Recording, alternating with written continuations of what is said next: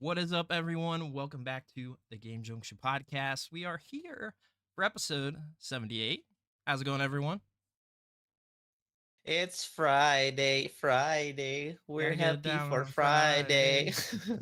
Everybody's looking forward It's to it's Easter weekend. All right. I hate that song. But you know what I love about Friday? Femboy Friday. Can't go wrong with that. I legitimately don't even know what that means, but I'll let all don't pretend. No, Everybody knows Fanboys. I don't know what that is. But I will tell you something funny. So I'm editing the audio, right? Actually, I'm uploading the audio, and it gives me the way that it works. It'll like suggest some titles. Like I pretty much never use what's there, but the first one on 3 of 5 of them is Femboy Friday because it's the first thing Mark brought up last week too. So Yeah. I'm like, It's all coming together. yeah, I'm like, what the heck? I'm awful bright there. Yeah, so there's a lot of stuff this week, and it is sorry guys, I'm adjusting the lighting too. So if you're watching live, apologies. It's Easter weekend. If you're listening or watching, I don't know if you celebrate or whatever, but does anybody have any plans with that this weekend? I have very exciting plans. I'm moving, so it's gonna be a lot of boxes. Dude, that is exciting though. That's awful. I hate it. Like, if is I it didn't, a maybe positive if I, move, or not really. Oh. But it's the fact that I have a 6-month-old, which makes it very difficult. So That much harder. Yeah. but we run through it. We'll survive. run it up? Yeah. Yeah. I sure can't get this lighting here fixed. But anyway, that's what I was saying, Curry. Well, it looks perfect over here on my screen. Now I'm looking at the live. I'm like, what? Like people probably think I've never been out in the sun before. You look. I mean, beautiful. Kurgle, you look exactly the same as me. Actually, I don't know what I'm talking about. I'm just hard on myself. But anyway, No, I was just gonna say you just need to get outside Rude. and touch the grass. well, I mean, I legitimately think Kurgle doesn't get out, but I don't look like this. I promise. I look like Mark over there. Anyway, yeah, we've got some plans this weekend. Not able to get any gaming in really. With it being the holiday weekend, it's just kind of having a kid. It's a little chaotic with things, and then I work the weekends as well. So we've got something going on Saturday with one side of the family and Sunday on the other side. And then I've got work per usual. So yeah, nothing crazy going on this weekend, but I will mention we're going to talk about it later. Me and Mark are both going to watch Godzilla Kong: The New Empire. Okay. I am going to go see that tomorrow night. I have to go to a late showing, and I got to travel because guess what? 2 theaters were completely sold out for all day Saturday. I could get one slot on Saturday at the furthest one I could go to. So I got to drive almost an hour to it. To go. Yeah, my theater had plenty of seating, both for like the 7 and like the 10 o'clock showing. Interesting. But it seems like people really enjoy it. Yeah, that's what I've seen. Yeah, I'm seeing the same I think thing. it's much more busy today for being a Friday, but I was looking at some of the show times near me. I guess it's also in 3. They have some 3D showings. But and it's not a big theater, but I mean like it wasn't like anywhere close to being sold out, at least the times that I was looking at. I would totally do the 3D if I could. I tried to do the it's not IMAX, it's the other like really visually impacting one. I don't remember what it's called. I don't know what they call it. That theater chain calls it that, whatever it is. But anyway, it was all sold out, so I have to go to a standard showing, unfortunately. Otherwise, I would have took a 3D or an IMAX showing for sure. So we'll see how it is. But I'm a little bit more excited about it. We'll talk a little more about it later. But I am more excited about it now than I was because, Mark, I was pretty hesitant being a Godzilla fan the way that I am. Yeah. The trailers did not sell me on it at all. But we're hearing positive stuff. I guess we can talk about it later. I know we're gonna talk about it later, but apparently the trailer spoiled a lot of the actual movie. Some people were complaining about like it was not a good trailer compared to like what you actually see in the movie. See, I already didn't like a single trailer that came out, so I did like one of the spots that were, it was like 11 seconds long, and it was just Godzilla coming out of the water. I did like that, but that was it. Not a fan of the antagonist of the film, but yeah. Anyway, we'll dive into that a little bit later. I guess we'll go ahead and talk a little bit about what else is going on today. So we'll be going over a little bit of, I mean, there's a little bit of everything. So the Atari 400 Mini came out. We're going to be talking about that a little bit. We got the Roadhouse movie also came out this week. We're going to talk about that. Stellar Blade demo. There was another layoff. There was also another acquisition, which I think is a pretty exciting one from what I've seen in my personal thoughts. Nintendo Switch Online update. There's a lot of stuff this week, but that's a little gist of some of it. Of course, we got our segments. I've got a retro spotlight. Kurgel's going to spotlight some deals. Mark's got some anime discussion, and then there's a bunch of other stuff. That Marvel Rivals game, all kinds of stuff this week. So if you're movie, anime, games, whatever, got a little bit of everything this week. So we'll go ahead and dive into your segment, Kurgel. What we got? New games, free stuff. Yes, there is a ton. Very exciting times, actually. I guess I'll go over some deals that you can get. There's 2 free games you can grab for PC, which is Hammerting on GOG.com, which is like a dwarven sim with like RPG elements. It looks like a little fun game that you can pick up whenever. You don't really have to commit to it like super hard. You can kind of leave it for a few and then come back to it the next week and just play a little bit. It's free. Your only investment in it is a little bit of time, so definitely check that out. And there's actually a really cool visually appealing game called Islets, which is on Epic Game Store, and it's Metroidvania roguelike puzzle game that is done in the style of Anime Studio Ghibli's art style. So it looks very, very cool. A cozy game. You can kind of as well pick it up whenever. It looks like it's pretty big also, considering what it is. So yeah, it's free. Go check it out. There's also a couple of different things on that I wanted to mention briefly, which is Deep Rock Galactic Survivor is currently 20% off, which is only $8 on Steam. And this is a roguelike survivors kind of game, but it uses the Deep Rock Galactic universe for it, and it's a really cool and really well done survivor style game. So I sunk probably like 100 hours since it came out, and I had a blast with it. We also saw Horizon Zero Forbidden West come out on PC. It got really good reviews. I saw some screenshots and I was like, I had to I scrolled past it and I went back and I was like, this looks like real life. Like it looks like a shot from somebody. Like I don't know. It just blew me away. Like the graphics, the graphics look incredible. There is also not out yet, but it's coming soon, which is Ghost of Tsushima on May 16th. I'm super excited about that one. Probably gonna grab it. I've been wanting to play the game forever, and since I don't own the current gen consoles, in this case PS5, I'll be able to play that hopefully soon. We also got South Park Snow Day, a very mixed reviewed game.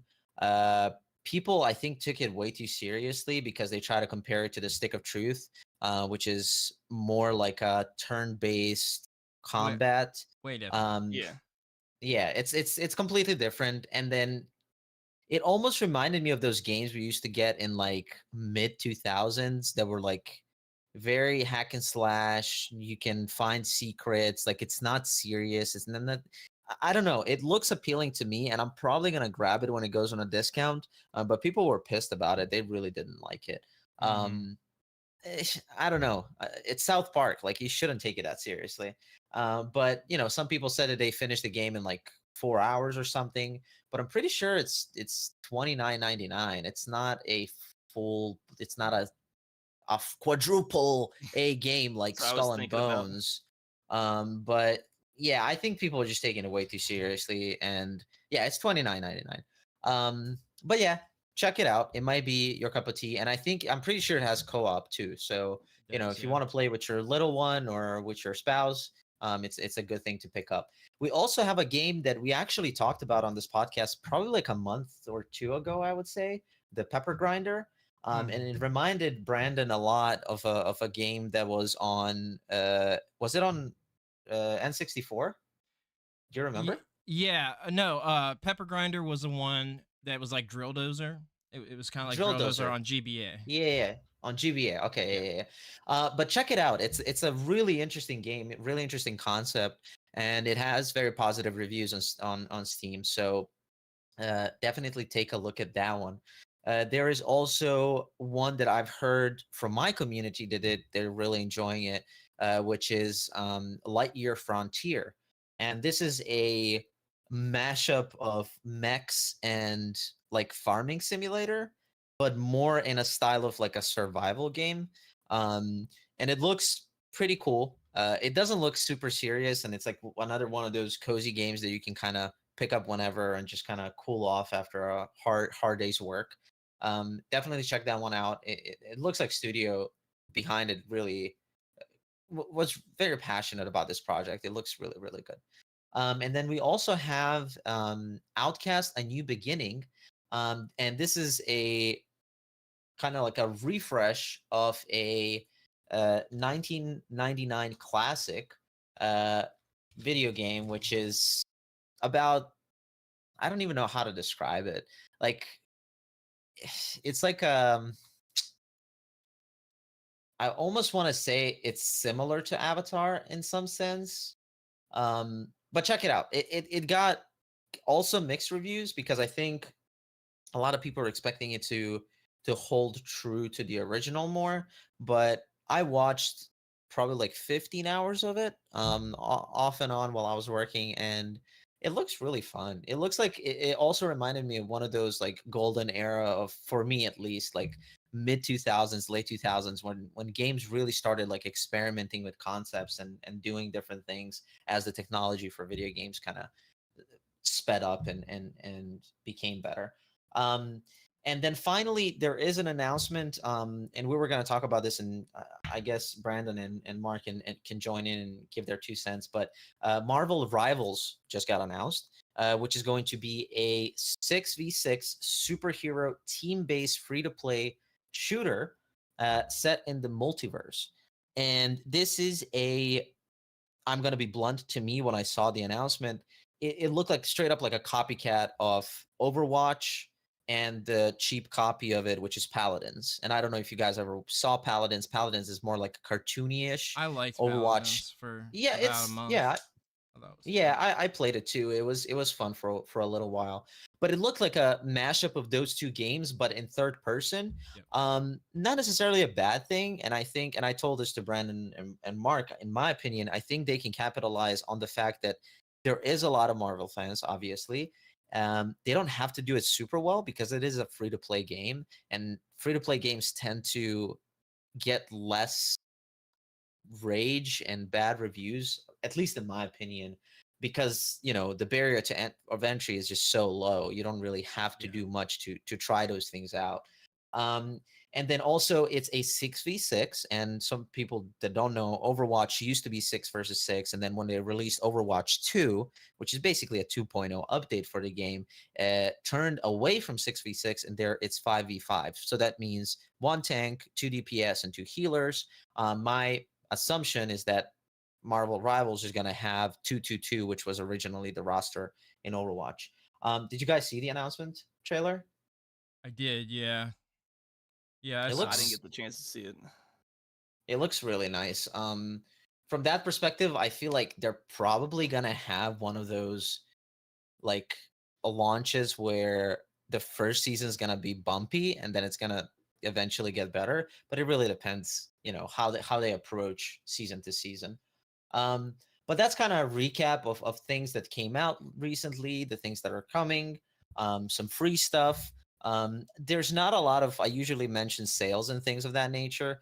but I didn't see anything super noteworthy. I heard. But definitely, I was just gonna mention I was listening to Spawn Wave's morning news show, and he announced a bunch of stuff. There was like 15 different things, but I will mention, since you're talking about that, uh, last minute basically to claim your PlayStation Plus games. New ones are the April 2nd.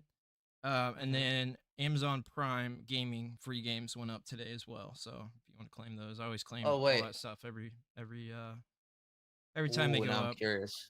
Yeah, Yeah, I usually get them nothing too. super noteworthy. There was one Fallout spinoff, I think, on the Prime gaming. It's it's always a mixed bag, but I just like me and Mark had talked about it. We just Fallout claim whatever's Tactics, free. Brotherhood of Steel. Yeah, pretty I, much. I just claim whatever's free, whether I want to play it or not. It's in the catalog. Maybe I'll touch it sometime. It's free. Whatever. I've got it pretty much. Yeah, for sure. So I know. Oh, Bus Simulator 21. Yeah, it was weird stuff, but just as I mentioned, there's going to be people out there that would like that stuff. So sure. free stuff there, but there were some sales. I just can't remember where the sales were. I think they may have been console sales. I usually go and this is a good good little thing to check. It's called gg.deals. And you can see the most popular games that are selling right now, some discounts that are out there, some upcoming titles that you can get on a discount. So definitely check that out. I mean, there's, for example, like the best deal right now is Amnesia the Bunker. You can get it for $6. There's a couple of other things on different websites, and usually from what I've seen, they're all legit. I didn't see anybody complain about this particular website and the sources they pull up. So yeah, that's kind of it for my segment. There's really a lot of things coming out that are just great. I feel like with all the bad news we get in gaming lately, we definitely have some positive too. Some positive things too. And then also with so many shitty titles that came out like recently, there's always a counterpart and counterweight in a sense. And there's definitely a good chunk of games that you can enjoy lately. Oh yeah. There's a lot. I mean, look, last year, it's too early to say that this year is going to be as competitive, and I don't think it'll beat it. But last year, and I've talked about it on the podcast, everywhere, videos, I think was probably the best year in gaming. I mean, it's debatable with like 2003 and 1997 is what a lot of people say. So, and I agree, 2003 I think was the best year before that. But this year is already shaping up to be pretty dang good. Of course, like the layoffs and all that stuff sucks, but as far as the game launches and the things that we're getting, pretty dang good. Already, it. So yeah, we'll go ahead and jump in. I guess the first thing we'll mention, you guys probably won't have too much to say about it. I know Kurgle, I think, has one. You're blurred out. One behind you. Oh, I don't. If you're asking me about stuff in the background, yeah, I'm not gonna have much of anything because, as I said, I'm moving, so that's why it's a mess behind me. I'm sorry. Just a big mess. Yeah, that's his life. But basically, yeah, we've talked a little bit about the Atari 2600. You've got one in your retro collection, and so I was pretty excited about this announcement. We talked about it on the podcast, but this just came out yesterday, and this is the Atari 400 Mini. So for our audio listeners, it's basically another mini console. If you played like the NES Mini, Super Nintendo Mini, it's one of those. There's a Commodore 64 Mini. There is I want to grab one of those. I got the C64. They call it, like this one, for instance, called the 400 Mini. Like literally, that's what they call it, the 400 Mini with no so space. Is that little typing thing does it actually work, or? So the keyboard does not. What a shame. Unfortunately. So one of the things that people are hoping, this is at like a pretty good price point for what it is, right? The C64 Mini, they made a C64 Maxi with a workable keyboard, and now it's going for absolutely absurd money. I'm so mad at myself for not having grabbed that, because I got the C64 Mini, but having the working keyboard, I mean, it's phenomenal. However, this is not. But there's also the original C stick that came out for it that they are selling separately. You can use this for your PC as well. And what's Nice. cool is that this is in the style. It very much looks like a 2600 joystick, but this is Yeah. specifically Yeah. supposed to be the 400 model. But what's cool is that this does have 25 games loaded up, but it's capable of playing. Oh, I got it upside down, but it's capable of playing 800 games. I want to say Atari XL games. I know 5200 games for sure. So a lot of the like obscure Atari stuff, like this was obviously a home computer / gaming system.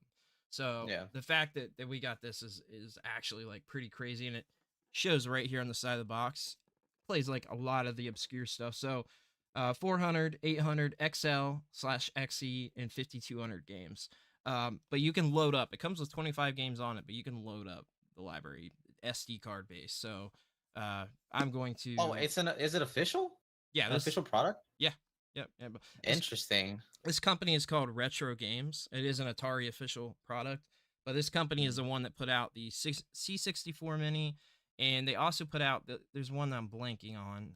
That was another like obscure computer, and it's the one I don't have, and the one I've also never gotten to play. So it kind of sucks because I had a Commodore 64. But the other one they put out, whatever it is, I might have to look it up, is also out there. But yeah, this just launched yesterday. Um, I think it's 129.99. I have pretty sure is the price point, and then you can order an additional controller. Um, I'm pretty sure that I'm pretty positive that the buttons or like the keyboard doesn't work on this one. But like I said, the C64 they made a maxi version where the keyboard was actually workable, which is kind of crazy because I mean making that retro keyboard, that old mechanical keyboard is like really cool. And a Yeah. lot of those games, I mean like that is how you played. The C64 also had like a controller for it as well. But yeah, this company's putting out some really cool stuff. It is Atari licensed. So my hope is that they do one of the other computers too. Uh the 400 is it's very debatable like in the community, but it is kind of a better version of the 2600, but it's very reminiscent. A lot of the games that came out on that came out on the 400/800. Those are both play the same games, but the 800 was like kind of an upgraded version of the 400. They, I believe, launched together. So yeah, I mean, if you're into like the obscure Atari stuff or never had a chance, this is really like a lot of this is targeted at people that never got to play that stuff, right? Or doesn't want to collect it but wants to play some of it and load up their SD card with thousands of games. Like I just Yeah, mentioned that's why all I was wondering if it's like a official product because I'm surprised that, that they would let you do be that. open to. Yeah, yeah, yeah. Yeah, that retro games company is cool. You can do that with the C64 as well. So this isn't like those Atari flashbacks and stuff that came out back in the day and that actually are still coming out. I think they're on like their 25th iteration of it. I've had probably like 5 or 6 of those over the years, but there's like 25 different models. This is not like that. Yeah, Crazy. this you can load up. It's like a it's a good product. This company puts out really solid stuff. So, uh, yeah, Nice. if you are interested in that era, second gen of gaming, that is definitely something worth checking out. And I mean, like if you didn't have the chance to experience that, and like I said, it plays some of the other consoles that um very much go past like 8-bit even. And we're talking like Atari XE and things like that that get progressively better. You can see like the progression.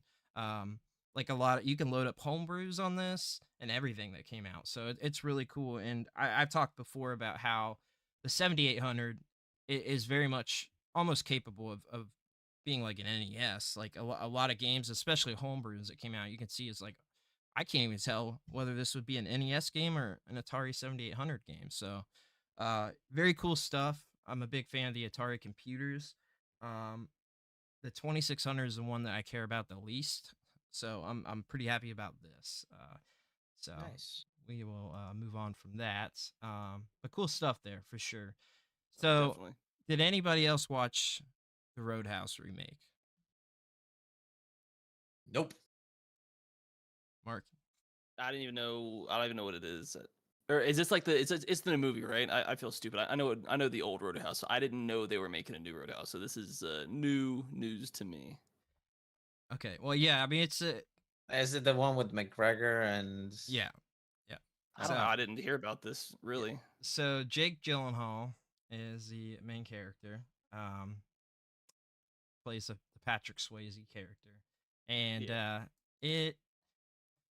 Okay, so it very much has like very mixed reviews. I watched it and judged it myself and didn't look at anything as far as like reviews, and then looked after.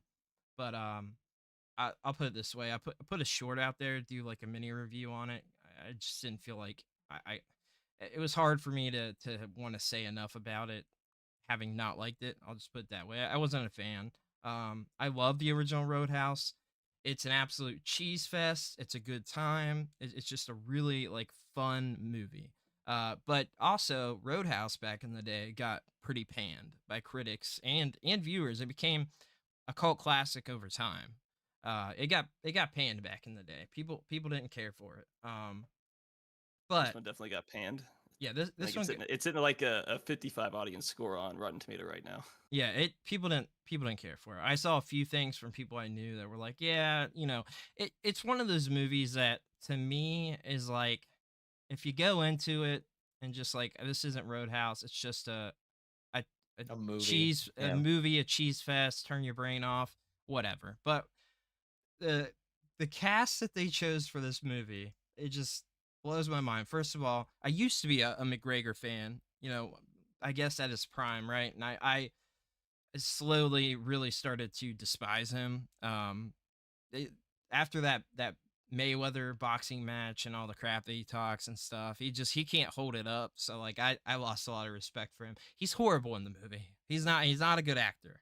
I'll put it that way. But was he horrible? Like you hated him so much in the movie, and he was playing a good antagonist?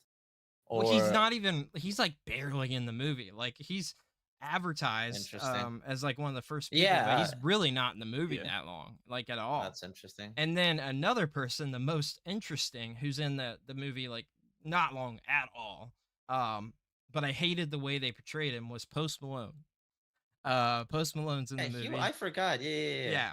And like I won't give any spoilers, but this is seen in a trailer when they're showing that he's in the movie. Basically the very beginning of the movie, I want to say like the first maybe like 20 minutes or something, he goes into the Roadhouse, that's what it's called, and Post Malone is fighting, and they've got him built up to be like this big macho man, and he's like he's the one beating the crap out of everybody, right, until Jake Gyllenhaal walks in.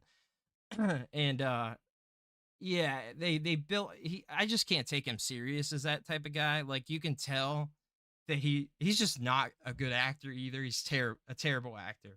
Like not good at it. You can tell that they probably had to take like 100 takes with him, and like they're just flew with one because it wasn't good. That whole scene was really bad. My biggest problem with it is that I have always said that I do like remakes of things, especially with games where they take liberties and do something different. It's not a beat for beat remake. So like I'm fine with that. It has nothing to do, with that specific part. But what I didn't care for is that they make Gyllenhaal's character an UFC fighter. And I just didn't like that because that I feel like that took away from the whole tone of like the original movie and what people kind of liked about it, because he wasn't a UFC fighter. UFC wasn't even around at the time.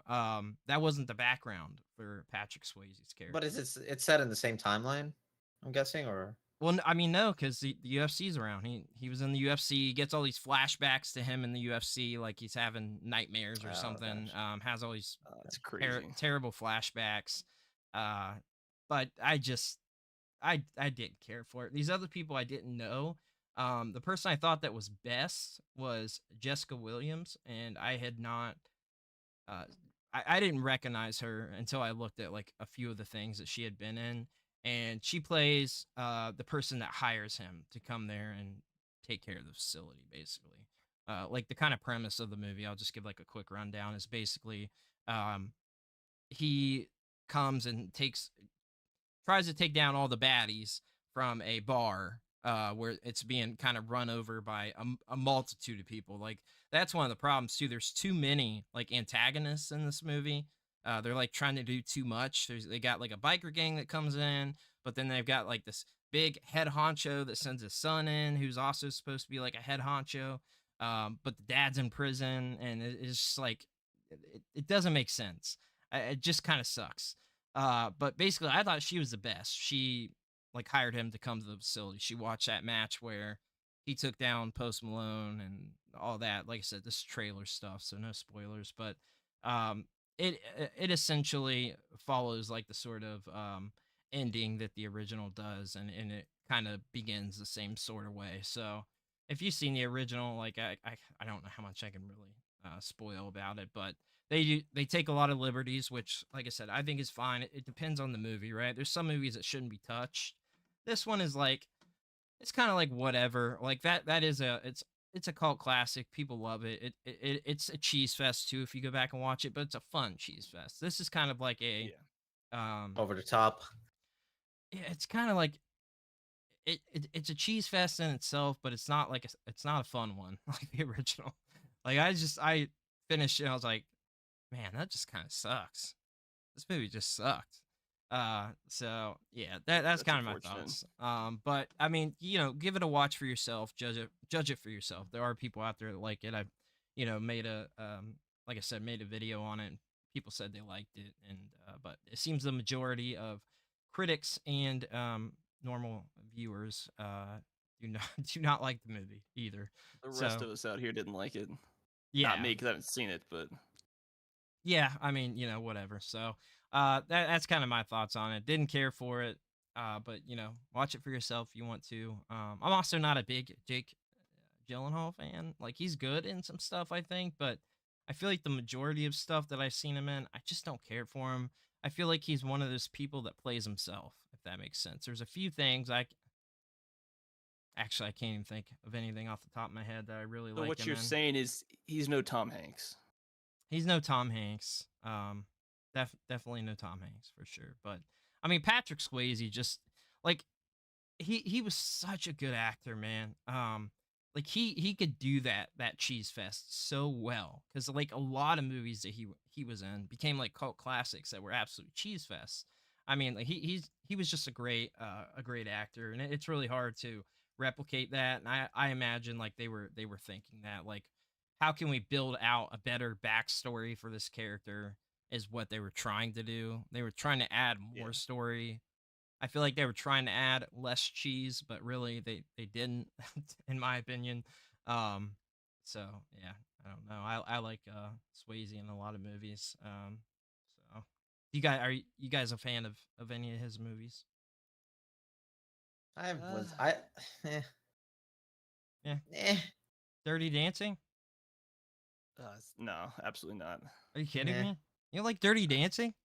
I didn't like Dirty Dancing. Oh my god! What about I never Outsiders? Yeah, I saw that. I was like, I remember watching that in school actually. Yeah, we had to read the book. No, he was good in Red Dawn, the original. As impractical as that story is, it's a good movie. He was Wolverine. He was in MASH even. Like he went way back. He was in that movie. I don't think that was Patrick Swayze, but yeah. No, Patrick Swayze was in MASH. No, not that, but the whole Wolverine thing that I did. I don't think that was him that said that, but it's the movie. Oh, I have no idea. It's been so long since I've seen that movie. I don't know. He's in that movie Ghost too, which is another pretty fun film. I liked it. But yeah, like I said, didn't care for it myself. But give it a watch. Always judge stuff for yourself. I always say don't really take anybody else's opinion. If you're like interested in it, just watch it. So we've also got the Stellar Blade demo launched after it had launched once and got pulled away from everybody that downloaded it. But it is officially up. You can download it now. I know it's a pretty highly anticipated game. Mark has some words about what he thinks. Yeah, see, you guys are wild because I'm not into all that. But the game sounds and looks good. got Oh, it the looks chance to good. play it. I didn't It realize the looks demo was good, huh? out, and I've been too busy to pick it up, and I'm definitely gonna play it over the weekend. It's a rarity now. We get an attractive, curvy female character in a game anymore. It feels like from the West. I saw. Speaking of that, I saw so just today somebody on Twitter. It was actually female, so it's kind of made it funnier. But she's like, uh, girls in video games in the early 2000s and girls in video games today, and like showed uh like what's her name from Horizon Zero Dawn, like showed a real Aloy. like chunky, yeah, Aloy, real chunky face. She Aloy. kind of she does have a chunky face, Yeah, especially in Forbidden West. Oh, and that was It's all a the rave when it came out. it's a good game, but she looks chunky. I I'm mean, not gonna lie. yeah. So it was just kind of funny, whatever, like a hot take type of thing. I thought it was kind of funny, but yeah, I guess this is like I don't know what Mark you're saying it's a little fan servicey. That It's straight fan service. Like that's like half the point of the game. This probably the biggest selling point outside of the actual gameplay itself. See, I'm just interested in the gameplay because Because I like there's stuff like Devil May Cry and things like that. I like that type of combat, but it's also like got like Souls. See, I'm not good at Souls games. I played every actual Souls game, every single one of them, bought every one of them. Never beat a single one of them. I like 2 the best, and I think that's not a popular opinion. I think. I'm playing through it now. It's a miserable game. Yeah, it seems a lot of people dislike that one. But I also I hear think people it don't has like its 3. charm. I don't know. I'm excited to try 3, and now when I'm streaming, I'm like barely streaming once a week, like when I'm playing Dark Souls 2. But Well, I know what they were doing, but at the same time, like, why did you do it this way? It's so bad. yeah, But it has its charm. yeah, So yeah, it's got some charm too. I was really a big fan. Again, I didn't get anywhere close to beating it. I put a good chunk of hours into it, and it was a early PS5 game, but the Demon Souls remake, I really like that. I thought it was a great remake. I like the original too. I mean, it's crazy that was an Atlas game. Like that original so was you're an saying Atlas Stellar release. Blade has like slower combat, or is it more hack and slash, or is it like in between? Yeah, it's like apparently it's a mix of like Souls and then like the type of combat that you would get from like Devil May Cry or Bayonetta, like that type of kind of fast paced. So what he's saying is like a Bayonetta game, but it's like crank up the difficulty like 10 times. Yeah, Yeah, gotcha. it seems like that. And then give your main character like 30 different outfits that you equip her with.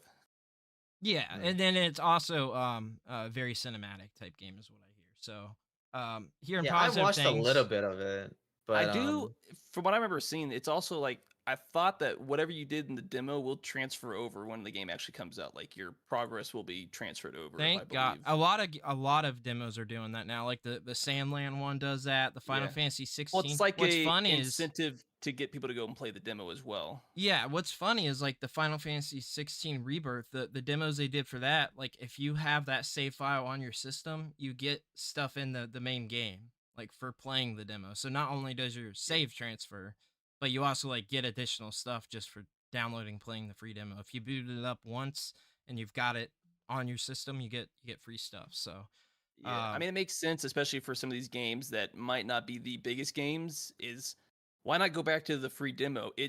It's more exposure to your game several weeks out in advance, and it's free advertising. So she's like, just play a demo, see if you like the game, and then it helps get that word of mouth out to a lot of people that otherwise might not even know that the game's coming out, or otherwise might not even hear about it. Yeah, it's a good practice to have for sure. Yeah, I like it. I'm a big fan of that. I think it's like you said, Mark, it's a good way to have incentive to play the demo. And you know what? I'm happy that we're even getting demos now. You know what I mean? Like I'm happy that demos are even still a thing because we don't get a lot of demos. There isn't a lot. It's usually like there's not. Like the first. I mean, I feel like that do they release them for consoles? Yeah, like I said, because I feel like Steam has a lot of them.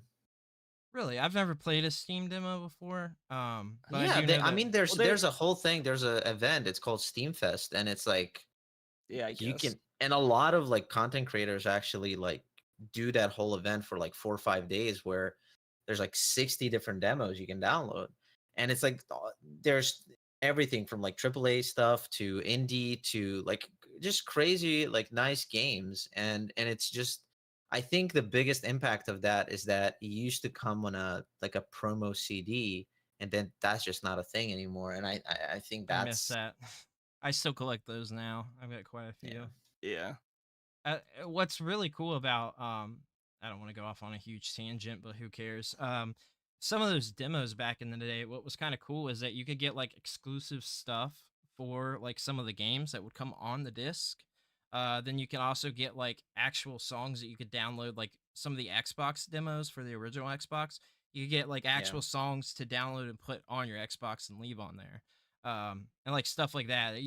There was like an incentive to subscribe to the Xbox magazine, get that disc, and like get like additional content. Plus, you're getting your magazine, and like there was so much incentive to do that back in the day. I Yeah. at one point was subscribed to all of those. I subscribed to the original Xbox magazine, and I never even had an original Xbox back in the day. I enjoyed like I've always enjoyed the gaming news. Um, so I thought it was really cool, and I like to get those discs. So when I did get an original Xbox, I had quite a few of those to play through. So Yeah. I miss those times. But yeah, I download the demo from my phone, so it's on the console. I just haven't gotten to check it out yet, but it seems like the general consensus is that it's pretty good. Hearing good things. So it's got a It's definitely good. lot of big people back behind it.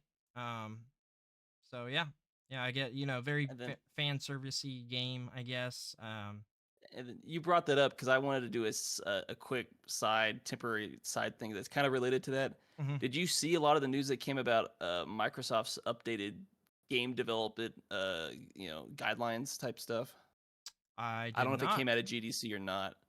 Well, because one of the things I'm that people sure were a lot talking did. about, especially on social media in the YouTube space, where there was one specific part of their one of the guide dubbed the product inclusion action help customers feel seen.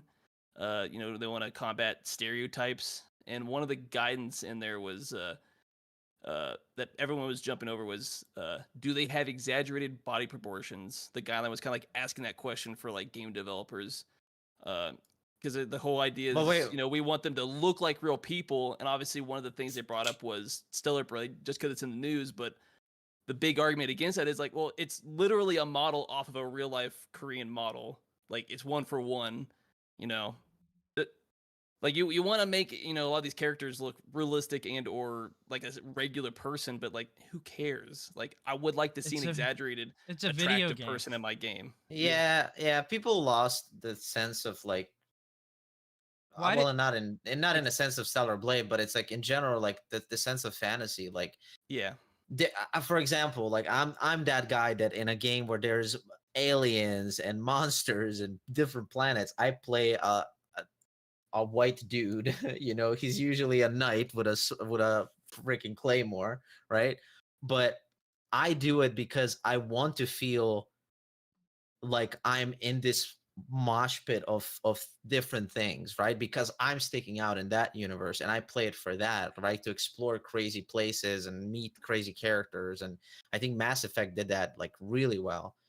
But yeah, I think it's coming to a point where it's like too much of it's I guess it's not a fake real game. inclusivity. Like Yeah, I don't yeah. care what the character looks like. I just don't want to play as like an ugly character. Like I want something exaggerated. It's not reality. It's pixels on a screen for Christ's sakes. Yeah, yeah, yeah. I keep the political correctness out of video games for the love of God. I mean, like, do I need to reference? I don't know if you guys have how big you are into retro gaming specifically. Like, I know we talk about it, but there Yeah. used to be a lot of ads where they use like women for stuff on there, and it was just like really funny to promote a game. Like I'm pulling up one now. There's one for the Baywatch arcade game, but there's specifically one I'm trying to think of that was for it was either for I think the Neo Geo that was absolutely hilarious and would never fly today. But there was a lot of Sega ones like that. Oh, the ad was like, I can't pull up the specific one, so for the audio listeners, maybe you can just Google this and look. But the one that I'm thinking of, I could visualize it in my head, is basically saying, do you want to play the Neo Geo or do you want to play with me? And it's got the chick and like half naked on it. Oh And yeah, I yeah, remember seeing Isn't that. that like the Yeah. same era where the ads were like completely unrelated to the actual game itself? Where it's like always, this Oh has yeah, yes. nothing to do with the yeah, game. Yep, yeah, yeah. I loved that era. Like I'm looking at one Or right now even like for the box art had nothing to do with the game. yeah, yeah. I You mean, see, there's a lot of them. yeah, it was such a weird time, and I shared actually on my page, I shared just probably yesterday, I think, and I want to find it now to tell you guys. It was related to Microsoft. Give me a second. It was where is it? It was like a handheld console, and then it had Zodiac. Okay, so introducing Zodiac. GBA Eat Your Heart Out, and it is get console quality. Okay, it's a console, right? It's like a handheld. And then it has multiple earbuds, wired earbuds flying to it like little sperms. It's And it just crazy. Jeez. it makes no sense, right? Like there's no reason for there to be like what 2, 4, 6, 7 different earbuds flying towards a console. Absolutely nothing related to it, but it's like they did this stuff and Yeah. it would it would catch your attention and it would be like actual marketing that you would be curious about. It- PlayStation 2 had some really freaking weird like commercials and like freaky Oh stuff. yeah. um yeah, like Neo Geo and TurboGrafx had a lot of that. Me and Mark are big Bomberman fans. Have you ever seen the original cover, Mark, for the TurboGrafx Bomberman, the one that's I just called isn't it where Bomberman? it's like a weird it's like an actual looking person in like a suit type that yeah, I have Yeah, seen that. Yeah, yeah. it looks terrible. It reminds me of like there's that one, but the Bomberman for NES is like it looks cool, but it doesn't look like the game like Yeah, the game. You know what I mean? It's but like then you that. look at the same game but the box art that Japan got and you're like, why did you Okay, so make something new and uglier? that's what I was going to bring up. So somebody actually shared in a group the other day, and I see this all the time. Like I used to post like the comparison for like the Japanese version, the American release, and like there's this game where you've got these two like sick looking buffed out dudes that represent the 80s very well, right? The Yeah. American one was two kids, one holding a nunchuck and the other holding like I forget what Raphael, the weapon that he had, but holding those and they're with like this Yeah. red velvet behind them. So like they're totally unrelated and like it's weird because they thought the American audience wouldn't like all these things. Like we never got Super Mario Brothers 2 here. We didn't get that until the Wii. Like they didn't. They said it was too hard. They were like, "Oh, Americans It's can't play crazy. that. It's too hard." And then like Dragon Quest, for instance, like they changed the name to Dragon Warrior, and then made pretty awful looking covers for the first couple. Um, they just did a lot of weird things. Like we never got the original Final Fantasy. They gave us something called Mystic Quest that was like it was like easy mode Final Fantasy game, like meant to be like ultra easy and introduce the but American I audience to wonder, RPGs. Yeah. yeah, but I wonder if like in Japan it was just a different audience, like maybe more adults played in Japan and there was more kids in US, and then it was just like It I feel it like it those was decisions that were made from like marketing like research, they you they know. Probably a were. bad decision making though. I Oh, I'm think sure. they I Bad agree, but research. like yeah, yeah. looking back, like if you're looking back at like a lot of those box arts that are like that where they completely change it to like because a lot of stuff then, especially for like the side scrolling shooters or like the beat 'em ups, they were trying to replicate things like Rambo or like stuff like that, like Arnold For Schwarzenegger sure. and Sylvester Stallone and stuff like that, because that was like the American audience thing, right? And like Yeah. Yeah. RPGs just like weren't a thing for American audiences. Like they came here, but like I said, Final Fantasy, they brought over something called Mystic Quest, which was like an ultra easy mode Final Fantasy game. And that's how they're like, let's introduce them by giving them something super easy because they won't get it. they thought we were stupid, and then yeah, it was also what you said, Kurl. That very much played a part in that. A lot more adults did play games in Japan during that time, Yeah. and it was very kid based here. Like there weren't a lot of adults playing video games. It took a while, so yeah, that's very much the case. I think it's hilarious though seeing something like that Bomberman cover on there, but I think the worst of all time that I've ever seen is the Mega Man 1 cover for NES. I don't know if you It's guys have so seen bad. it, but it is probably the worst thing I've ever seen in my life, but now I like love it. And as you know, Mega Man and Zelda like tie for my favorite series. So it's like the proportions are all off. He's doing some weird crouching, too big, lean to the. It looks terrible. it's really bad, but so weird. but Mega Man 2 isn't good either. It gets better, but Mega Man 2's there's two different covers technically for Mega Man 2. One in a silver suit. It was like this was an ad. He's in a silver suit. He's never silver. But then the original box art for 2 is also really bad. Like he's like an adult man that like looks really bad. But the silver one never made any sense to me. It's oh my god, that's great.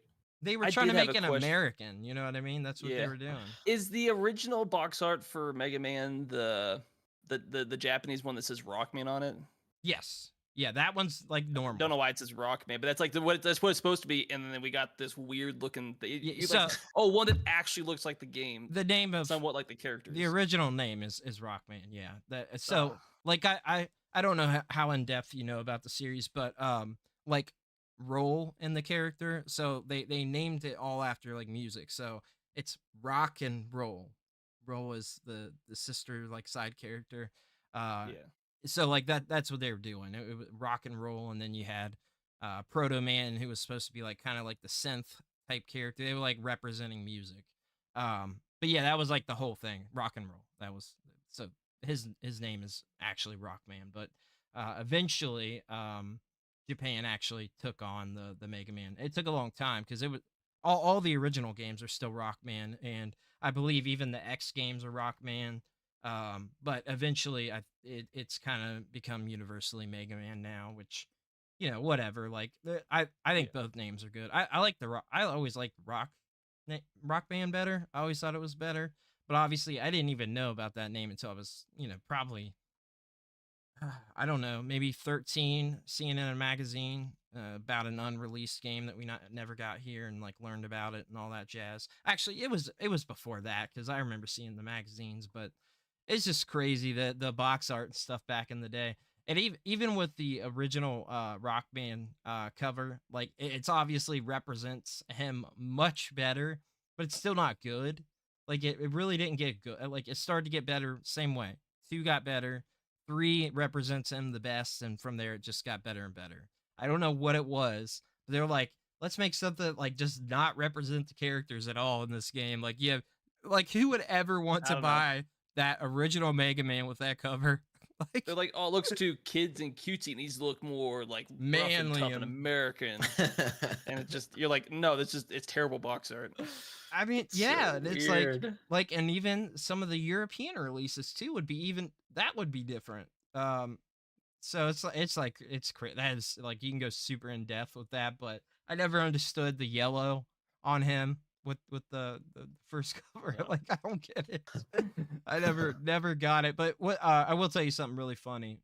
If you look up, so Mega Man 9 is what I say launched the like retro kind of revolution. So it was like one of the first games we got that went back to retro, like actual 8-bit style. It pretty much launched all of that. So after that, we started getting stuff like crazy.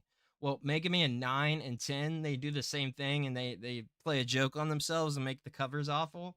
So like they're really funny too. So if you look those up again, they look nothing like Mega Man. So they went and rolled with the joke and did like it looks crazy. Yeah, Mega Man 10 is funny too. Like he's got, you look at Proto Man in the background and he looks like Zed from Power Rangers. Like doesn't represent the character at all. And like Mega Man 9, Dr. Wily looks like like satanic. So it is some weird stuff. It is. You could go on a whole like a whole podcast talking about all that. It's crazy. But yeah. So we were talking about the banning the curvy female stuff. So let's just keep let's not make video games politically correct, and let's just make them fun. They're supposed to be. They're video games. I mean, they can't do that either. So. Oh my god. Yeah. I don't know. Well, we've also quadruple A games aren't supposed to be fun. Brandon, did you not know that? You're supposed to pay $70 for them and be miserable. Did you guys see the price drop on that already? I just saw it for $30 off. Yep. Well, that's really bad, actually. You could get the ultimate edition for the price of the base game now already. Oh my god. Yeah. So it's gonna that is 100% going to go to Game Pass and PS Plus, because they're gonna have to, like, that. They're not gonna have a choice. Like, they're gonna have to have a player base. They already don't have a choice. Well, I mean, like, they're gonna have to do that because obviously Microsoft and Sony pay for them to put a game on the service, but like they're not making any money, so that's the only way to get the player count in there. Like, people will play it if it goes to that for free. Like, I'll give it a go. Like, I know it's gonna be garbage, but like, I'll give it a go.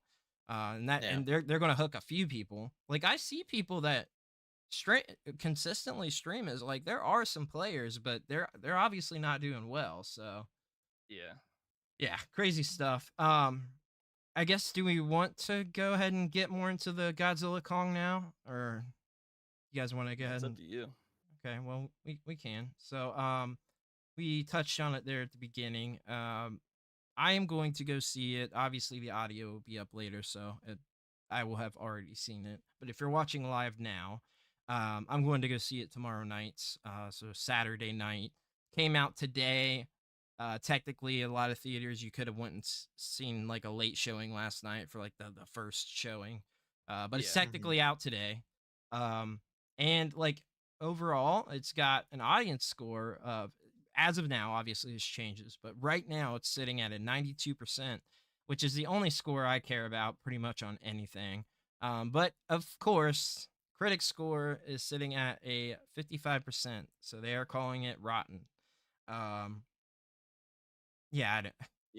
seems like it's doing well, because what they say, as of right now, it's the second best opening for a Legendary's MonsterVerse with 67 million Friday PM box office. Yeah, not bad. It's doing pretty well. Yeah, it's doing well. It's gonna do it for sure. I mean, all the Godzilla films have done pretty well. I think the one that did the worst was actually the last one. I could be wrong, but it still did well. I mean, it still made money. Godzilla, I feel like just prints money. The only time that it wasn't, which me and you have gone into it pretty in depth, Mark, is that I think it came out in 2003. That last one where we had the longest gap ever for Godzilla. Yeah. So I think now people are so into kaiju, and just like the whole, like, kaiju in general, not even just Godzilla, are so into it now. It's just like it just prints money. It's one of those things. I mean, it's like the MCU, where it just I mean, you can just tell based on the sales are projected. As of right now, it's projected 3-day sale for the weekend, 67 million, which is like the second best in sales. But for the movies out right now, Sony's second Friday of Ghostbusters Frozen Empire is only sitting at like 5.1 million. Like, it's not even close right now. Crazy. Yeah. Like, just based off of, like, what people are going to watch. Like, Godzilla Kong is just blowing everything out of the water right now. And it probably will for the immediate future. Oh yeah, I'm really excited about it. I know you're excited about it, Mark. I think it's, I've been excited about it the whole time, but like I said, I've stayed pretty reserved and conservative about it, because I wasn't a fan of the trailers. Didn't care for the antagonist of the movie, but I mean, like, it seems like, I'm hoping, I want to be wrong, because I love Godzilla. So it looks like, I'm probably going to enjoy it. It seems like, from what I have seen from like actual legitimate people, not crappy critics, but I've seen a lot of people, a compilation of tweets, and a few of them I know from people talking about it that got to go see an early screening. And like, I only saw one negative thing, which I brought up to you guys, is that it isn't very character focused, like human character focused at all. And like Godzilla films, like it's back and forth on whether they are or not. Like some of them really are like very character driven, and like the first Godzilla for this MonsterVerse, like you barely saw him in the entire movie, which was my problem with that movie. Like you just barely saw him at all.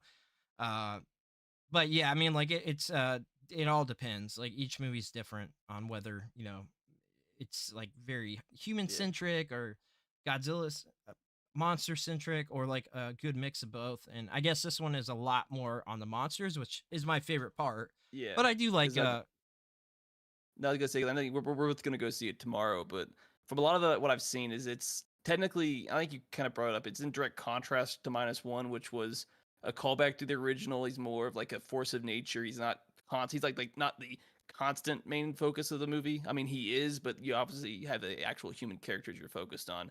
And this one's fully on the monster. It's like completely opposite of what that movie was. Yeah. But I'm also wondering if all the hype that came from -1 helped hype up this movie as well, because that was a really well done movie. Oh, 100%. Contracting opposites of the type of movie that they are. I assume that a lot of the,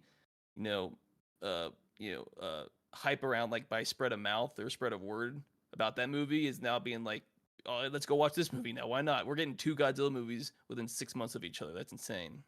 Yeah, it's exciting, man. We talked about it. I love that we're getting the Japanese Godzilla movies and then we're getting the American movies pretty much side by side. Since Shin Godzilla, there's only been 2 since the MonsterVerse, but it's cool. It's cool. And then we got another Godzilla thing that came out as well to talk about later. But yeah, Godzilla's, man, I tell you what, it was hard to be a Godzilla fan back in the day because like you pretty much got to watch like just the dub stuff on Sci-Fi Channel, buy a very expensive VHS or rent them, but they didn't all come out here, and there wasn't any like merchandise. Like it was hard. It was hard, Like it was kind of the same with anime there early on, where it was just like you can buy an expensive $70 VHS with 3 episodes on it. There were some, like I was looking at an ad the other day that I shared where the VHS tape Inuyasha had 3 episodes on it. It was $149.99. That was the American cost. Yeah, they were expensive. You used to have to be like buy either the single DVD or the single VHS. It was like $30-$40 for the 3 or 4 episodes you're getting on this. Yeah. And for 12 or 24 or however many episodes, it's expensive. Like the Dragon Ball Z tapes, always 3 episodes. That's all you got, and you might have bought 1 tape of just filler. Just a filler. Yeah, it is like what, $10 an episode, and that's in like early 2000s, 1990s money. Oh, for sure. But that was like early adapter stuff. Like much more of a niche. Yeah. And then the VCRs were like $300. I shared about that I think yesterday. Or maybe the day before, but there were some that were more than that. Like if you were going on the higher end of stuff, there were VHS players that were upwards of $1,000 back, and I remember seeing them in the stores. It's crazy. You got one of those Sony players, man, that would have like a rewinder built in or any of that stuff. Like that was fancy stuff. Technology. That was always the worst. Like I'm gonna watch a movie, it didn't rewind, and I spent 5 minutes rewinding the movie. Talk about problems we don't have anymore.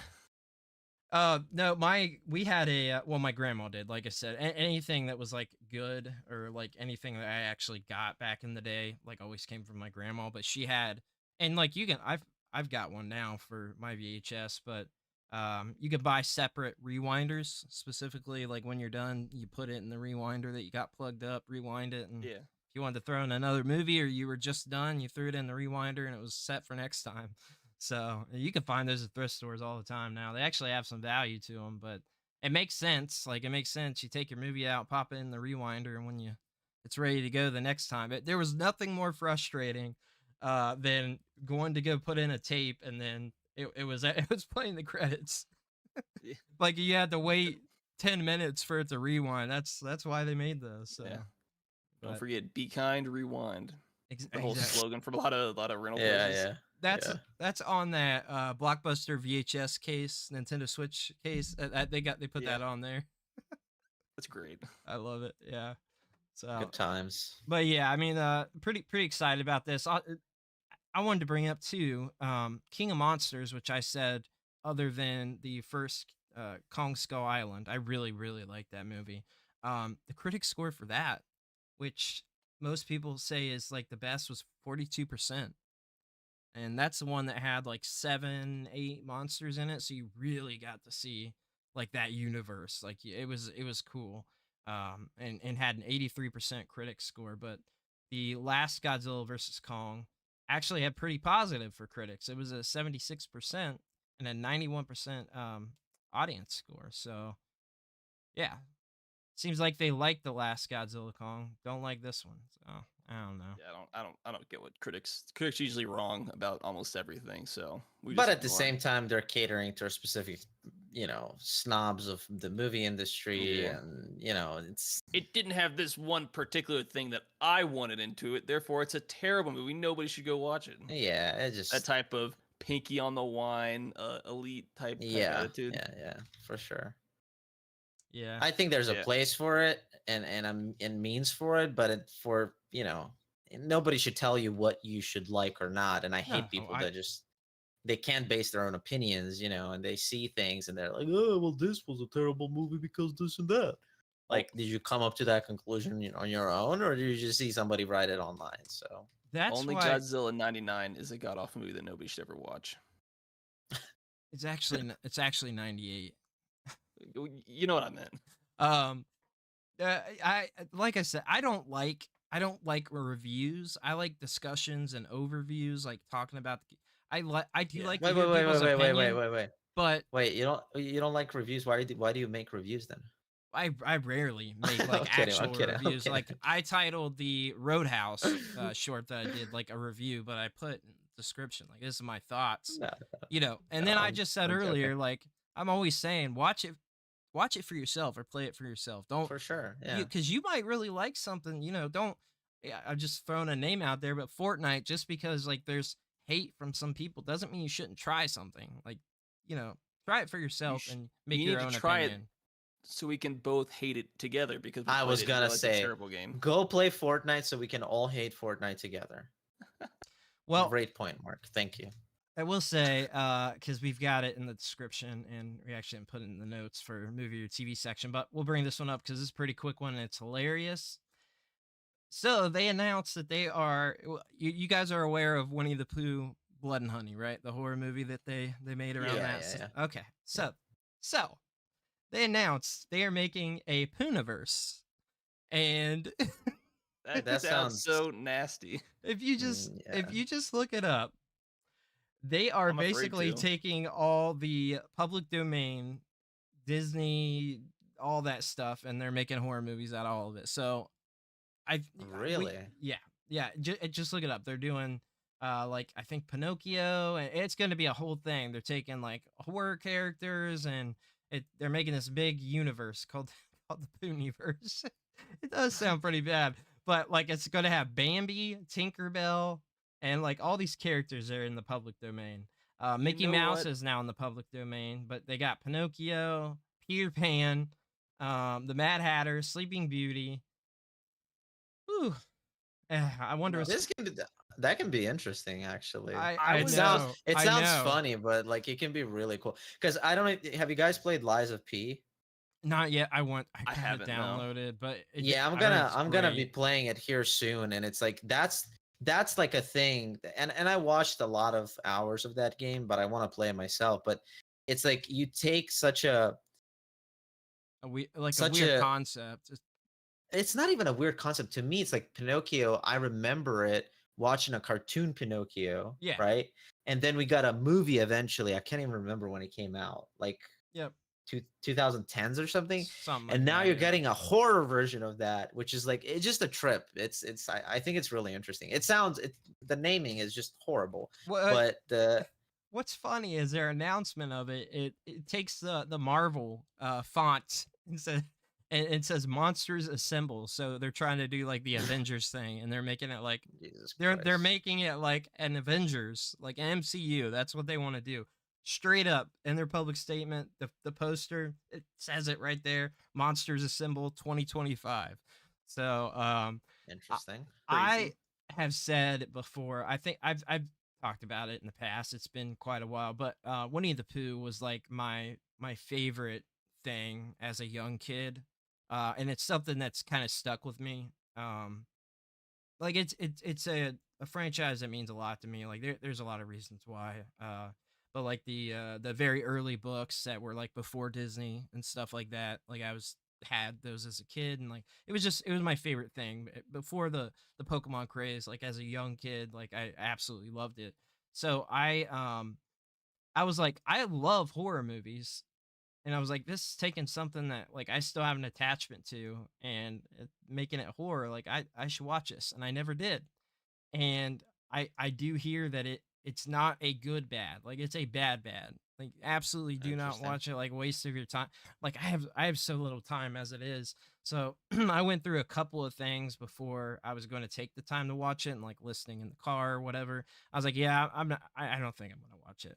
I'm not going to take the hour 45 minutes because it's not like a good bad. But this, I think I'd probably watch this. I think they're going to take the mistakes from that terrible movie, and then do something kind of really stupid, like a good bad. Because I want to see all these. I want to see Bambi in a horror movie. I mean, I just want to say it sounds like something South Park already did. Have you ever watched the South Park about the woodland critter creatures or whatever it is? I don't remember that one. No. It's like a Christmas story with a bunch of woodland critters, but they're actually like Antichrist devil worshippers and something like that, and they're all about just murder and other disgusting things. That's South Park, obviously. You have like a deer, you have like a bear. There's like some kind of like a squirrel and a few other like creatures and stuff like that, but they're just like the most evil creatures you could ever imagine.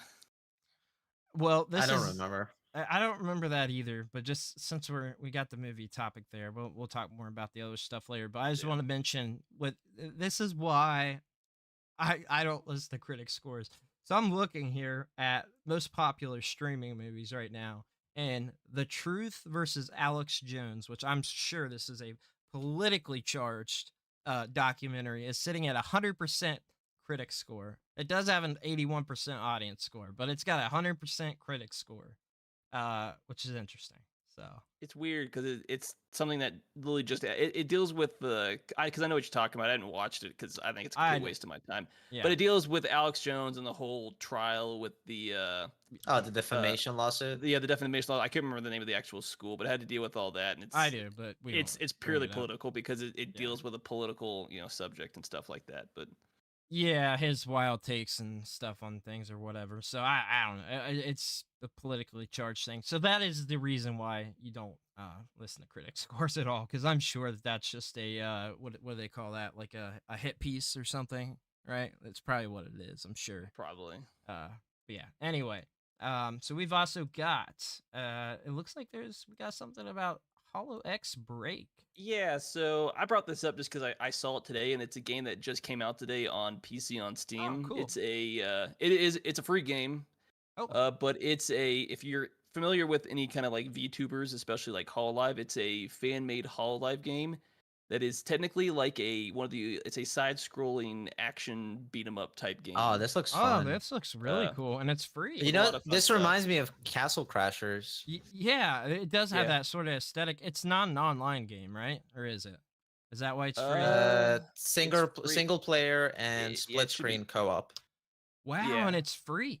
Okay, I thought maybe it was an online game then, because I could see where they can make this online. From what I remember, it's kind of like the other game they had, like the HoloCure game, which was a very similar type game, but it's like you're in an arena with a bunch of creatures, and you got like get rid of I can't remember the actual genre, but it's like a fan made game where people put a lot of work into this game, and there's a lot of stuff into it, but it's just a free game because it's like kind of like the indie type games. It's like people are fans of like a series or a genre, just like I want to make a game for free because I enjoy making games. Yeah, and it's a free game. So I love that. Cool. It's just a lot of passion behind it. Plus, I'm a Hololive fan, so I'm biased, by default. It looks like Hollow Indie is the publisher for that, so I went ahead and added that to my library because that looks really fun. Yeah, but especially like really cool. It's the old school beat 'em up side scroller games you don't really get a lot of anymore, even in the indie development world. It seems so. This is old school games for You listeners should and definitely viewers, check this out. is. Sorry, go ahead. I was just gonna say, for listeners and viewers, this is very much like the River City game. So like River City Yeah. Girls, and like that's a whole massive series in itself with spin-offs and all kinds of crazy stuff. But it very much looks like a River City game, which is cool. I love that series. Unfortunately, the creator passed away a year or two ago. But if you played like River City Girls 1 or 2, which are phenomenal games, very much reminds me of that. So. But I just want to advertise it. Like, it just came out today, and it's already got like 581 reviews. Also, and it's like very positive. Plus, it's a free game if you like side scrolling beat 'em up games. So Yeah, absolutely. Plus, hop online, get a friend, go co-op in it or something like that. Yeah, looks cool. That's Nice. cool. It's got online as well. So GDC happened. We also had PAX happen. So Yeah. there was a lot of stuff that came out of that. Those two events on the same day are why Both the there's so much good- news. Both the good and the bad. Yeah, Some cringe that came out of GDC. There's Yeah. a lot that came out of both. Some cool stuff that was shown off at a lot of cool stuff shown off at PAX. Like, oh my god, it was overwhelming. I was like trying to do an overview of everything, like listening to an overview. But yeah, one of the things that came out is Phil Spencer was interviewed there, and this is very interesting. So we've kind of, at least me, have kind of speculated the way the Xbox is going. I've got two semi-recent videos talking specifically about this sort of thing, and I talked in December also about the direction of Xbox, and it looks like that's going to be correct. So they are talking about the possibility of Steam, but also like the Google Play Store and Epic coming to Xbox, the consoles. So he wants to pretty much, I think what he wants to do is just make like sort of Xbox a brand, right? Like just make it a brand where it's not a focus on the console itself. It's focused as like a platform. Like you can do everything through Xbox on PC. I feel like the next thing other than an upgrade that we're clearly going to get for the Series X, we're going to have an upgrade. It's not going to have a disk drive. But my feeling is after that, we're going to have a device that's like basically like a stream box, like a Roku box. It's going to be an Xbox thing where you can play everything on it. He wants to open the doors for everything. Like we just saw 3 Xbox games go to other platforms. We know that like they are pretty much on board with just making Xbox available wherever you can play it. I think they started that, when they brought the Game Pass to PC and all their exclusives along with it. And then you're kind of seeing it to some degree with Sony, where maybe not to to Xbox, but they're bringing a lot of their first party games to PC as well. Oh, they already. They're just kind of like we talked about it. Like yeah. So I mean, speaking of that, like I don't want to go off of this entire. Well, I'll kind of finish this, but yeah, he's basically saying that there's a possibility of these other platforms and launchers coming to the console and like Xbox as a platform. So like if you're playing, Xbox Cloud or however you're playing Xbox, about making, everything available essentially, which I think will be really cool, because what that does is it really kind of opens up the Series X and then whatever this new upgraded console is to basically be like kind of like a PC platform. Because these consoles, that's essentially what they are now. I mean, they are. We aren't in the space anymore where you're like the Super Nintendo and got super proprietary, hardware to the console. Now you basically are working with like a PC in a box, right? Like that's where we're at. Like there's some proprietary box. Like there's some proprietary parts in there, but they're basically PCs. So I feel like I think this is a great move, because we know that the Series X and Xbox is semi-struggling, and with all those acquisitions, like we've not seen much come out of it. So they've spent, I don't even know, a crazy amount of money on all those acquisitions, and like we've hardly gotten anything from it other than I feel like Starfield and what was the other game? The Hi-Fi Rush were like the only ones from acquisitions I think we've gotten at all so far. But yeah, I mean, I think, I'm all on board for making games playable anywhere. You know what I mean? And like, there's another thing, we don't have this in our notes either, but I heard this today. This came out at GDC. The Predator, I think it's called Predator Hunting Grounds game. It is getting a PS5 native version. That was a Sony published game, believe it or not. And that is actually going to be coming to Series X. And obviously, it's getting a PS5 native version. The developer actually took back rights for that game and is now publishing it on Xbox Series X. So surprisingly, Sony let go of that. Like that, so Sony does not do that sort of thing very often. Yeah. There's been a couple examples, but not many. So that's really cool. That Sony publishing that game, now it's coming to Series X. There's going to be an upgraded, actual native PS5 version coming. So I heard that today. And then I also heard a little bit more discussion on the PSVR 2 PC stuff. So I watched a video, and basically this person was talking about with the last PSVR 2 update, if you plug it into your PC now, because I did it before as well, it would originally, it would register it as a monitor and wouldn't recognize it as a VR device at all. Well, now if you plug it in, it recognizes it as a VR device. You can't do anything with it, but it recognizes that it is a VR device with this new firmware update. So what they're saying is that you would have to have there.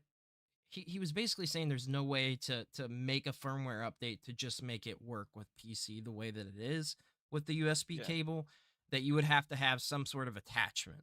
Kind of like the attachment that you have to have for the original PSVR to play it on PS5. You would need like an attachment. Essentially with that technology, it just wouldn't work to just straight plug that USB cable into the PC and you're good to go. It was never designed with that in mind. Exactly. It wasn't designed with PC in mind, so you wouldn't be able to do it. So PlayStation would have to make like an accessory, whether they maybe send that out free, like they did the attachment for the PS5. Who knows how they would do that or the cost of it. But I think we're all like on the same mindset that like they absolutely have to do that, or the PSVR 2 is just completely dead, because we're getting no support from Sony on it. And it's so sad, man, because like it is a legitimately very good device. It's a powerful VR device. And if they gave the power of PC for that, it opens up so many doors. I feel like so many more people would be interested. So I feel like they're gatekeeping it in a, not gatekeeping, but I think there's a difference between, you have hardware development and you have software development. And the big roadblock for the VR headsets is that you have all of this cost associated with making the actual hardware. And I'm talking about just the parts. I'm not talking about engineering it. I'm not talking about making software for it. Like there's like essentially 3 different departments you need to have in order to make this thing work, right? Yeah. So the cost, we probably don't know, but I'm assuming is far higher than if you would develop a video game, right? So I think what's happening now, and from the news we've talked about on this podcast like 2, 3, 4 weeks ago, is that even the president of PlayStation said, like, we're going to focus on doing the first party releases on PC alongside our console, because what's happening is it's cheaper to make games. It's still expensive, but it's cheaper, and we can corner the PC market, which is an additional 50%, right? Or 100%. Like if you have, I don't know, I'm throwing numbers out. If you have 35% of market share on consoles and 35% of market share on PC, this gives you like an easy revenue boost, and it just doesn't make sense to support a platform that it just didn't catch on, right?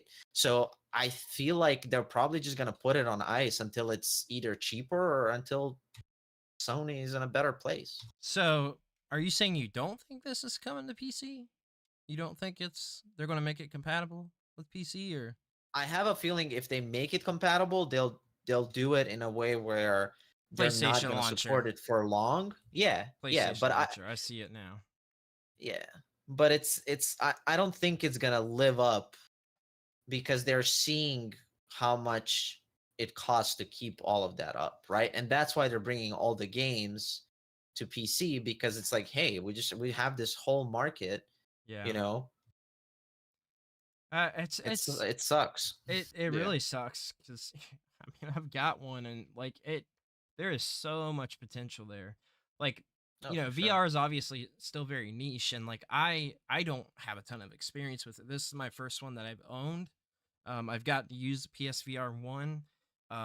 And I just see like the potential there. Like it's powerful. I see the massive jump from the PSVR 1 to that and then not having it, that one was crazy. You had to have like 2 cables plugged in, a camera, you had to have the PlayStation Move controllers and everything. It was like insane. Like you had to have a full setup for it. This you just plug Yeah. in and play. Like that's it. It's plug and play with the Yeah. PS5 and they can make it that way with the PC and I feel like it's the only way to keep this thing alive. Like it's the Vita all over again, man.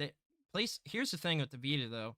PlayStation supported it very well for the first 2 years, and then that was it. They fell off, and the only reason that console or that handheld stayed alive is one, it had a massive cult following behind it because it's an amazing handheld. It holds up today. Like that Yeah. OLED Yeah, model, it's some of yeah. those games They swear look I did. amazing. They look like some of them look better with an old OLED screen on that Vita than on Switch. Like I've got Yee's 100%. Lacrimosa of Donna, I think, on Vita and Switch, and I compared them to the OLED Switch and that. I was like, oh my god, like this thing holds up well. Like it's great. Tekken and Dante's Inferno, I remember playing on Vita, and it was just incredible. And then you can even, I mean, you could still play your PS4 games on the Vita. And there's actually a way to be able to transfer your PS5 games over to it. There's an exploit that you can do. I actually saw it the other day. It's crazy. I think I'm going to try it. I just got these ordered actually that we're talking about Vita. Because I've got the PS TV. Do you guys know what that is? Yeah. I do know what it is. Yeah. So I ordered 2 of these, and I'm finally going to get my. For audio listeners, they are they're called SD2 Vita Pros. So basically, they are Vita carts, and you throw in a micro SD on the top of it, and you load up your games. So I've got one for the PS TV and this. I played the crap out of the PS TV as well in that era. I remember them selling; they were discounted at stores for $100, and it came with the Lego. I forget which Lego game. It came bundled with a Lego game and a PS3 controller. And basically, it's just a Vita inside a little box, like a tiny box. So you got, I mean, like it takes no space at all to leave that set up. And people are doing some amazing things with that hardware. And like if you grab one now, you would be shocked how much retro gaming you can do on it and how many Vita games you can play the full Vita library on it with this. Before it was only compatible with, there would be on the actual Vita cases, it would say PSTV compatible on the top. And like most of those were like the visual novel games and stuff like that that were only compatible with it. But I have 3 physical Vita. Most people know I was going for a full Vita collection and I decided to stop because of this reason. I was like, it just, for me, it just doesn't make sense. If I could do this on one cart, for me, that's good enough. So I stopped that. I was pretty close, but yeah, you can play everything on that with these. And you know how much I paid for these on eBay? $20. $3 a piece shipped. $2.98 shipped. Damn. Yeah. Jeez. For the awesome. newest iteration of it. So they are cheap. Like in total, I pay like $6 and some change shipped. So I'm looking forward to doing that. I don't remember how we got in the Vita. The PSVR. But I feel like it's going to turn into that where Sony stops the support and just gives up on it and doesn't care anymore. So that's kind of where I'm at. I think pretty much everybody feels the same way. Like I would love to see this be successful. And PSVR 1, for what it was and being a niche product, did pretty well. It didn't do terrible for a first launch of a console based VR headset. Did pretty well, and it's just this is it was ahead of its time. That's all it was. It was, yeah. I mean, it really was, and we talked about like there's a couple like pretty must play games on it, like Half-Life Alyx and the Mark. What's the robot game that came with it that Astrobot. Like Yeah, Astrobot. It's a really good game. Still said to be one of the best VR games. Period. So like yeah, I mean, I really hope that we continue to get games. I know that indie developers are going to continue to support it, just like they did the Vita. I'm 100% certain it's going to be kept alive by third-party developers and indie developers. Yeah, that's how I feel. And also, it's going to be actually an interesting time. We talked about this as well in earlier weeks, but AI is going to definitely. They're kind of, I mean, predicting. It's hard to predict because that whole that whole movement is you can one day you think it's going to take 2 years and then 2 months later they announce something crazy, but they're saying like in 4 to 5 years that there's going to be full-fledged AI games, and then if they can apply all of that to VR and develop out everything for VR, it's going to be, I mean, amazing. There's already an open source AI video game tool that you can use. I don't think we actually talked about on the podcast, but I saw it all over Twitter and people were outraged. I want to say it is called, I think it's Unite AI. I can't remember, but there's a full-fledged tool, and actually Google is working on specifically that, an AI basically generator for games, and they showed images on Twitter about that. I saw it. I think it's been maybe like a month ago at this point, but I forget what they're calling it. It's got a specific Gemini. Yeah, I think it's called Gemini. But they showed. They switched over. We did talk about it on the podcast, Mark. I remember talking about it with you. Yeah. But yeah, so like that's already there. Like you can already use it. There's already other AI like generation deals for games that you can use. So like 100% Kurgle, like we know it's going to happen. It's going to be implemented in AAA games, and like I think a lot of that is going to be for the better. I don't know how I feel about this AI generator deal where it's pretty much just pulling assets from a bunch of retro games. Like you could see the mashup of all the retro games.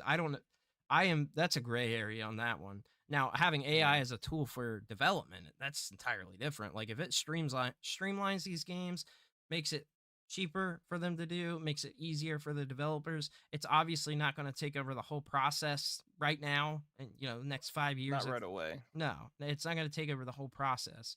But if it like helps on like back end things, like I personally, I don't have a problem with it. Yeah, I some of I work in software development, and we try to use AI for certain things, and it just, I mean, I feel like eight times out of 10, it just creates more work than it actually helps. And I'm sure in the future it's gonna get more robust and better, but I feel like it's just gonna be another tool that's gonna, it's gonna take a AAA title from 8-year development process to maybe like a 5-year cycle. So that's cool, but I don't think it's necessarily gonna straight up like, no, it's not gonna know, at least not for a long ass time, in my opinion, how to handle complex like systems. You can ask it things, but it's I don't know. I mean, right now, but 5-10 years down the road, like exponential growth is definitely gonna ramp up, and it's just gonna be used more. AI right now is a really good tool, and there's a lot of promising things. Obviously, the intent behind the programmer who designs the AI, and it's debatable whether it's an actual real AI or not, or just like more like a VI would be a better term for it. But I mean, it's you can think of it like a branched out root from a tree, right? Like you're building out parameters, and it's just taking questions and giving you answers depending on those, and it's kind of branching like this, right? It's, I don't know. I'm excited to see how it's going to help develop games faster. That's my main thing, right? It sucks that it's taking away jobs and things like that. 7-8 years on a AAA game. I think the average is 6 right now for a AAA game. It's around 6 years. Yeah. So if it, sped up development, and like, if this was a tool that Microsoft was using right now, because obviously we're not getting those games out from those developers, all the acquisitions that they got, like, I'm on board. They bought, they purchased a lot of really good companies. So there's a lot of promise there. And now they're obviously, they want to be very open. So maybe it's not such a bad thing because they've got so much funding for these studios and stuff. It's a lot different than Sony, where Sony is letting go and selling off like some of these acquisitions, but then acquiring other ones. Like it's very confusing. Sony obviously does not compare to Microsoft's backing as far as money goes. Microsoft is the number one company in the world. Sony is big as well, but I feel like I In don't know how to say comparison, this. it's not nearly as big. Yeah, in comparison, it's not like obviously PlayStation is not even it's not their only thing. Obviously, they're in all of tech. So we got Mr. Coffee, Mr. Radar said, my only issue with VR right now is too many of the same type of games. It's like another on rail shooter, whereof the games like Astrobot or Moss, another awesome game, or even Yeah. Tetris was fun to play in VR. He also said, "What I don't get is if programming games are harder now, how did they do it 2 or 3 generations ago? We got some of the greatest looking and memorable games with weaker hardware."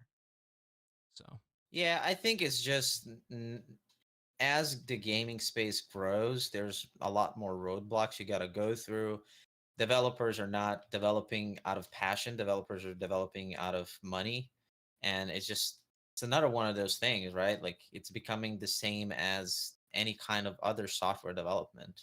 yeah, While in the beginning, it used to be a passion, it used to be something that people were just extremely, extremely happy about. And they were happy to bring stories that, they thought about for years and they bringing it to the big screen. I don't yeah, know. yeah. It's, Being I, it's, corporatized. yeah, I mean, exactly. it's I think such that's, a big. I mean, it's the biggest medium now. yep. It wasn't then, so it's just like it's a different landscape for gaming. It's kind of weird, right? Like it's kind of weird to be a gamer in 2024.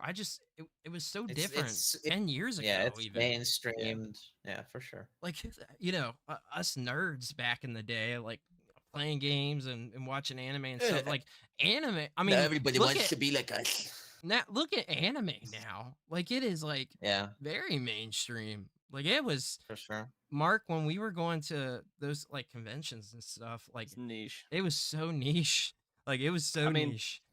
to be fair, a lot of movies and television coming out of Hollywood are complete crap, so you gotta look somewhere else for something entertaining to watch. Yeah. I just can't believe like how mainstream that even anime is now. Like it blows my mind. Like I would have never thought that You it have would full blown like adults that never cared for video games or anything like that, just getting into that. Yeah. And it has its positives because hey, like it's almost like mainstream to a point, and but then it loses its charm with You- developers and Yeah. creators just becoming kind of numb to their passion and just being like, yeah. oh, this is I mean, I paying think for my I think whatever. it's good and bad because that just shows the shift to the indie side of stuff is where a lot of the really good games have started to come out.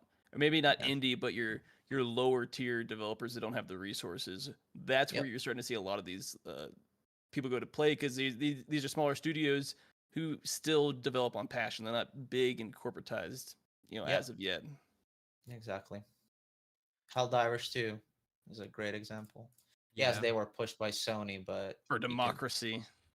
yeah, Yeah, I but you can mean, see that like they were.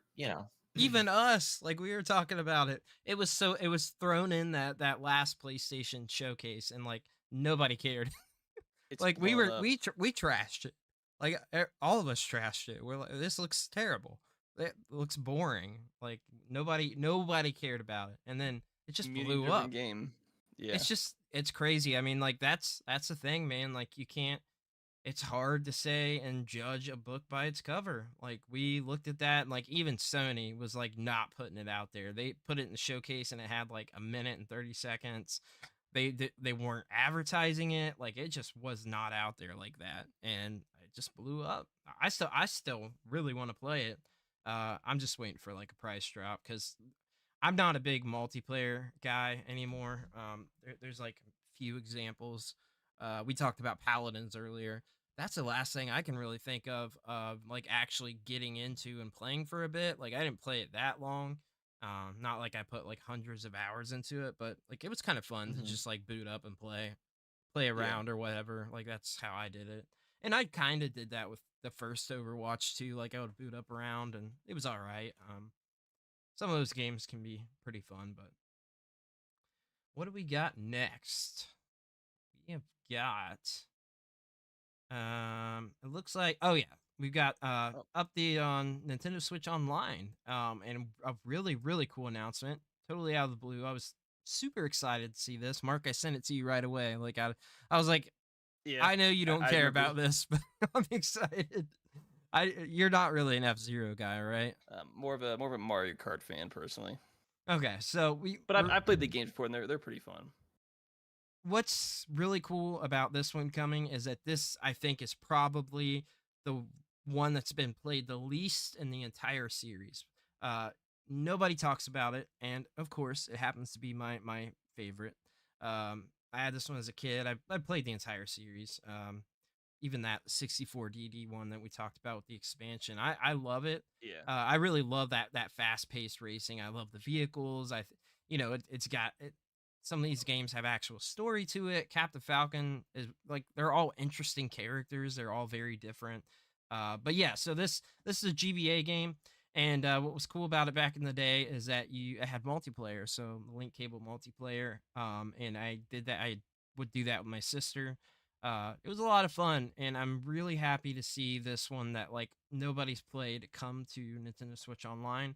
But on top of that, they also updated F-Zero 99 and added a bunch of stuff to that, which I cannot remember what they added, but I saw excitement coming from some people on Twitter, specifically the Game Explain guys. We had one of them. Yeah.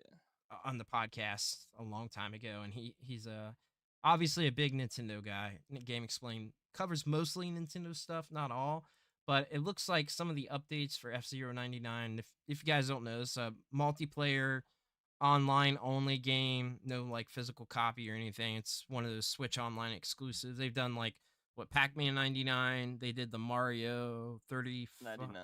No, it wasn't 99. It was I thought it was, because you had 99 players online. It wasn't 99 for Mario, because I think it was 35. I forget, because it was the first one in celebrating an anniversary, which unfortunately is not. You can't play it anymore. No, yeah, you're right. It's Super Mario Bros. 35 is what it was, from October 1st of 2020 to April 1st of 21. So 6 months. Yeah, it wasn't. It was limited like that Mario 3D All Stars. It was like celebrating the anniversary. But there's also Tetris 99, which is still very actively played and very fun. Pac-Man, I think it may already be gone. I definitely got if it's not yet, it is soon. They announced the closure of that one. But the update on this is 1.3. So it looks like they will get an update for, well, I can't really see here. 15 mirror tracks, a night league. It looks like some of the walls will have elastic property. If you played F-Zero 99 with the very fast-paced racing game, it is very difficult. Very, very, very difficult. Mark, was it you that I played that with, or was it Lucas? Which one? F-Zero 99. Was it me and you that played together when it came out? I didn't play F-Zero 99. Okay, it must have been Lucas then. So we played it when it came out. It looks like some of the physics they changed to make it a little bit easier. It says if hit, the vehicle will now bounce off of it, which is good, because like I said, if you play very fast, very, very fast game with 99 people, it is absolute chaos, but it's very fun. But it looks like now that you'll kind of bounce off the wall, and it's more elastic, so it'll be more like kind of controllable. And this game is played competitively. If you watch people online play this that play it on a competitive level, it is insane and mind blowing. But it looks like there will also be bumps that will allow people to speed up when they drive over those plates. And if you are an audio listener, you can look up and watch some of the videos that Nintendo put out on it. But it looks like there's also going to be some other accessibility stuff, like smart steering will be an option to help people who are just getting started. The practice mode will get the classic and mirror tracks. And there is a classic mini Grand Prix coming too. So pretty big update for it. There's a lot of stuff that they're doing. And then adding that maximum velocity is really cool. So that game came out in 2001. for the GBA. It was up to 4 players with the link cable.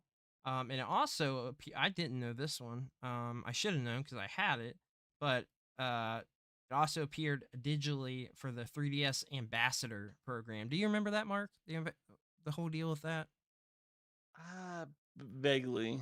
So they priced the 3DS really high when it came out, and it basically I wasn't big on the 3DS when it came out. I got it on the back half of its life cycle, really. Okay, so when it came out, it was pretty expensive. So for the people that bought it at launch and at that price, they did a price drop pretty quick on it, and like because it wasn't selling.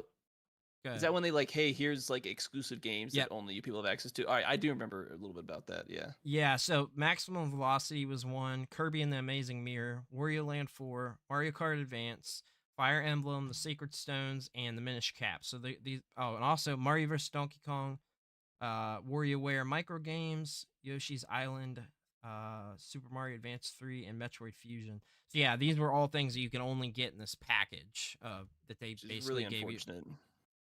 Yeah, it was like if you got one at launch, those are still like if you go on eBay and you look for one that was an ambassador program 3DS, they hold some value. So it's like why I get giving them some games, but you've already made them develop them for the 3DS. Why not let everybody else have a shot at some of these games? Like these are some really good games.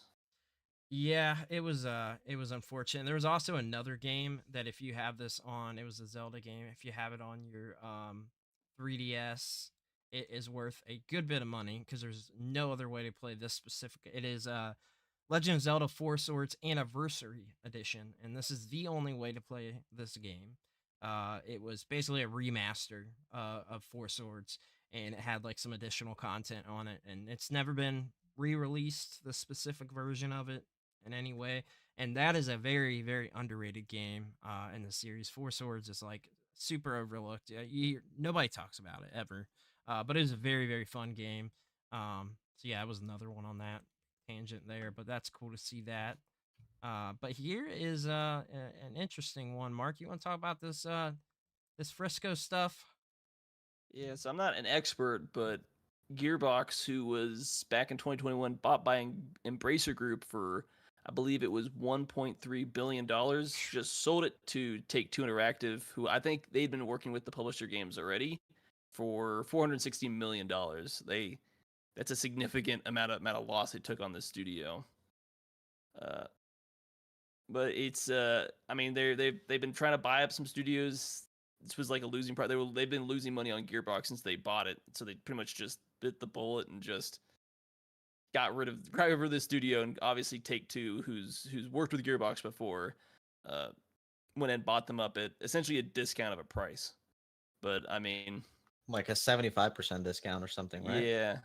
Pretty crazy. I mean, they put some stuff up. But Gearbox after Borderlands 3, and then you have the Tiny Tina Wonderlands adventure. Sales have kind of not been there. You for the past few years, you kind of get the feeling that the next mainline Borderlands game has to do well, or Gearbox, the studio, might be in trouble financially. Because they've not, since Borderlands 2, everything and they put out has kind of felt like a letdown to some degree. Yeah, and that it's funny. All these studios like create such wonderful like franchises and things, and then eventually they can't get over the fact that it's like, hey, this is a good thing. Let's end it on that. Let's create a new IP. That seems logical to me, but to them, it's always a numbers game, and it's like, oh, this sold really well. If we make it similar, we kind of improve a couple things. Maybe we can expect X amount of sales, and they're just driven by that, and it sucks. I can't talk about the Wonderlands game because I have it, but I never got around to playing it. But I do know from Borderlands 2 to Borderlands 3, the gameplay is much better. It's better all the way around, but the story kind of falls flat. It's like they try to relive the same kind of humor, but they just can't. They can't deliver the same humor in the same way, and but a lot of this stuff kind of falls flat. Do you think it's actually that the humor is worse, or is it actually that the player base is older and they just don't relate to that kind of humor as well? I feel like it's just been. I go back and I play Borderlands 1 and Borderlands 2, and I still enjoy the same kind of storytelling, the same humor. Like my humor hasn't changed at all since then.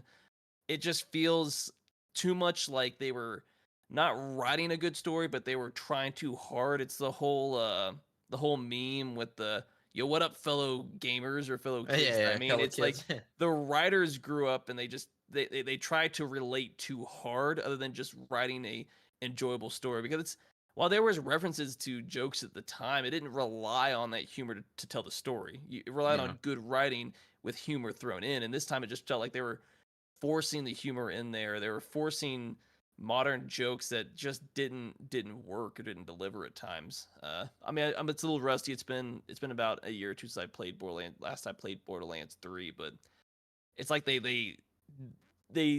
core story was flawed from the beginning.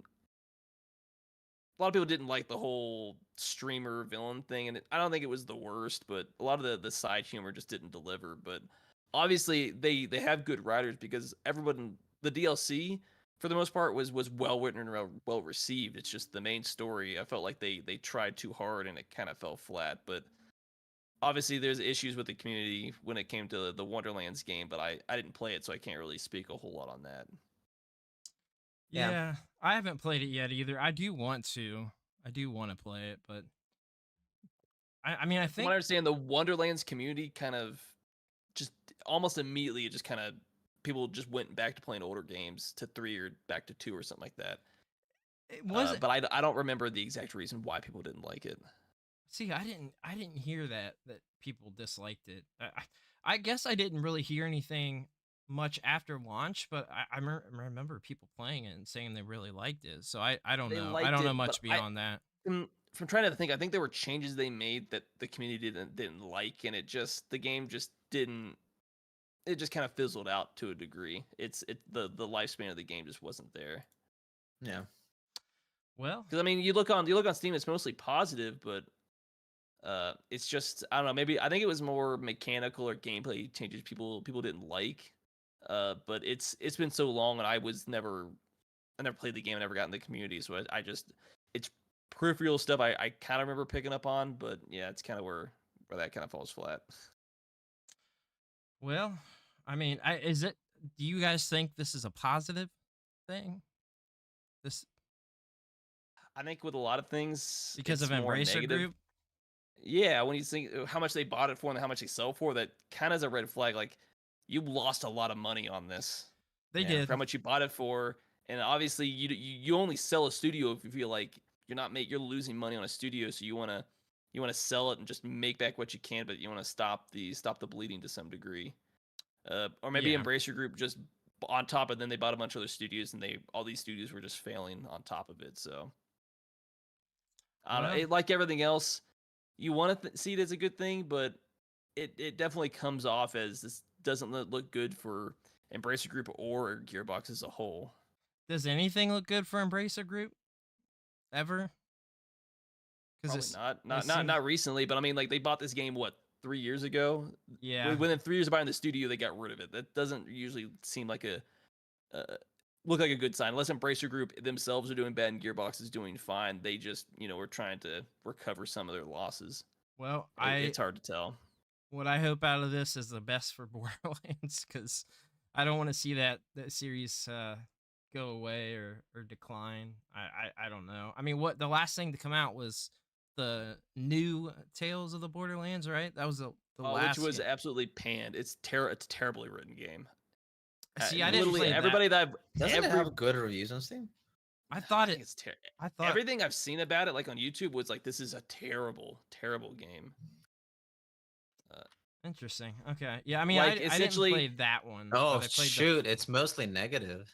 Yeah, because I was pulling up the Steam. Essentially, it's like everything you loved about Tales from the Borderlands, it's like none of that's there. The characters are just badly written. There's nothing funny about it. It's just, I'll be honest with you. It's too much of a try hard. I don't know. I don't like Telltale games. I've never been a Telltale games person, but there are a few that I've semi gotten into. I really liked the one. It was a weird one. What was it? I think it was called like Wolf something. Oh, it was Wolf like The Wolf Among Us. Yeah, I liked that. And I thought the Batman one was good. I have that, and I played the Batman one. That was excellent. Yeah. They made a physical expansion for that Batman one. Like I've got the actual. Are you guys familiar with Video Games Monthly? It's like Yeah, okay. yeah.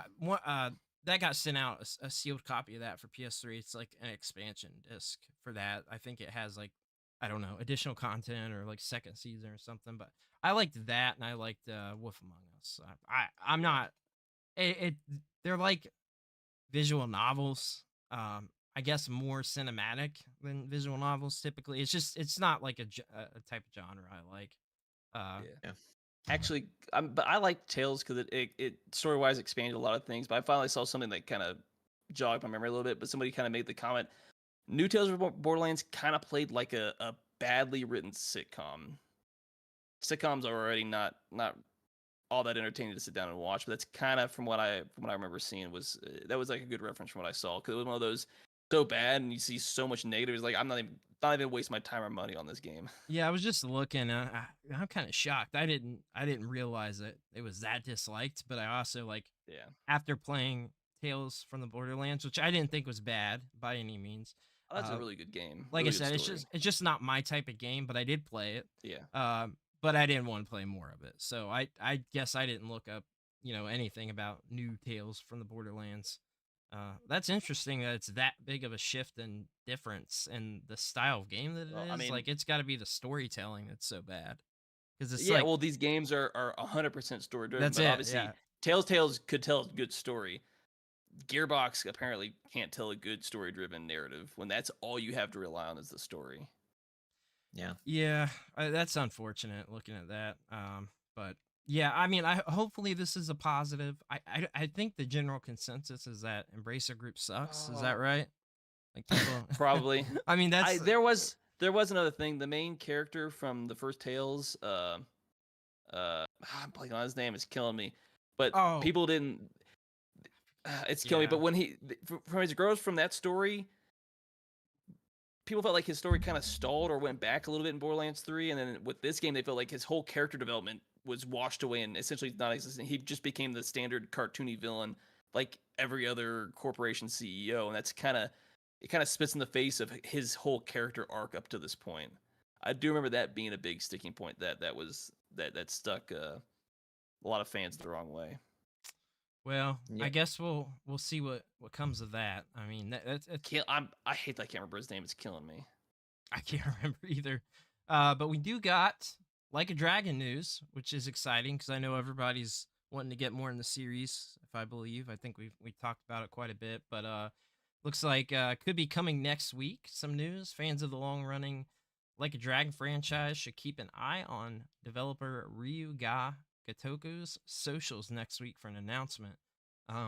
Looks like they were teasing an announcement for April 1st, so that could be April Fool's, could be I don't know. We're getting a Like a Dragon April Fool's game. Like who knows what the last game?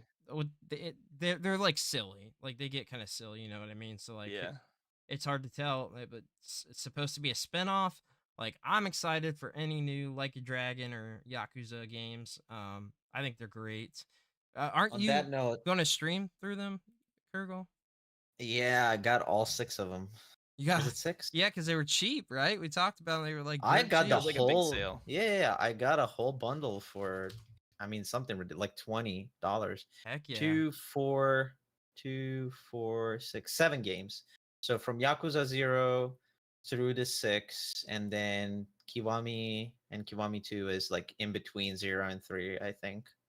Did you get Gaiden? I don't see it here. There's some interesting Like a Dragon Gaiden. Oh wait, that's the new one. Yeah. So Like a Dragon Gaiden, it came out in November 8th, 2023. Yeah, it was a lot. Yeah, that wasn't the part of it, I think. I don't think it was on sale either. Probably not. And then there's Ishin as well, Like a Dragon Ishin, which I think is on. It's either on Game Pass or it was a PS Plus game because I've got it digitally on one of the consoles. I cannot remember. I think it's on Game Pass. I think it's on Game Pass. I saw actually Carnage play this. This is like a samurai spin-off, right? Yeah, it looks. Yeah. Yeah, I saw this one. So I don't have this one. I don't have the new one. Not the new one, but what is it called? Like a Dragon Infinite Wealth? Infinite Wealth. Yep. Yep. And then there's Oh the man who that's the erased his name. new. I think the other one. I mean, we're Is getting a lot of them, but I think it's called like the man who erased his name, or it's got. that's the Gaiden. That's the Gaiden. Yeah. So the Okay. four Okay. that I Yeah. don't have that are the newer ones is Like a Dragon Infinite Wealth, Like a Dragon Ishin, Yakuza Like a Dragon, and then Gaiden. So I'll have to grab those at some point. Yeah, definitely. Apparently, Rise of the Ronin is very much like Ishin.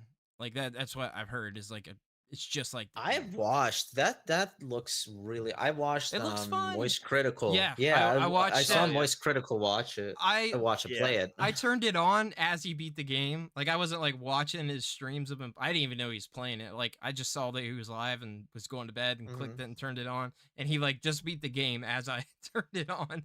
So it looks hard. It does. It looks very hard. It looks very hard, but it looks like a lot of fun. It's like a lot of fun. So. For sure. Cool stuff. Sounds like we'll have something to talk about there. Yeah, I just wanted to say because I put these stories in a advantageous order. There was another story that came out apparently hours after the sale from for Gearbox. There's a unknown amount of like layoffs happened to the company. Yes, within the Europe. same day or Europe. Yeah, I believe. We don't know how many people, but I guess that's not another good sign. But continuing layoffs and stuff like that. Just wanted to bring that up. Do we have any expanded info on that? Because I briefly heard about that and forgot.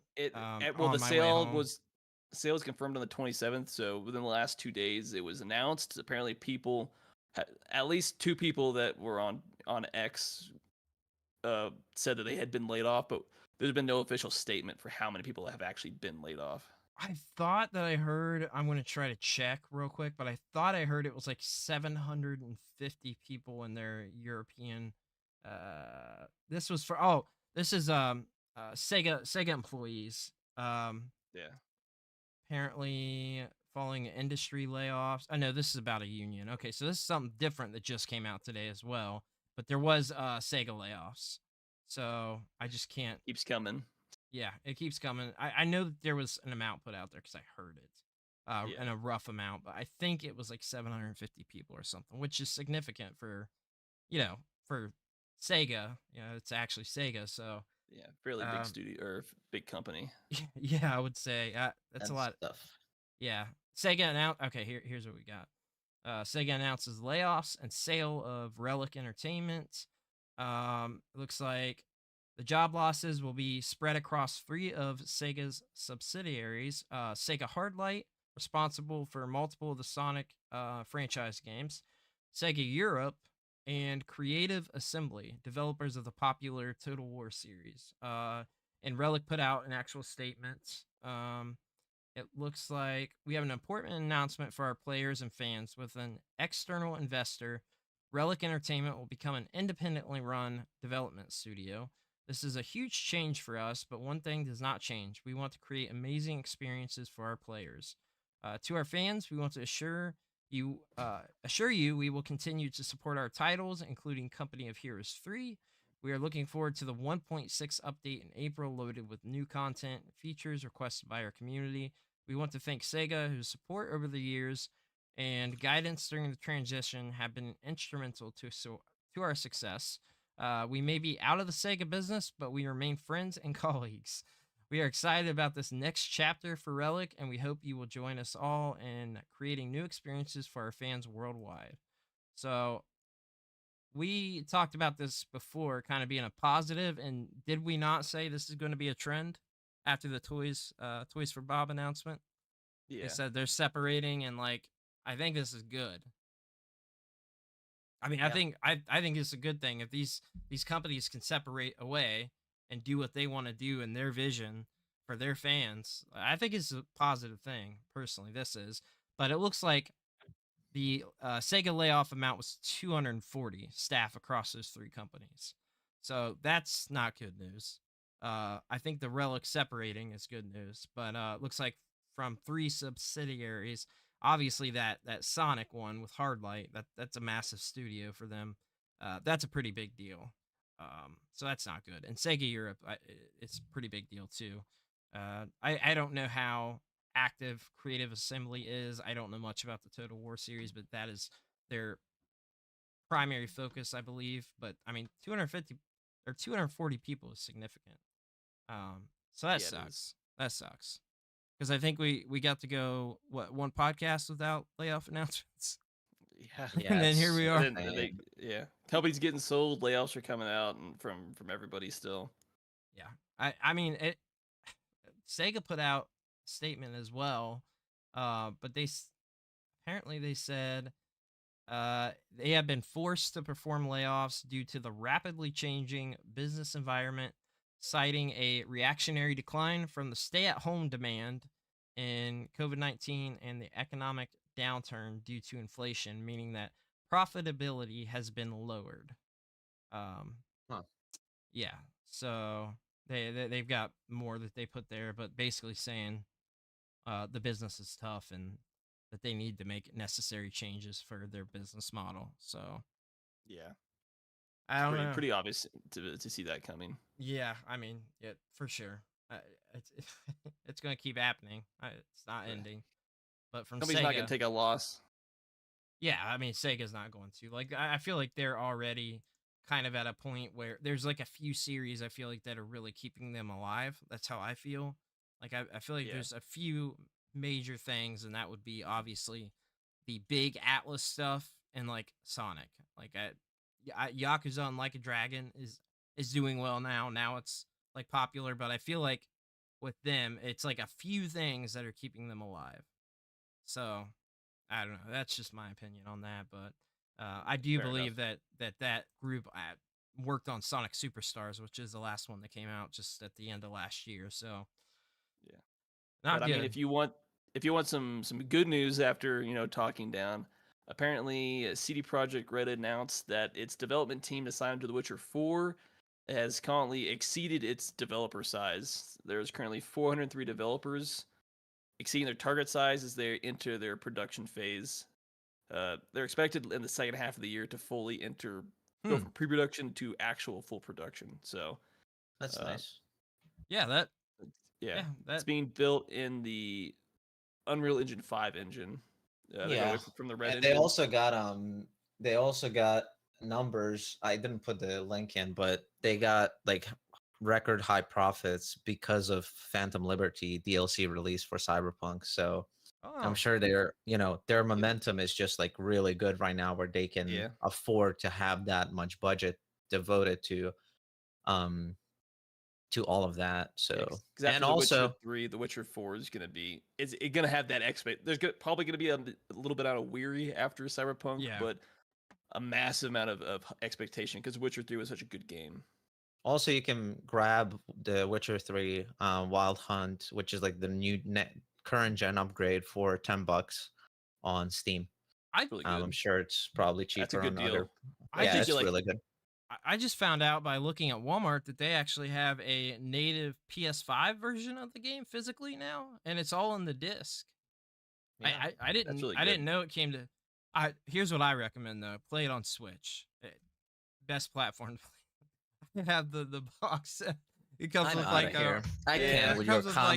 it comes with like an art book and stuff. It's in like this really cool box. It is the PC's the way to go, man. It's the latest version of the game. You can play it portably. Come on. Do not listen to Brandon. He's setting you up for failure. I mean, $10 is a good deal. Yeah, that's like a great the main deal. story. The main story alone will take you like 40 hours on top. The complete edition is such a big game. Yeah, the complete edition is $13, $12.50. So you get both of the DLCs, Blood and Wine and Hearts of Stone. That's like 80 hours of content right there. Yeah. So if you spend a soda more, you get about what I would say 15 movies worth. Oh yeah, of entertainment. Yeah. Can I roughly around there? At least 15 movies worth. Okay, so one thing, I know somebody that put almost 900 hours in the game. Like you with the side quests, like you could put a lot of time in that game, and then the expansion, everything with Wild Hunt, like it is a massive game. there is a point of replayability because there are certain yeah. quests where the decisions you make can drastically change like how certain quests play out. So you go back, replay the game, play a different quest a different way, and it plays out differently and stuff like that. Yeah, it's pretty awesome. Well, let me tell you guys one thing real quick that happened. So there were free movies that got tweeted out on Amazon. Wario64 notorious for tweeting out all the deals I tell everybody about. And he tweeted out like randomly these movies. There was like 6 of them were free on Amazon. And like, I'm like, whatever, I'll claim them like I do games. I'll claim them. You own them digitally, own them. But they were free. And then the next day, I got 6 emails for the 6 movies that I was being refunded my $0 and having the movie taken away from me. So they all got taken away in one day, all those movies. I have no idea why they even went up for free, but they all got taken away. That's crazy. I got individual emails for all of them. Crazy stuff. So yeah, I'd be upset. I just want to say that I do have to hop off. It's always sad for me because I want to stay here for hours and talk, but unfortunately, you know the drill. The baby around this time starts screaming. There's some really exciting news that Brandon and Mark are going to talk about, and I'm sure you guys are going to have fun. Thank you all, and I'll see you next week. Breaking my heart. Later, guys. Peace out, man. So we have also got a highly anticipated indie game titled Earthblade. Did you don't forget about the OBS if you haven't already. Oh yeah, thank you for reminding me. Yeah, I got you this time. Yeah, you got me this time. I still don't know why I look so white. Daggone, I turned the light off and then I'm dark and I'm like looking at my screen. I look perfect. I don't get it. Now I'm dark. Oh boy. Anyway, for audio listeners, just some lighting issues there. It's his evil Sith arc. Yeah, it's my evil Sith arc. So yeah, we got some delay on this Earthblade game. Is that right? Yeah, so the indie Earthblade was hit with a delay. It's not going to launch in 2024 now. I think they came out around. It was unveiled back in 2021. With I believe it was expected to come out this year. But I don't. This is a fairly big article. But I don't know. I take this as either a good or a bad thing. Bad thing because there could be a lot of problems, or they just realize it could be a good thing. They realize they just need more time and development. Like if we put it out now, it's not going to be a complete product, so take some extra time. Yeah. Say we, all right, well, we have to delay. We're not going to give a hard date. We just want to make sure it's a complete game. I'm kind of hoping that's what happens, but when you deal with like indie developers, you know, they're already working on limited resources as is. So hopefully it's not like a, oops, we ran out of money type situation. Yeah. Well, I mean, it kind of sucks because like the game looks. I know, man, it's turning off on me. Yeah, it looks really good, so I'm pretty pumped for it. But they are an indie developer, so you know it's understandable if they have a very small team and want to put out the best product. Usually these indie developers are putting out like the full game, like they're putting out the best that they can from the get go, and then they add stuff later on, which a lot of times for indie games, like those updates are free, like things that they add all the time, like for games that I have, you got these free updates, so. And I found what I was looking for. The reaction was mostly positive. It's like, hey, take your time. We want a good game. We don't want a rushed bad game. Yeah. As I try to figure out what you're doing with that lighting, you look weird with that pink light. I'm trying to figure it out, so you can ignore this part, audio listeners. try to figure it out here. Stupid key light. Yeah, I mean, but of course, like we've always said that, you know, we want to see these guys put out the best product. So like I'm all for a delay if there's, you know, we don't want a garbage game put out, so we want to see a game, you know, come out on a stable state, playable state, and so I'm you know, more power to them for doing that. So that's kind of my thoughts on it. I mean, if you want to talk about some more negative news, apparently Nintendo of America is laying off about 120 contractors as part of a restructuring they're doing. Wow. Don't know if you've heard anything about this. I actually have not. I actually have not heard about this. So it looks like they're restructuring of their testing department, and some of their contractors will become full time while others are just being laid off. So they're like, we're gonna bring you on, and the rest are just we're just ending the contract right here and there. Interesting. So they don't actually work for Nintendo. So it looks like probably in their testing division, or is what it sounds like. I think it was mentioned around with some lull in some of their upcoming first party games, which might indicate the delay as far as the transition to the next console or the anticipated next console.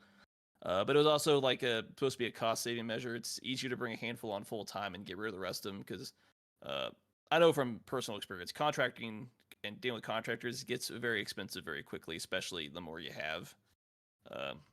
Just because of the way the contract's usually negotiated, it tends to be more expensive to deal with contractors instead of like full-time employees.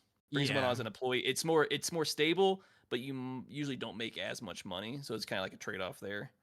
Right. But it's not. But I mean, being a contractor, this might not last forever. You already know there's a hard end date on the contract as is, so it's not like it's a permanent job to begin with. Right. Yeah. It's a little different type thing, but it's still. I mean, it sucks that some people are gonna lose the job they're working on, but yeah, that does suck. But I mean, it's not so. It really isn't like an actual like Nintendo layoff, but people that are contracted to them. So that does suck. But I mean, that probably means that they're doing stuff more internally. I would assume to save money at that point. I mean, with everything else going on in the industry, it's not surprising that anywhere they can cut some fat off the meat, that's just not necessarily worth it. And I guess it makes sense. Nintendo for a while there had a lot of first party games coming out, but there's nothing really scheduled that we're expected to come out anytime soon, or we're expecting the next first party to be on the next mainline console, probably coming out sometime next year. So right, yeah, it makes sense. Yep, yeah, it does. So that's kind of unfortunate, but what else have we got? There's some GameStop news. Oh, lovely. Let's hear it. We're apparently year over year sales are down almost 20% at GameStop. They're just continuing to lose money every year. Yeah, makes sense. And it's also fully withdrawing from the European market. Ooh, I didn't see that part. Yeah, I heard about the GameStop stuff, which is not. I mean, I don't know about you, but that's not at all surprising to me, whatsoever. So, not shocked by that. But I am curious, like what they're going to try to do with their business model, because now they're buying, and they did it and then stopped, and now they're doing it again. Because I see them at my GameStop, and I've asked like, hey, can I look at your? I don't know why they do it this way. But at my GameStop, now they put back out, they don't have many, but they put back out PS3 games and Xbox 360 games, like actually on the shelves. And then if you ask them, if you ask them, every single one of them, because every one I've been to, I asked to see what they have, because like you can sometimes find some good deals on some of these games. Like I'm always looking for this Pokemon. If you ask them, hey, what retro games do you have? For some reason, they keep all these games behind the counter in a drawer. Like you have to ask. And I've been to... I mean, traveling last year for all the conventions, we probably went to like 12, 13 different GameStops, stopping because we like did videos of game hunting, and every single one of them had retro games. Every single one of them. Some of them were priced really high. A couple I found some good deals on where they were missing the market that was happening at the time. But like those Pokemon ones, they got, oh my God, the prices on them. And they're different at every GameStop I've gone to. Like I saw they had $199 when I went to Chicago on Pokemon White 2. I'm like, no, like not doing it. I said I want to go after. I'm not worried about the pre DS stuff right now, because the prices, and personally, I wouldn't want to own them loose. I don't care for loose Game Boy games or GBA games. So like it's absolutely not a priority to me. I care about getting stuff DS and up right now. I don't know why. It's just like that generation, Black and Black 2, like I just loved, and I just want to get everything going forward because it is more affordable if you're trying to get a complete in box Fire Red or leaf green, you're talking $600 or something. And I'm an idiot. Crazy. I had a complete in box Pokemon Leaf Green, and I got the EverDrive, and it was one of those things where I was just like, I'm not going to play this actual cart because you've got to change the battery out, which I did, but it doesn't matter when I want to come back to it in 7-8 years, the battery's going to be dead. You know what I mean? So like the EverDrive removes that problem. Like you don't have to worry about that, and you can have as many save slots as you want to have, like everything. You can not that I care to play this way, but like for people that do, you can do all the cheat codes, all the everything. You can do everything on the EverDrive. So I sold it, and I sold it at that time for $400. Then it rose up several $100s for complete in box. It might be higher than the 600 now. I don't know. I stopped keeping up with it, but it's an expensive one. So I'll say this: that's always a double-edged sword, because like I want to hold on to it for it's $600. I'm gonna hold on to it. Well, then overnight the price could just tank for whatever reason. The market could just bottom out. So it's always one of those type things where it's like if you're gonna sell it, if you made a profit, you won type of thing. oh yeah, You don't know. Like it's $600 now. 6 months, it could be $200. Like the market could just completely disappear. Like you never know.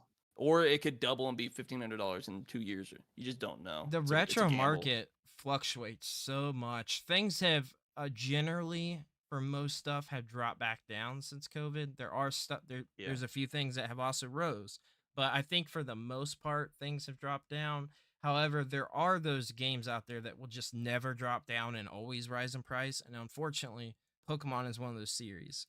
It is it has the popularity. It's more popular than it's ever been.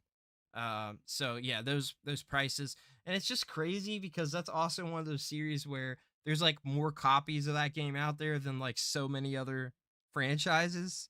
You know what I mean? But like it's complete in box collecting for anything that had a cardboard box is always expensive, always. Because most people just throw them out because it's cardboard box. It's crap. Like I have both the Emerald and I think it's Fire Red, but they're just both loose, laying out in a bag somewhere in one of my rooms. Because as a kid you get it, but it's cardboard box. You don't think long term, and the parents are probably like, "This is garbage. Throw it out. It's cardboard. It's crap." That so I had to. They made me for we had like so little space. Like me, my brother, and my sister when we were real young. This would have been around like the red era and then yellow, but we were forced to throw all of them out. Just basically space, and like at that time, like as a kid, you don't care about the box. You just want to play the game, right? So like you just don't care. But yeah, that's the whole thing. Like they either a lot of them had degraded or they are just completely gone. People tossed them. Like I mean, I know that we had to toss everything. It wasn't until the DS era that I kept everything complete. Like, but then at that era, it was much easier because then you got a clamshell and it's not a box. So you know what I mean? Like generally people didn't throw those out. Now, sometimes you do find them lose quite a bit, but people kept those because they were hard shell. It's perceived as not cheap and garbage. Yeah. I think that's probably the easiest thing because I that's probably around the time is when, because both with the GameCube and with the and the DS is where they kind of went to hard like shell covers, and that's where you start seeing consistently people having the actual box for the game to go in and stuff. Get this. So for our audio listeners, this will be over because it ends on Sunday. But there is currently up for auction right now a complete Pokemon Emerald. It's not sealed. It's just complete. Being bidded on. It's got 1 day left, like I said, as this live recording, and it's currently at $810. So it's still 31 bids, still live auction. That's crazy. So that is why I don't care about anything pre-DS right now, and I have better ways to play it. So I know like if I was getting it, I wouldn't be playing the card. I mean personally, because I want to. With the EverDrive, I've got a device to back up my saves. I can throw it on my computer, have it forever. Like there's just, for me, like it doesn't make sense anymore. But like just for a loose copy, like I'm looking here, like there's a bid right now for a loose copy at 117. But if you look at like paid auctions, you're looking at about $200 roughly. There's one for 230. Buy it now, 199. There's one with no label for 179.99. So, but then you can get a repro for, 12 bucks shipped. So, watch out for those repros. Yeah, right. Oh man, yeah, the Pokemon collecting, I'm telling you, it's wild out there. It is crazy. So, it looks like we've got we talked about Gearbox, but Borderlands 4 is in development. Yeah, it's what it looks like. I mean, I think we kind of already knew that, but well, yeah, we knew amid that all was amid coming. all the layoffs and the sale, they're still working on the next game in the series because they haven't. After Wonderlands, which is another spinoff, it's been a few years since Borderlands 3. I think it came out in 2019. Yep. So it's been a good 5 years since a mainline game. So hopefully another one's kind of right around the corner now. Yeah, hopefully it's a good game. That Ultimate Edition just came out for Switch like 3 months ago.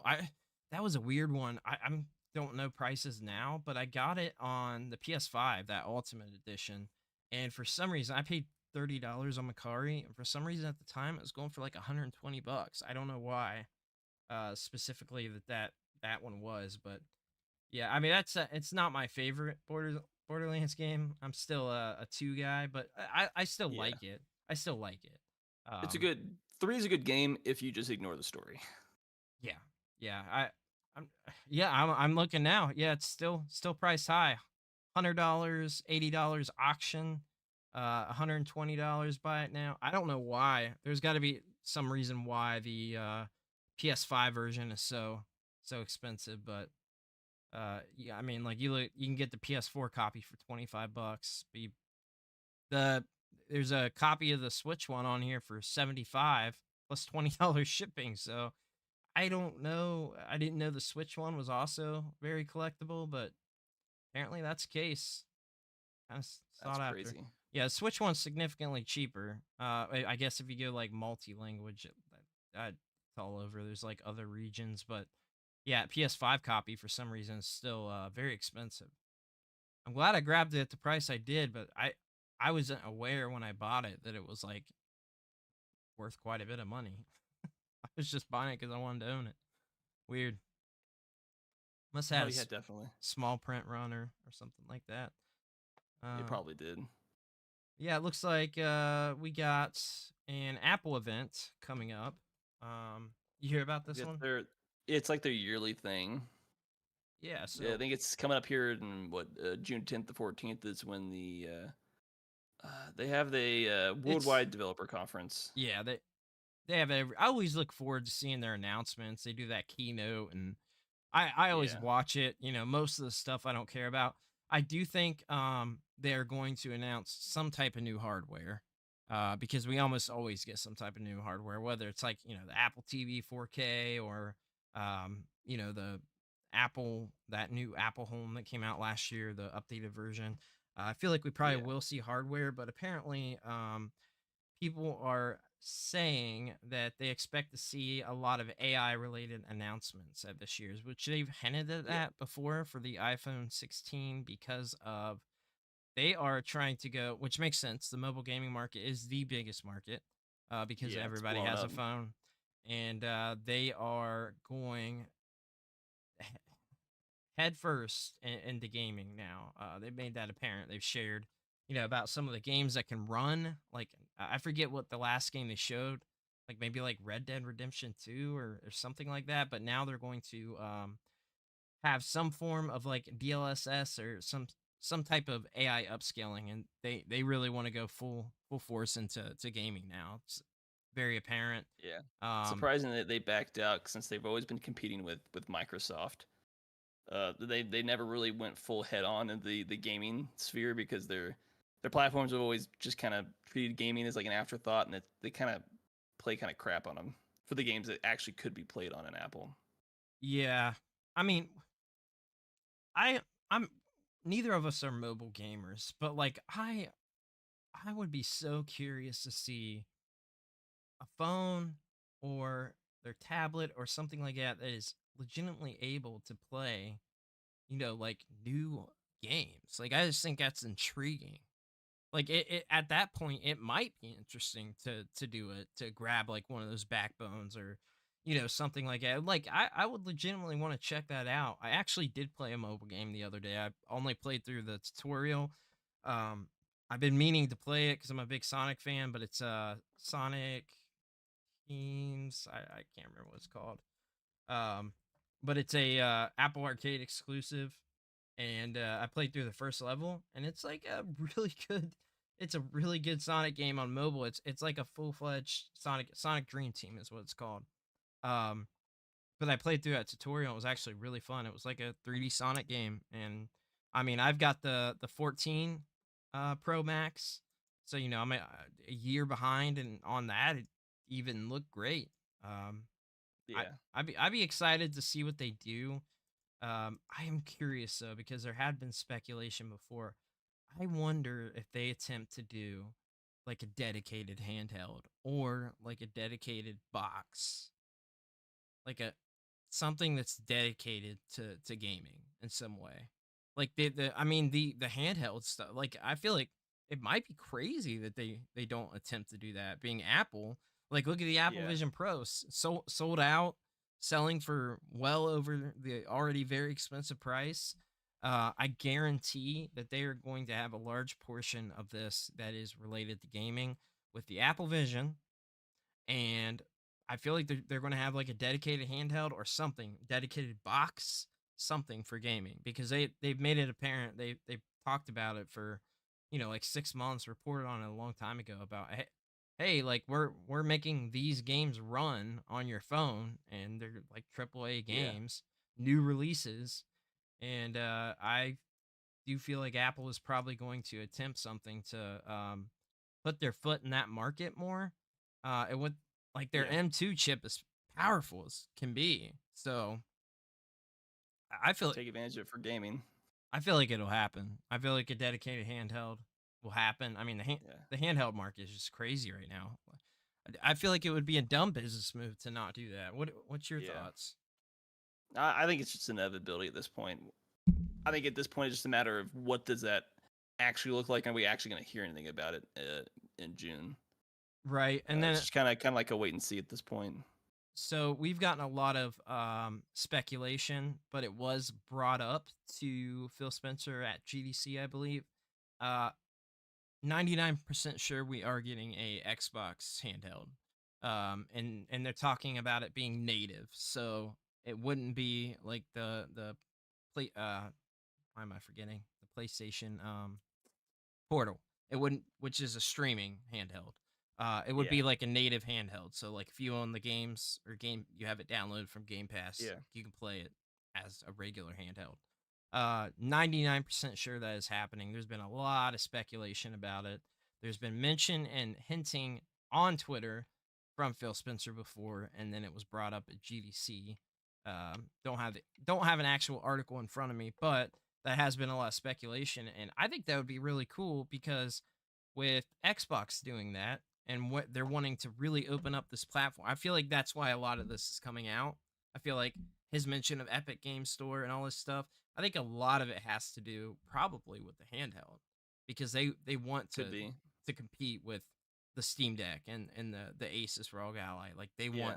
they want to be able to offer what those guys do and do it on a bigger scale with Game Pass and all that jazz. I feel like they want to do that. And my thoughts are it's probably going to be an Xbox Series S in a handheld is my thoughts. Like I feel like it's basically going to be that technology.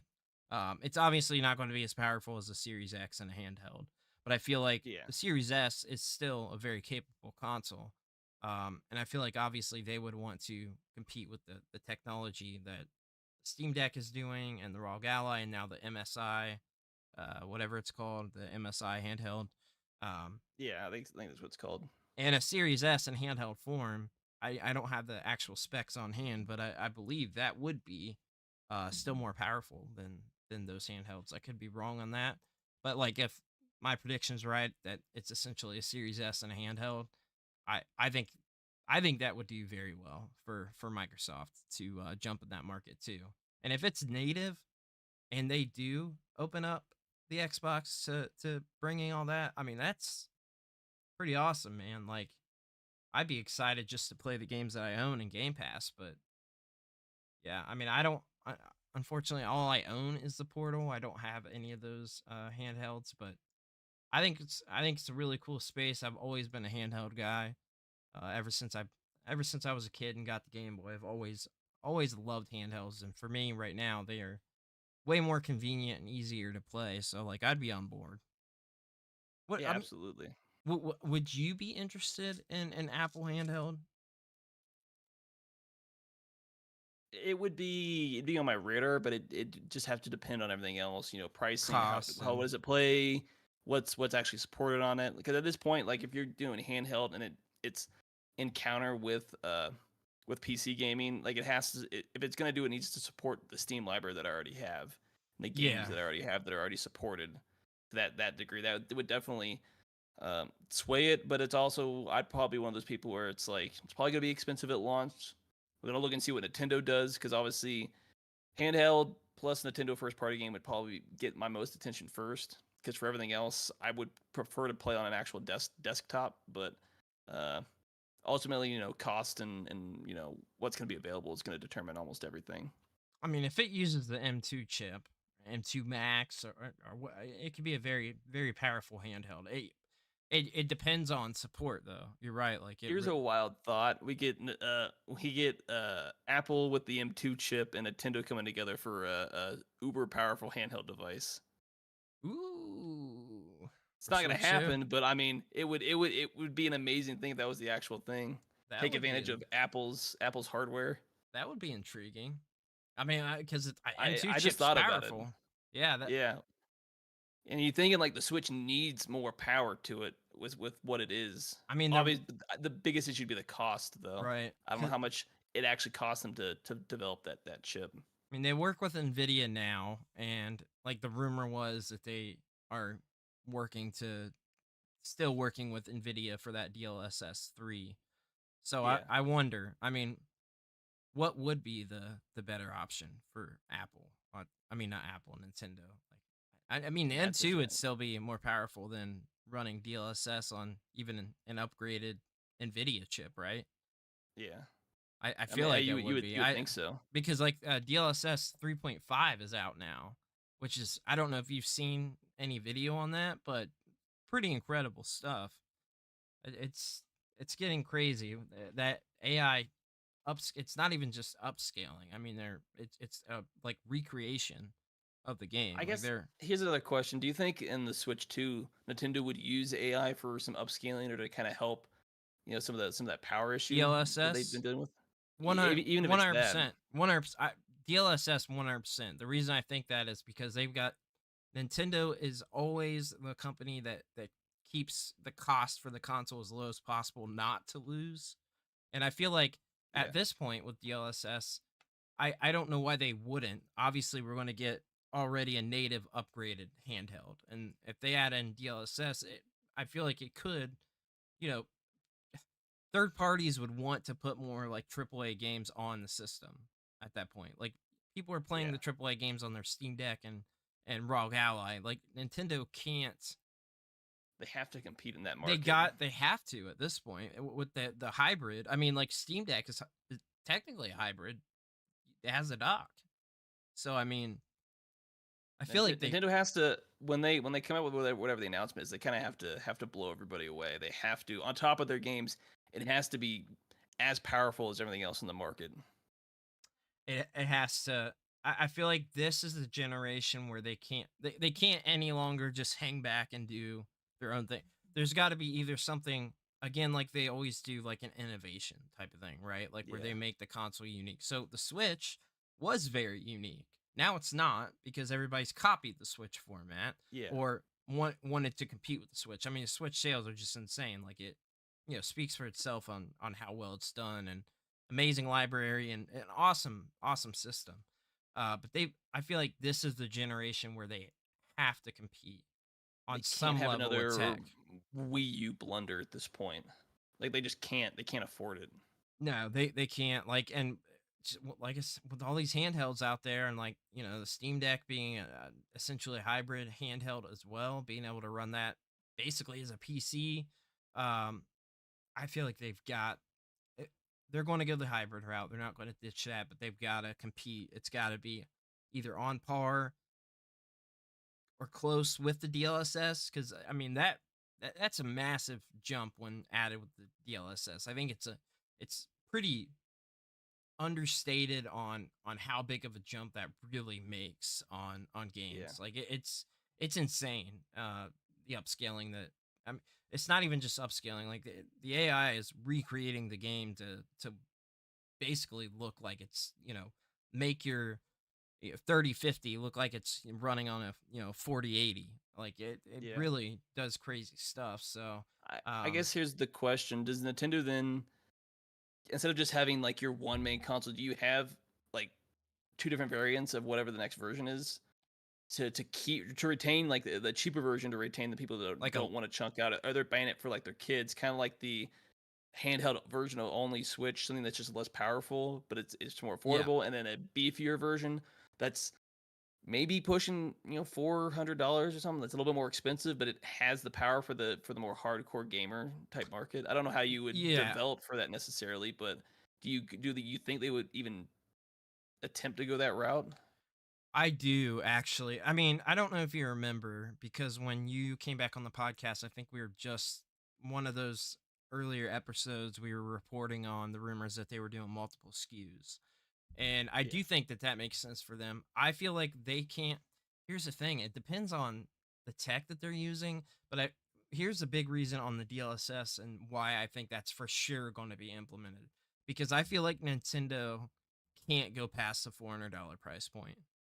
Like I don't think a $500 Nintendo system in 2024 would fly unless it's really, really on par with. And when it being a hybrid like console, it can't be. So it has to have the power, but you also at that point have to have a cheaper alternative. People that don't care about those high end specs type thing. So like I could see like a $250 SKU that's like a no DLSS, just straight native whatever chips that they're using for that. I could see that different price point for like a family or a kid or something like that. Because if you're thinking about the competing, it's $200. If you're thinking about that competing market and you have to compete with the handheld, it's kind of hard to do that at a $250 price mark, or else you're just losing a lot of money on the hardware, which I don't know if that's might not be financially feasible. Yeah, it makes you wonder on that price. That's a tough one, because I feel like they can't go beyond that $400 on their high end. If they did multiple SKUs, I feel like they can't. I just don't know that it would work for Nintendo to go beyond the $400. Unless they're gonna make a left turn and do something, put something that we didn't even expect or didn't even think about. Yeah, it's got to be crazy. But that's why I feel like the DLSS is going to be a big thing on this. They have a more powerful chip in the handheld. I do wonder if they try to do something different to make it more innovative than the Switch. Like I feel like I can't see Nintendo just putting out a Switch 2 that it looks like the same thing, but it's beefier. Like they've always made their hardware look different, always. Even like the Switch Lite looking different than the Switch, or I don't know. It's the only time we'll tell at this point. Is kind of a wait and see. Nintendo's, I feel like Nintendo's going to be as tight-lipped as they possibly can on it. Nintendo's a weird one to speculate on, because people thought the Switch was going to be dead on arrival. Like people after the Wii U, people thought it was dead on arrival. Like they had no hope for it.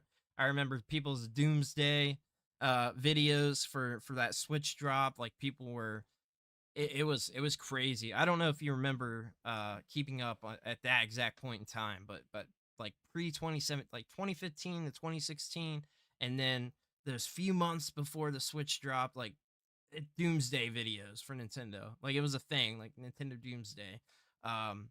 Yeah, so it's so hard to speculate, because like the Wii U at the time was like pretty highly anticipated. Like even it was at the time. It was reported on a lot, but people got confused. That was one where people just got confused. Like the people that are buying it the most are the casual people, not, you know what I mean? That's Not the the hardware. bulk. That's the You have to bulk of the catch that. sales. Yeah, you have to capture that market, or you're not going to be successful. When if they're confused and think it's just like a new controller for the Wii, like Yeah, I think the name scheming has really screwed that up. Like really just messed that up. If it was not so they called Wii have to. U, I feel like it would. So they have. So you feel like they have to go away from the Switch naming. They have to have a whole new name to differentiate the Yeah. console. Yeah, I don't think I don't think it's called Switch 2. I think it has a whole new name. We actually had a report recently on the name because there were a few listings that popped up. And I can't remember what they were. I think it was like Nintendo Attach or something it was called. But it's gotta have yeah. Yeah, a Nintendo Attach was one of the, and it was actually like a SKU that popped up on a retailer's website. Um, so we had that, and I think it popped up 2 different places, Nintendo Attach. So Sounds like a terrible name, but it doesn't sound like a good name. maybe it's But just neither Nintendo does just trying Nintendo to. Switch. Now it's just like we say it so much and we're used to it. But I thought the name was terrible when they announced it myself. Like Switch, like Switch what? Like I got the concept of the hybrid, but I just thought it wasn't a good name. But it fits. It fits now. But Fair when enough. has Nintendo ever called a console 2? You know what I mean? The closest thing we ever got to Never. that was Wii The U. Wii U. That was the Yeah. closest thing. So there's no way they go Switch to. I feel like Well, I guess technically you had the Nintendo Entertainment System, and then you had the Super Nintendo Entertainment System. That's probably the closest. That and the Wii U. Yeah, I mean yeah, that would be the closest, I think. Yeah. But I mean, they always make the hardware it always looks significantly different. There's always something, there's always some sort of new like innovation thing that they do. I mean, like the Switch, you've got, even though it's all underused, you've got like the HD Rumble, which was like a unique patent to them. Like it only, like no games take advantage of it, but it's there. And Yeah. I mean, you have like the gyro controls, so I wonder where they go with the Joy-Con business, because there's no way that it looks exactly the same. No way that they're going I to think do with a that. whole new hardware, the controllers are going to have to be different, even if it's something similar as far And as like portability. the drift, that's got to be fixed. That's been a major problem. I've gotten drift on 2 Joy-Cons myself, and I know a lot of people. They get drift, like they're not built. That seems like a Well, manufacturing issue. it Like, is. yeah, just make something that's slightly a little bit more durable, and it solves the problem. Well, now those Hall Effect joysticks are out, and they're very cheap.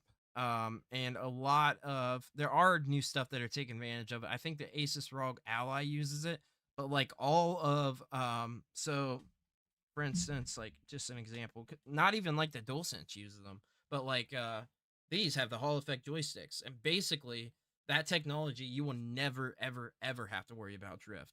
You're good for the rest of your lifetime. And like the Retro Fighters controllers uses Hall Effect joysticks, and these are like, you know, anywhere from $25 to $40 controllers. So like they're not, you know, a pro controller price at, you know, $60 to $70. So I feel like they got to use that. That is such a simple solution to not have to worry about drift ever again. I feel like it's so silly that even the DualSense, I don't know if you remember, but the DualSense also was reported with a lot of drift for people. And there are 2 models of the DualSense out now. I'm not talking about the DualSense Edge, like the base controller. There's 2 different iterations of it. Most people don't even know that. Like there's the iteration from when it first launched, and now the ones that if you buy it in the store now, it's a different iteration of the controller. It has complete different insides and everything. I've seen like breakdowns in the comparison, but then we got the announcement that they're doing a whole new DualSense controller, and Xbox is doing. We reported on that last week. Xbox is doing a whole new controller. So I don't know. Like the technology with the haptic feedback is really kicking in. People love it. Like it's coming to that Xbox controller.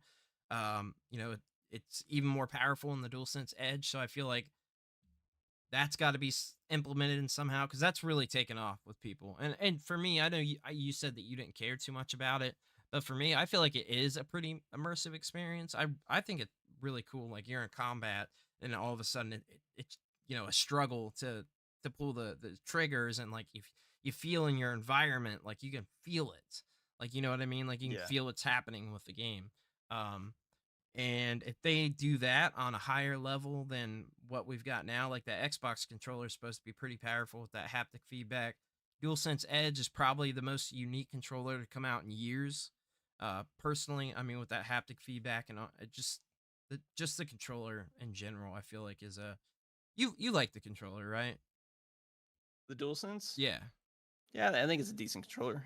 yeah. The only thing I don't like is I don't like inline sticks as much.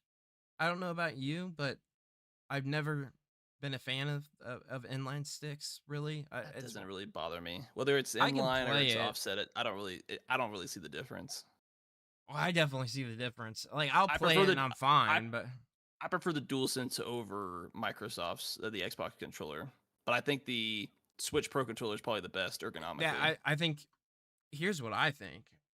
It is over there, not close to me. But I will say, I feel like, and actually, I mean, if you look it up, people feel the same way. I feel like the best controller ever made was the Wii U Pro controller. They took obviously a lot, basically the entire thing over the Pro controller. But that controller, for one, has like an 80-hour battery life. Like it just feels perfect in your hands. The inline works for that controller. Like it doesn't not work for the Pro controller and the PS5, but like if you go back and mess around with that controller, like it feels perfect. Like it feels like the perfect grip. Like the Pro controller is amazing, but I feel like the Wii U Pro controller is at the top of the list for me. And that battery life is just insane. It's just crazy. Like 80, Yeah, you that can is get like crazy battery 80, life. 80 hours out of it.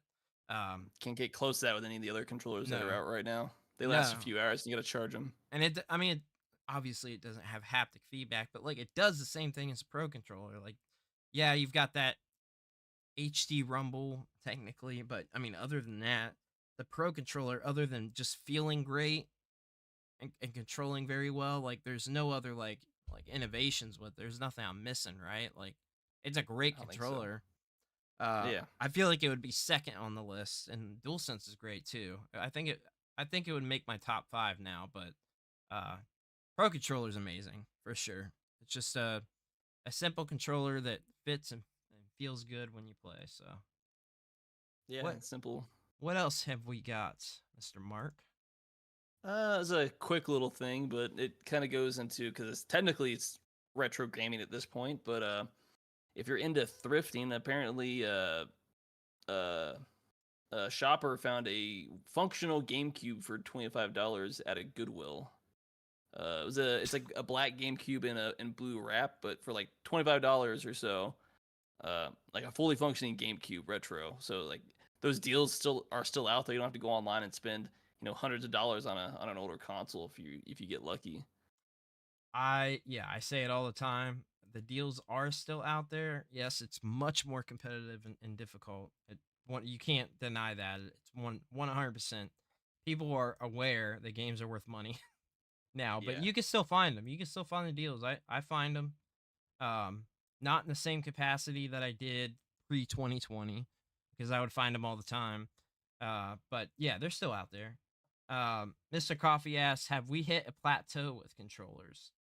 I mean, probably kind of getting there outside of these pro controllers that add a bunch of extra stuff for more of the high level games, just to have more control input.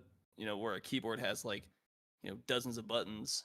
But hey, I think you're probably getting to a point now where you try to innovate on it, but I it's not. You kind of have the standard control for what you want kind of already there. You just need something unique for your next console. That's yeah, what I feel like.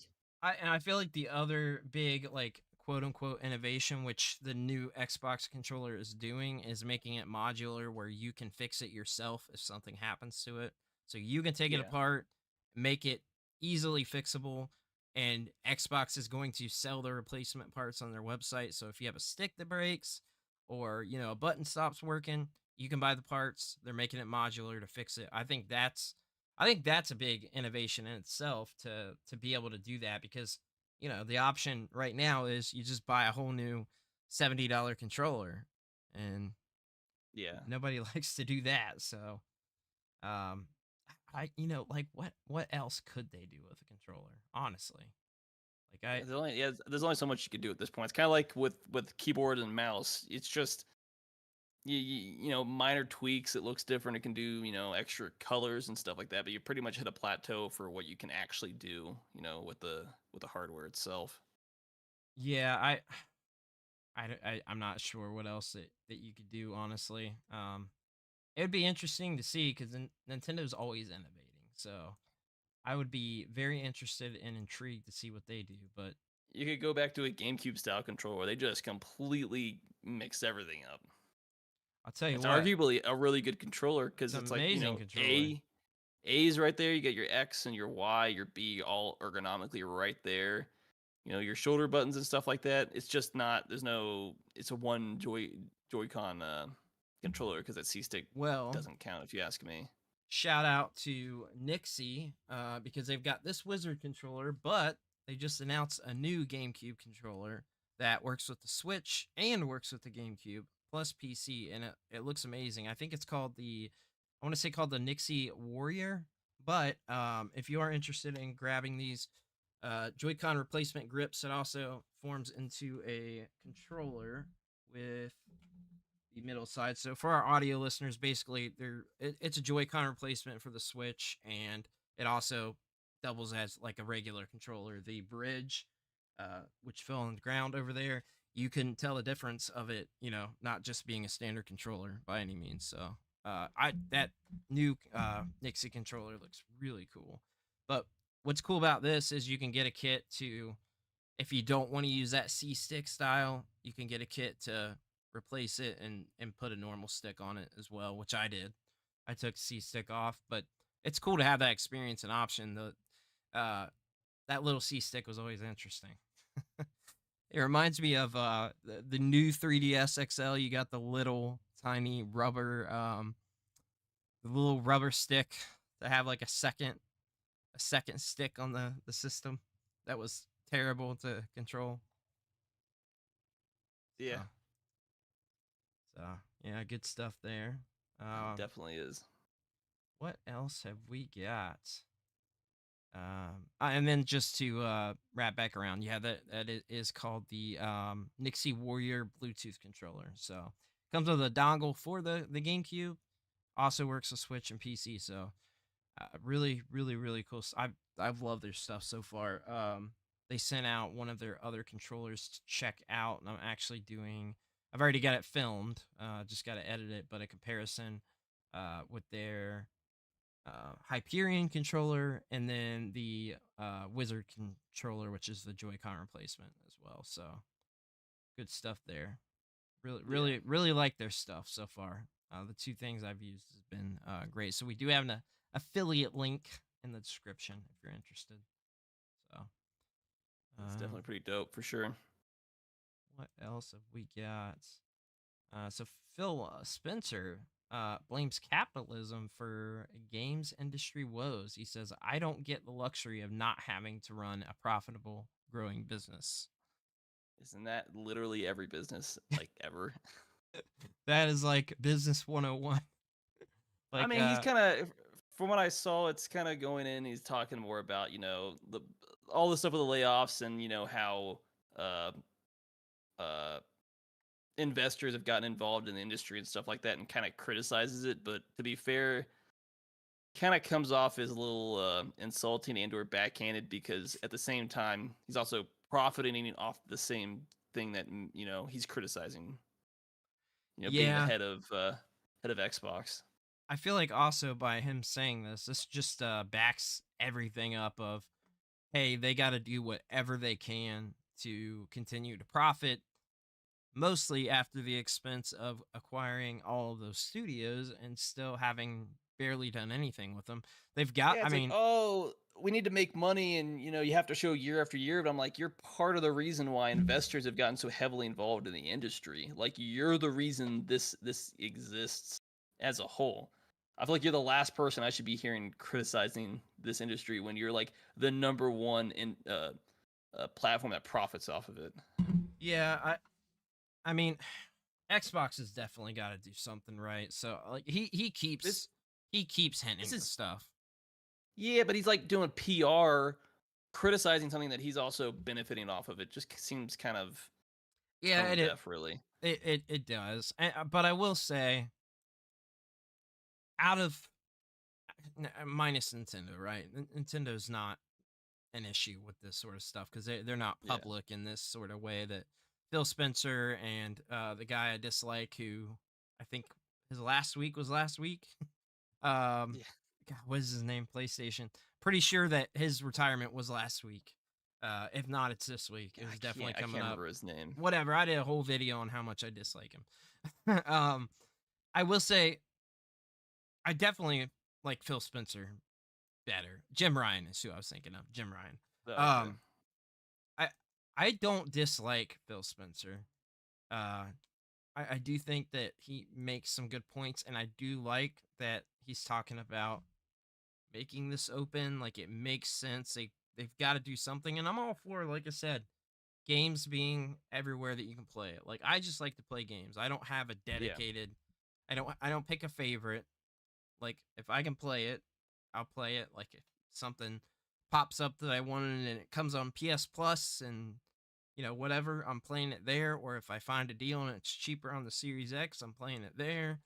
And soon PC, I'll have that option as well. I don't know how much PC gaming I'll be doing, but I'll be doing some. And if I can find deals there, like I'm a physical media guy at heart, but at the end of the day, I've given my opinion on stuff multiple times. That's the direction we're heading. I'm very certain that the new Xbox refresh has no disk drive. I mean, PlayStation already did it. If you want the base PS5, no disk drive. You can buy it with it. You can buy it without it, and then buy it later. Like, what did they say? They called it beautifully all digital or something. Like, he's already said it's all digital. Something like that. Some weird. Yeah. I didn't like that. That was weird.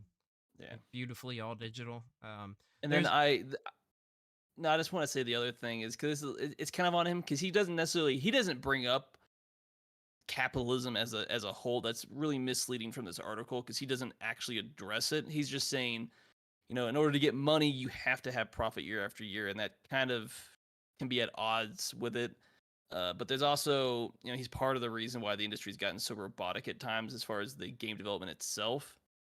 But I just want to point out that this Andy Chalk wrote a very misleading title in his article when he never actually addressed that itself. He just says, we have to show growth or else, we lose money as a whole. Sorry to cut you off there. It was No, you're good. I was looking up something because I saw today about apparently there was a leak for a white Xbox Series X. Which is very interesting because we've really the only iterations that the only thing that we've gotten different is we got that Halo Xbox Series X design and that SpongeBob. So it's not a huge deal, but for people that care, for me, what's interesting is that I have been wanting a white Xbox Series X because I have a white OLED, I have a white PS5, and I'm like, that would be amazing if all the modern platforms matched. This would be the first time in history that I've had 3 matching consoles that are current. Yeah, right. So I have wanted it for a long time. And if you look, there's leaked images of it. But here's the catch. It's diskless. That's no disc. No for me. There's no disc, I'm not buying it. There's no disc drive. So that's where I was really upset, and I'm like, these images look very legitimate. Don't worry, they'll come along in a few months and be like, oh, here you can just plug a disc drive in, and it looks ugly. Well, here, see, thought that, but if you look at the images, where would you plug it in? There is nowhere to plug in a disc drive. They're nowhere. Wherever there's USB, probably on the back, where everything else gets plugged in at. Because that's what Sony did with the PlayStation 5. But that one you actually like attach to the console. You take off the still plate. Looks like crap though, compared to the one that's already got it built in. Like if you wanted the disc drive, just buy the one with the disc drive. Well, I mean, and you can. It's the same price as the launch PS5. It's the same price. And if you buy the disc drive separate, it's the same price as the difference from the one without the disc drive. Well, actually, it's more. It's more if you buy the disc drive later. It's like $20 more or something, I think. It's stupid. It's like you're saving money, just buy it built in, and then you don't have to worry about it. You can buy them digital, or you can get them physical. You don't have to worry about it. But yeah, I mean, like personal gripe at this point. Okay, so Metal Jesus Rocks had a video. It was like a physical versus digital, and he kind of gets into it. And like, I actually pretty much agree with all the points because I'm there. Like, if a game is like dirt cheap digital, and then like I can find it later physical or something, I care enough about the game. Like, if I really enjoyed it, like I'll grab it. It's not like I'm seeking. I'm not going to buy a AAA game digitally at full price. Like, I would never do that. But then RGT did a response video to that, and last year he sold off like 90% of his collection. He had like a massive collection, and now he's like all on board with emulation, and he gets sent out all of these emulation boxes and drives and stuff for review all the time. Like, that's what he does now. He sold off like 90% of it to another big YouTuber, Phoenix Resale, and like that's what he does. So like he's like my point of view has shifted in just the past 3 years of the, I'm physical only, like I don't do anything else sort of thing. Like that's where I'm not that guy anymore. Like I want to own it physical, and I want to have a disc drive, obviously. And like you have the resale value, and like you just got the physical copy, you know what I mean? But also like I'm not totally against digital, and I get it. Like, I get the convenience of it. Do I want an all digital future? No. But is this white discless Xbox, is this the new iteration? Because it looks exactly the same without the disc drive in the front, without the slot for the disc. So I don't know. Only time's gonna tell on that front. It really sucks because I would have loved to have gotten a white one if I could, like sell this at pretty close price. But this can't be, because that Brooklyn, that's the code name for it, is like a cylinder. Looks like it's got also a funky design. You saw that, right? The leak for that? I did. Because like I didn't. This article I'm looking at on MSN right now, like it's showing all about, and he said the most powerful Xbox ever, now adorably all digital, and it's a cylinder. Like if you look it up, it's a Xbox Series X refresh Brooklyn. And it's a very, very interesting design. It looks like an Alexa at that point. It looks like, literally, I have, obviously you can't see it, but sitting right by me, I have an air purifier that looks exactly like this. That is what it looks like. It doesn't make sense. You know how much there's so much wasted space in a cylinder though when it comes to like computer parts though. Yeah, with the way the computer parts are very angular, it doesn't. You're gonna have a lot of empty space on that. Well, then they're gonna be kind of proprietary or made especially for this unit. Then. Well, you can't like bend like a motherboard, or a lot of these components can't be bent. Well, that's not how it works for the most part. No, but these companies would probably have to make something specific for this console, kind of like they do. Like they make a proprietary chip. NVIDIA makes a proprietary chip for the Switch. Such a waste of money, though. I mean, there's proprietary chip in the PS5. Obviously, it's very relative to.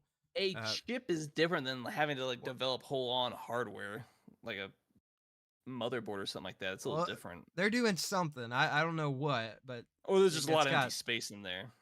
That's all I could think of. All new South Bridge to modernize I/O and sustainability efforts. It's going to be Wi-Fi 6E radio for better latency and interference mitigation. Bluetooth 5.2.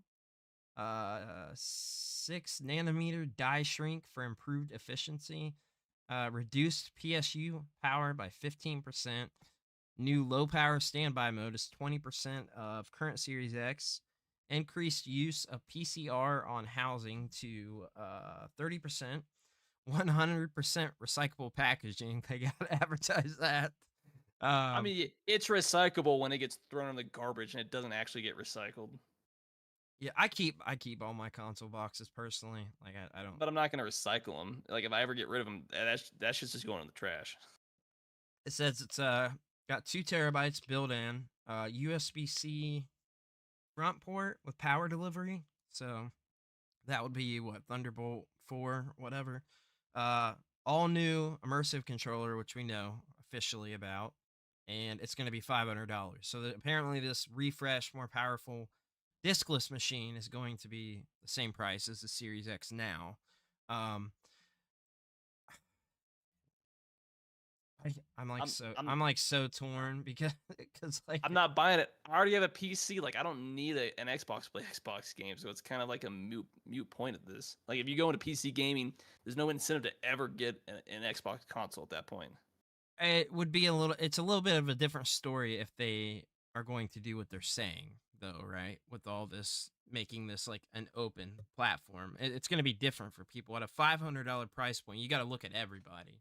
The scope of everybody. But there's a lot of other games where it's $500, but you're not getting like some of the higher end performance you're gonna get out of like a $1,500 desktop. That's the problem. On top of everything else, a computer for a kid or for a teen, you can't afford a $1,500 computer. I mean, look how long it's taken me. I haven't even got mine ordered because I need to sit down with somebody that knows more than me and check over and make sure I'm getting the best deal possible and that everything is good and will fit and be in line. And like I've got 2 lists here that I've been waiting to chat with you about, and I'm like, I need to get this thing ordered. I need to get this better PC resources. ordered. Like I'm far from an expert. Like there's better resources online. Every resource, and I still don't feel comfortable pressing the checkout button. I'm just nervous. It's a lot of money, Mark. It's a lot of money to get a high-end PC. So I just want to be sure I'm doing the right thing. Like another thing I'm contemplating is, from what I've been told from a few people, is that Intel is better. Intel chips are better if you are using Adobe Premiere, which I use, Adobe Premiere and Audition. And then Ryzen is better with DaVinci. But obviously, from what I understand, Ryzen is a better option if you're going for a gaming PC, correct? I use Intel just because I've used them longer. Because that's the debate. It depends on the quality that you're getting and stuff like that. But if you got like the same performance level of like all your hardware, the performance level is so negligible you're probably not even gonna see it at the end of the day, unless you're doing like overclocking, which I think is pointless anyways because it just shortens the lifespan of your hardware. I think for the average, if most you've people, got it cooled correctly, like it's not going to be as bad. Like if you got good cool, it does. Overclocking period will shorten your lifespan because you're going beyond what it's supposed to do. Did you know that all the advertised speeds right now for everything that's current, so like the Intel i7, i9, the Ryzen, can't remember the name, all of the advertised speeds are the overclocked speeds. Did you know that? So like those speeds are but without going in and overclocking. So they're kind of lying to you because you have to go in the BIOS and overclock to get the advertised speeds. That's like but it's pretty you're also scammy. shortening the lifespan of it, and if you don't know what you're doing, you're overclocking. You can destroy your hardware very quickly. Like if you don't know what you're doing, it's not properly cooled. Like you can go from a 5-year lifespan to like a 6-month lifespan. How scummy is it though to make the advertised speeds? That's it overclocked. We don't put that in the box and tell you, but probably on the fine print that says this is like the highest performance you're gonna get out of it, which requires overclocking. So like another thing that, because I have talked with some other people, but to be fair, legitimately I trust you more than anyone about this. The extra performance you get out of overclocking is a few extra percentages. For most people, it's a waste of time if you ask me. I think it's overblown. Yeah, because like, looking at my list here, here's the thing, because I've had a few not debates, but like talking with a few people. So like the Intel Core i9 getting like the 14900K, right? So the speeds and performance are there over the 13th gen, but it's very negligible. But it's also only $30 more. And yeah, I it's mean, at like that point, it's like can't what remember. at that I point, think just why would you not just get the 14th gen? But then I saw a meme yesterday and it like scared me. And this is another reason why I'm glad I have not ordered yet, because the meme was this Intel i9 1490 or 14900K, and then they were showing the highest end Ryzen. I cannot remember the name of what that is. And then the Intel was on fire. Apparently, I have heard that it gets very hot. The 14th gen i9 Yeah, gets very well, I mean, very the hot. 13th gen gets hot, but that's just because the chip, which is not really changing, is doing more processing. Like, because it's got more.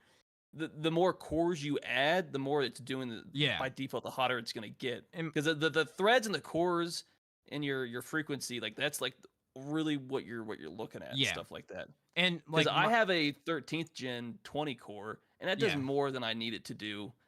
An extra 4 cores is kind of irrelevant at that point. If you're just doing average gaming and stuff like that, a see, lot of this stuff this is matters not more gaming if you're doing like focused industrial whatsoever. level stuff. No, yeah, no. See, like this is not gaming focused. That's the only reason. I'm gonna be working with 8K film, and then obviously content and all this stuff. So like it's I mean, gonna at that point, you massively want to future. improve. At I'm that point, you future want to future proofing. proof as much. But the problem is, then Exactly. you're going north of $2,000-$3,000 at that point. Well, Because you want to make currently, sure everything works properly. Because your processor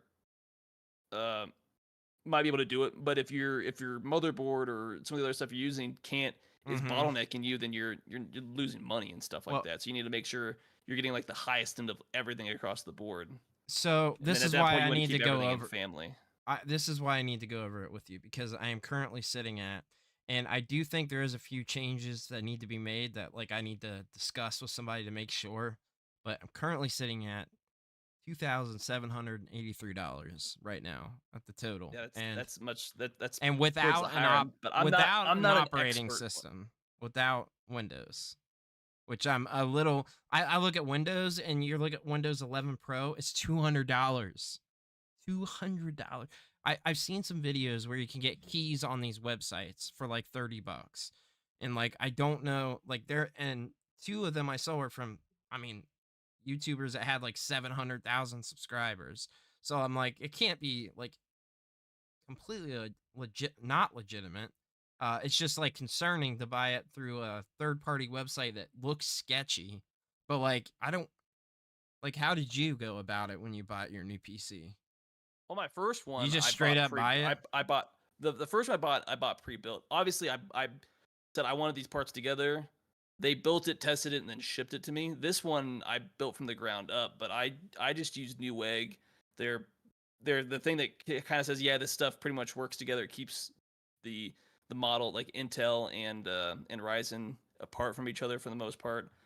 And I just kind of went from there, and it kind of just I did very minimal stuff, but I wasn't trying to get like a super high end stuff. Like I just need something that was going to play current gen games at a decent level. Well, so I wasn't going super hard. that's what I'm on, and this is what I have. So I've looked at all three options that people have pointed out to me, and Newegg is the one that I've got everything like on here now, pulled up on Newegg, and it seems to be the one that I've found the easiest. There are like, like some promo codes here and there, but I showed you the total with the promo codes. Yeah. And it's sitting at 730 watts. I've got, I think, the same exact fan that you have in yours, and I've got.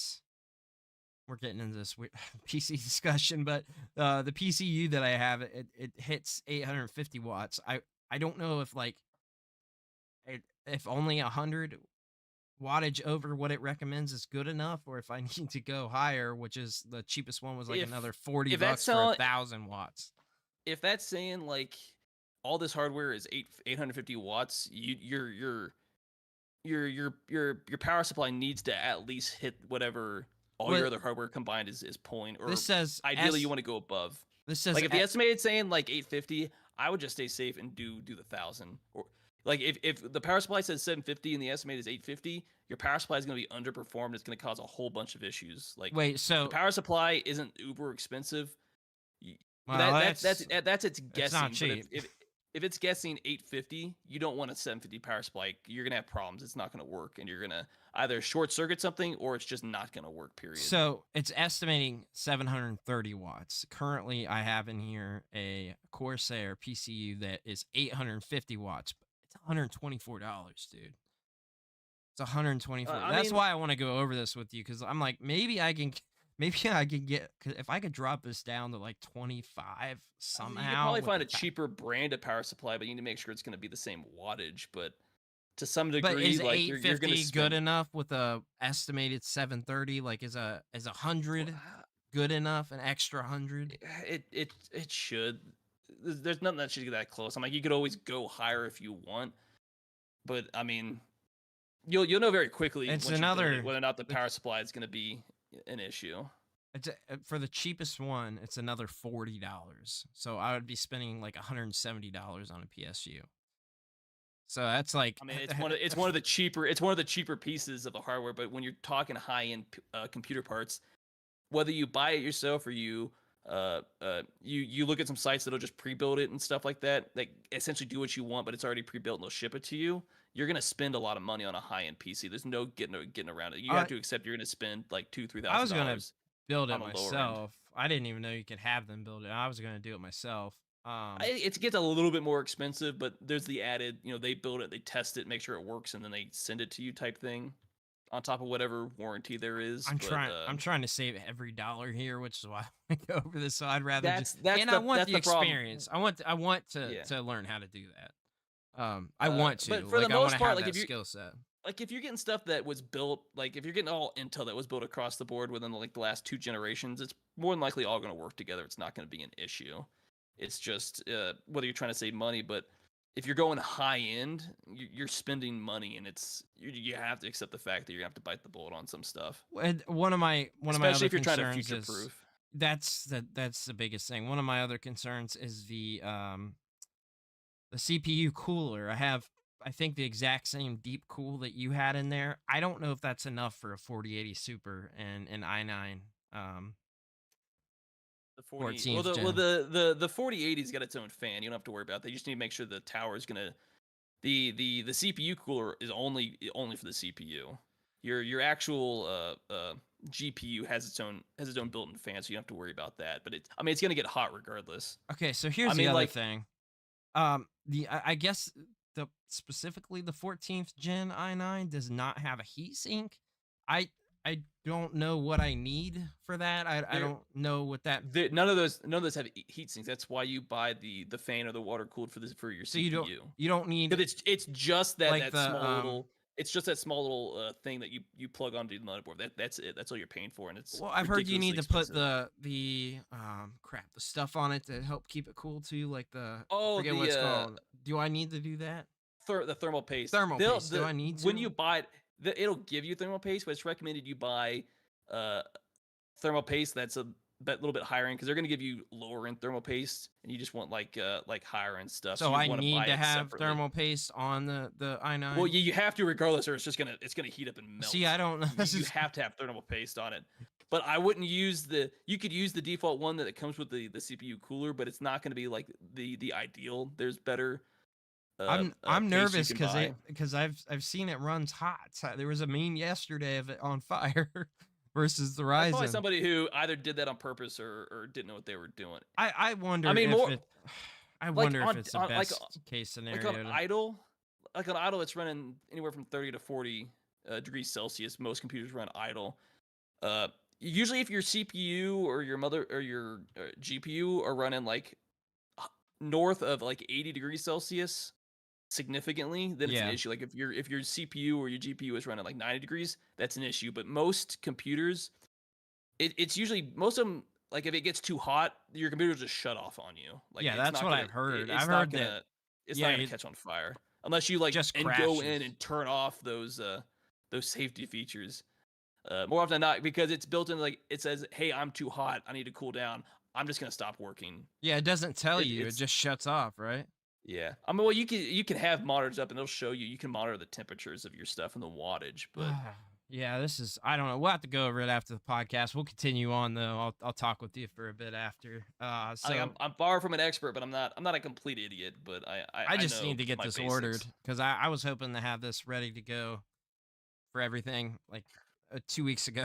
I've had stuff up on the list. I'm just like, no, you got to understand why. I mean, it's a lot of money, and I this is my first time. Yeah, So I guess Mr. Coffee is bringing it up, but like, and I to some degree, like if you're that concerned about it and spending the money, it would be worth looking into to a pre-build. Like if you're that concerned no, about stuff not working or something like that. it's such a. I've already looked. It's such a big jump to go if you're trying to go this high end. Like I around the specs that I had, actually it only had a 4070 Ti Super. It was like But I'll say this, $3,500. for the most part, like if you used Newegg's PC building thing, like everything that That's what kind of, if you put it all together, like that's what I've it got should all up work the together. list. Like if you built it on their list and it's like I want this thing and this thing, like it's pretty good about putting stuff together that would work and fit together. So there shouldn't be any issue on that end. It's just Um, the exact specs and stuff like that you're did, looking for. did you buy your Windows from Newegg? Did you pay the $200 for I what? already had Windows 10 on a separate M2 on a separate hard drive. So I didn't buy a hard drive. I didn't buy Windows because I already had it. I just moved my hard drive over to this new computer So and all my stuff worked.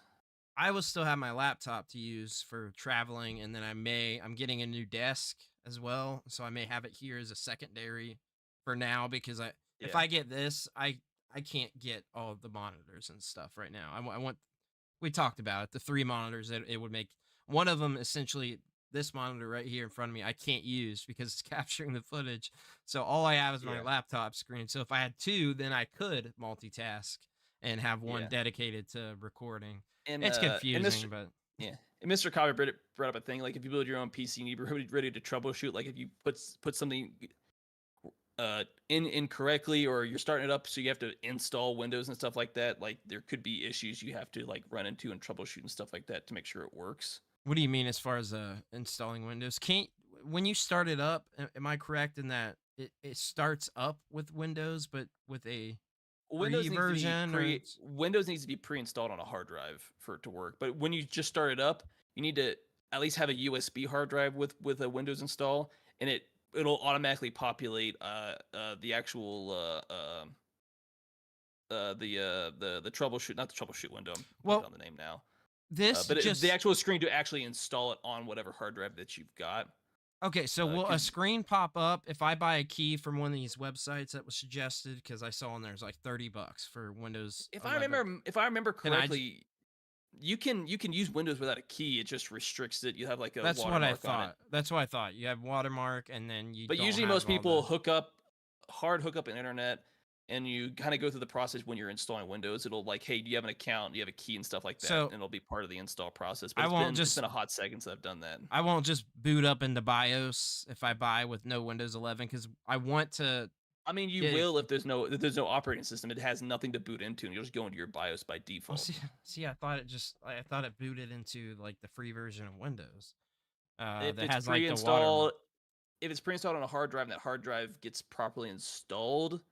But there's always a chance it'll go into the BIOS if there's not a proper, when you build it new, it might not recognize the hard drive properly. So you have to go try to, hopefully it recognizes. But that's why most people want to say, hey, when you build a new PC, you at least have a Windows install on a spare external thumb drive or a hard drive, just in case you get it built, there's nothing in the hard drive and you can plug that in, have the BIOS boot into that install, and it'll go through the install process.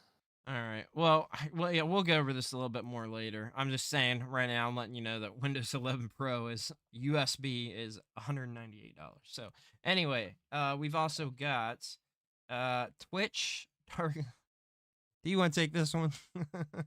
Something about I'm not familiar with the butt streams, I guess. Oh, the new because it just proves why Twitch is a really degenerate website, and I hate Twitch personally, but because there was a thing going on for like the better part of a week or two where some female streamers were using a mat on their butt and on whatever they were wearing, so they could essentially green screen the game they were playing on their ass, more or less. Oh my god. What is because what is happening to society? Thirst trapping for money. Oh my god. Really as simple as what it is. What I'm looking at this image, and what are you thirst trapping? Because all you see is the game. Because it's on her butt, and you see her I know, legs, but and you you don't. know what's on her butt, and you're getting simps and young boys on there to get views. Well, it looks like they have It's updated the their same. guidelines It's with the this. new rule. So, Oh, because I mean, I've got my own opinion on things. I thought it was disgusting, but so is like bathtub and yeah, just the I'm hot playing tub a game and streams. I'm half naked, so you're Well, not watching for the game. the hot I'm tub just streams, they weren't even playing a game. They were just sitting in a hot tub. Yeah, they were in the That was just it. chatting section, and they're just like essentially doing nothing and getting people to watch for the ad money and getting And people to doing donate. better than people that are actually working and streaming to try to grow and actually, playing a game and doing something. Even no people better on there than that are playing music and like actually doing something creative. That's so yeah. frustrating. You can sit It's there in usually a like the hot tub same. and It's usually the same handful of female streamers that tend to do it. it's so unfortunate, but man, because like it's no different than doing OF at this point. Essentially it's the same thing. it's the exact same thing. So we've also got this 7900 XTX 12-core Alienware gaming PC with QD OLED monitor is $1,000 off right now. I was actually looking at this because we were talking about the pre-built. Yeah. I was looking at this. I don't have experience with Alienware, but Alien, I wouldn't this is recommend slightly it. this is $1,000 slightly off, under. but Yeah, well, here's the thing. yeah. It's $28.99. It's lower specs than what I've got put in my cart now. The case is cool as crap, but you do get a monitor, a QD OLED monitor at that. OLED monitors are 34 inch. I think my ultra wide's 34 inch. This is a curved. 20. It's really nice. Yeah, this is a 32-inch ultra wide, but it's a 2019, and I hate it. I absolutely hate this. Yeah, I just bought mine. Then again, mine's not a Samsung. Mine's a Gigabyte because I like Gigabyte. They're a Taiwan company. Motherboard that I picked. Actually, it's a Wi-Fi 7 board. My motherboard and the monitor. Not everything I have is a Gigabyte, but when I buy stuff that's Gigabyte, I don't know if my GPU is a Gigabyte or not. But I've used them for quite a while and I like them. Looks like Mr. Coffee had some comments. He said no Alienware. Yeah, Alienware is overpriced. There's better pre-builds out there. Well, see, that's what I was saying. Like, that's cool that it's $1,000. All right, this makes sense if like you don't want to mess with building, right? This isn't bad. Yeah. Like this isn't bad. But this is more. There is other stuff because when I first built my first PC, I didn't build it. I had it pre-built. I went in 2017, 2018. I went through iBuyPower. And it's a pre-build, but it's not. Essentially, I said, hey, I want all these parts, and I want this GPU, this CPU, this fan, this tower, and then they put it together, build it, test it, make sure it works. You get whatever the warranty is, and then they ship it out to me. And when I get it, I know it's Windows is installed, everything works, and I can just turn on and do what I need to do with it. I had a lot of Micro Center suggestions, and like I built a list on there as well, and it was pretty much the same price. It was just a little over because two things were sold out that I had picked on Newegg, but they have a build it for you option. It's $150. That's really the upside to them is that I can travel to Columbus and pick it up instead of waiting to have it shipped. That $150 is a really reasonable price for the labor of the pre-build. But it's also a little bit over. It's already a little bit over. It's hitting almost the $3,000 point. It's like $290 or $2,900 some dollars. So with like basically the parts that I have in my cart, two things switched out because they don't have those.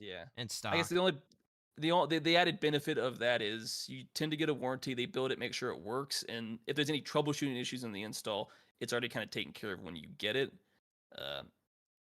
But I mean that's just what I did. I didn't actually my second PC was the one I actually built myself. My first one, I didn't trust myself to build it, so I just paid the extra money to have somebody build it for me. And unless you're like around Black Friday, around Christmas or something like that, you're not going to see these mass amounts of sales. That's what I did mine intentionally because I knew I was going to get a lot of sales and stuff like that. I probably only saved I had done that during Black Friday. $200-$300. I probably only saved $200-$300, but it is. That's a lot of money. That's a lot of money. No, I bet this is. I mean, like this isn't a bad deal for somebody that wants to buy a pre-built with the monitor. That's the thing. Like it is. roughly the $110 over like what I have in my cart, for instance. But it doesn't come with a monitor, especially an OLED 34-inch monitor. Yeah, because what they don't tell QD you OLED is monitor is phenomenal. Like OLED, that's yeah. as good as you get as an OLED monitor as far as Because when resolution. most people think of building a PC, it's just the tower. It's like, well, you need the monitor and you need a keyboard and mouse as well, like That's your basic peripheries to go with it. why I want to go over this with you and see if I can cut down like $100 or $200 because I still have to get all of that. But anyway, that's a pretty good deal. So if you want to check it out, audio listeners, I don't know how long this is going on. Mark, do you know? For those which guys, one? this $1,000 off this Alienware. I know what's going on now. I can't imagine it's going to go on too terribly long. I don't think the article that we pulled up actually said. It's just on sale now for however long it's going to be. So if you're listening to audio, it may or may not still be going on, but you can go on PC Gamer. They've got the deal there, or you can just go straight to the Dell's website to check that out. But it is the Alienware Aurora Plus 34-inch QD OLED monitor bundle. So you're getting 7900 XTX 24 gigabyte Ryzen 9 7900X. 32 gigabytes of DDR5 RAM and 1 terabyte M.2 storage. So, yeah, I mean, it'll definitely run you. What's going on for? Gotcha. But I mean, there's better stuff. I mean, the $1,000 off with the monitor, you know. Now at almost $4,000, I wouldn't be looking at that. If it didn't have the $1,000 off, I would not recommend that. I don't know as much about Ryzen, so I don't even know what the best Ryzen is, like the highest end. I think, what is it, like that Threadripper? I don't use Ryzen. I use Intel and I use Nvidia and stuff like that. So I don't know the equivalent of Ryzen. I mean, like I use the. Pretty sure I'm only used to Intel. That's just what I've ever used. But I do hear that, like I said, I know very minimal and I'm learning as I go. I've been watching a bunch of videos, but still don't feel comfortable to hit the checkout button at all. But like I'm looking here, AMD Ryzen Threadripper Pro 7995 WX 96 core 192 thread processor. It's $10,000. Literally on Amazon. Super high end stuff. Yeah, I would say GPUs get really expensive. The newest high end stuff, you're spending like a few $1,000s on them. You mean Christmas? Yeah, i9's only like $4 or something. I don't know. Anyway, off the PC talk, we've also got Mass Effect 5 executive producer reemphasizes to fans that all the game's senior leads are trilogy veterans, and here's who they are. So, who have we got? Does that mean they're bringing back their old lead writer from 1 and 2? It looks like, executive producer is Gamble himself, who was a producer on the games from Mass Effect 2 onwards. So that could be good or bad, depending on how you look at it. 3 was... It was good. 3 was kind of a letdown. The ending of 3, I think, was the biggest problem. Yeah. Like, the gameplay was fun. Like the game was definitely rushed. Like, that was the biggest problem. And then we won't even get into Andromeda, in which he obviously must have been involved with. But the trilogy was really good. Like, I played through 1 and 2 again. Didn't touch 3 when I got the trilogy, but really good. Like, they did a good job with the trilogy remaster. Bringing back Drew Karpsner or whatever he is from leader from 1 and 2. So I'll stay skeptical. It looks like it says the game director is Preston. I'm butchering this name. I have no idea how to say it. Wadamaniak, who was the lead designer on the original trilogy. Not mentioned in the above is the game's narrative designer, Dusty Everin. Dusty was one of the key people responsible for bringing the original Normandy to life, said Gamble. Dusty decided to rejoin BioWare to work on the next Mass Effect game. There are more like him. We've heard what Mass Effect means to you. Finally, another producer, Brandon Hurles, is a veteran of 3 Mass Effect games. His ingenuity and work helps bring amazing gameplay systems to the Mass Effect universe. Brennan is one of many who want to bring you the game you deserve. So a lot of PR speak here about people who have worked on previous games in the series. But it says there are 6 veterans, at least in quotations, in senior positions, all of whom had significant roles in the series' glory days. So, uh, it sounds positive. Um, though I would say Mass Effect 3 and Andromeda were, not Andromeda was terrible. I'm sorry. I can't defend I it. hated that. I can't I think defend it at all. And 3 was a letdown. So I guess this depends on how you look at it. We got one of them that worked on 2 and up, so all the way through. 2 of them that people I really like the first dislike. game. It's still my favorite game of the series. I think it's 1 it's and 2 are great.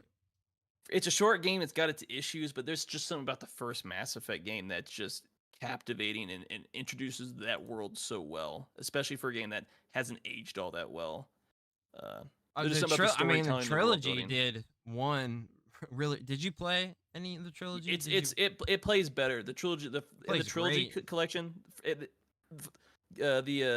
first game definitely took advantage of the improvements, and it's so much better than playing it in the original game. Yeah, I don't recommend going back and playing that way. The trilogy did it right. It just feels like it took all the mechanics, the gameplay from 2 and 3, like implemented that into 1. It just couldn't fix the ending. It just couldn't fix the ending to 3. That's the only big issue. No, unfortunately not. I like it's 3's a good game with gameplay, but it was the story at the end that was a big letdown. Which is sad because a lot of the story in the game isn't terrible, but it is the ending's the biggest letdown. But it's got like arguably the best DLC of any game I've ever played before in the oh, it has great DLC. In the Citadel DLC is such an amazing story, amazing which DLC. Is packaged into trilogy and is often on sale very cheap. So if you're ever been interested, grab the trilogy. I see it on sale all the time. It's on console, it's on PC. I played on console, ran phenomenal on the PS5. Like absolutely no issues, beautiful. Frame rate was great. I think it was either it was capped at 60 or it had 120. I can't remember. It ran beautiful. Like it was amazing. I don't remember what the specs on the PS5 were for it, but I usually have my PS5 on 120. Oh, the one thing it loads. The game always loaded fast on the PC, but playing the original trilogy on the 360, loading screens were a problem in those games. Yep. Which is what 3 definitely improved on. Because it was running especially with the SSD. A DVD. I mean, that was the problem. Yeah. It wasn't running on a Blu-ray. Yeah, that was one advantage. People still say the 360 versions are... Wait. I'm saying this wrong. No, yeah, it was just because of the DVD, I think, was the whole deal. They opted out of doing Blu-ray because they were trying to do the HD DVD. But, if they had taken... The PC still loaded faster than the... No, it did. I'm just saying, like, for default. the 360 game... here's something I've never heard anybody talk about. How come Microsoft didn't take the HD DVD format and use it for 360 games? I mean, HD DVD is essentially equivalent to the Blu-ray, and I have no idea. They made the attachment, which I have. Like, they made the attachment to watch the HD DVD movies. Why didn't that not take advantage of that format for the... It's a good question. The 360 is, generally most of the games, like, that is the better version to play, even though it should be PS3 because it's on a Blu-ray. But I feel like, holy crap, I just thought of that. Like, it could have been way better if they took advantage of that format for the games. I mean, HD DVD is a viable format. It was in competition with the Blu-ray. The only reason that went out is because of the PS3. I mean, that's why. I don't know. Mr. Copy brought up HD wasn't around long enough to justify developing for it. I mean, I don't know if you have any insight on that. There were movies coming out for it for a while. I was collecting it actively for a minute, and it had support for a while, but though it did, obviously it lost. It was like the Betamax VHS war and all the other format wars that have been going on forever. So they got to it too late. Maybe Blu-ray just beat them to it. Yeah, I mean, it was faster. It was a Sony format. It was their format, so they built in the PS3, and that is 100% why Blu-ray won out, is because of the PS3. It was already built in. You'd have to buy an attachment that came out 2 years later for the Xbox to play these movies. Like, Yeah, it was like a whole thing. So they came to win until they sold Blu-ray. Right. What else have we got, Mark? Apparently, the Sonic the Hedgehog 3 wrap is just finished filming, so now it's going into whatever the post process is. All right, so Sonic. I don't know if did we already have an announcement for when they wanted the movie to come out, or are we still waiting on that? I don't think so, but if they're in post production, I'm saying probably mid 2025. Post production actually takes a lot longer than people think. It oftentimes can be the longest part of filmmaking, because that's where you're working in all the CGI and all the effects, and obviously you're editing everything together. So the filming is generally the easier part of film production, especially on a movie like this. It's going to be CG heavy. Yeah. So I'm going to guesstimate mid 2025. At the earliest is just my guess. I mean, just based on what I do know about post production. Yeah, so I know they say in here that the director Jeff Fowler confirmed on his Twitter account that filming has wrapped, and now comes the months-long process of getting the animation in order, leading up to its December release. Okay, so they are trying to get it out in December. Oh, okay. Well, yeah, I guess that's sooner than we. I mean, thought. you've got what? I hope it's not rushed. That's all my. You have another 8. You have like 8-9 months to get probably 8 months to get everything done and start shipping out to theaters and advertising. So yeah, I guess we'll see if it gets delayed or not. Yeah. I mean, and we've got the Shadow series about to drop, but also as you can see in our thumbnail, we do have a pretty significant rumor of a Sonic Heroes remake, not a remaster, a remake. So this is crazy to me. This is a really good game. It's one that it was kind of like the Sonic Adventure 3 that we didn't get. It Here's the thing. So Sonic Adventure 1 and 2 are like absolutely beloved by people, and me too. I have very much have an attachment to those games. Played Sonic Adventure 1 first on the Dreamcast, played it over at a family friend's house, and played through the whole thing with them. And then I got them on GameCube 1 and 2, so the Sonic Adventure DX Director's Cut, and then Sonic Adventure 2 Battle, which were basically remasters for the GameCube. It is the better way to play, though I am a bit nostalgic for the Dreamcast version. But it looks like this is. It's not like an actual leak, but it's been going around reports everywhere that there is a remake coming, and I guess there was some like sort of leaked reports, I guess, on it that it was in development for Switch 2. So it says the claim was backed up by an insider with a reliable track record. Remake of the 2003 platformer Sonic Heroes is in development for the Switch's successor, according to a new report.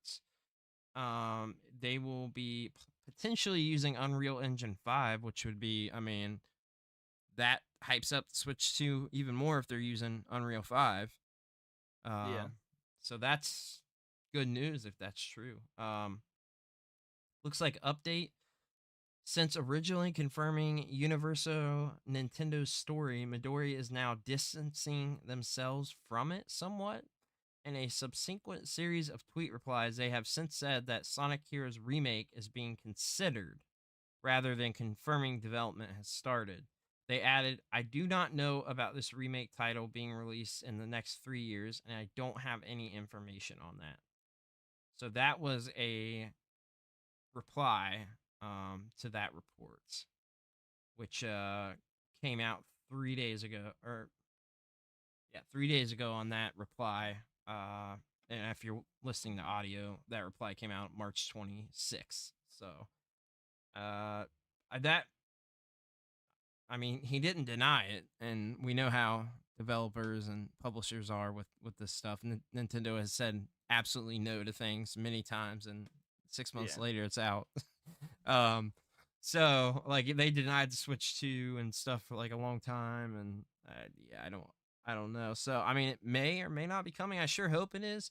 It is a little weird. I feel like that they are not touching Sonic Adventure 1 and 2 when that is what fans are absolutely clamoring for. And this is basically, um, though not in title, it is basically Sonic Adventure 3. So it's a little weird that they're going to this. I'm not against it. I love the game.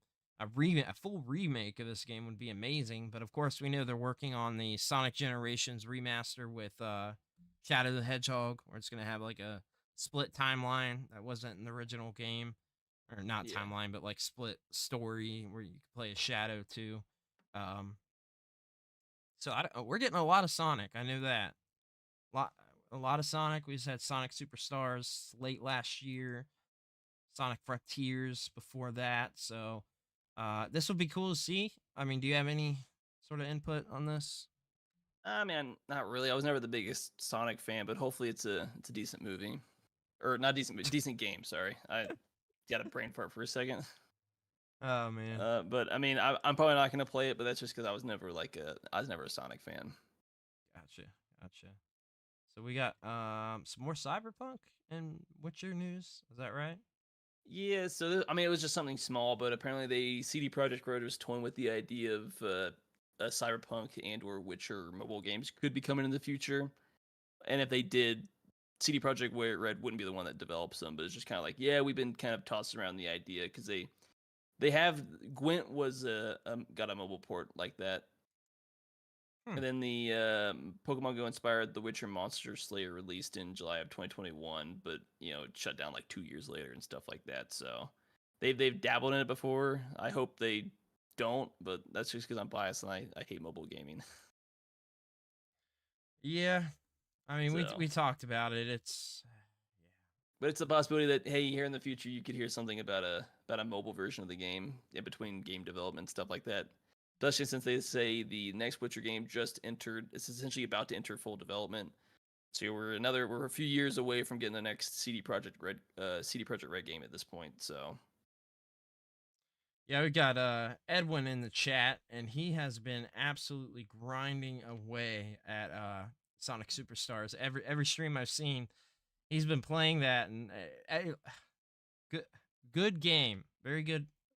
Very fun side scroller. It's 2.5D. It's definitely a lot different than like OG Sonic platformers, but it's fun.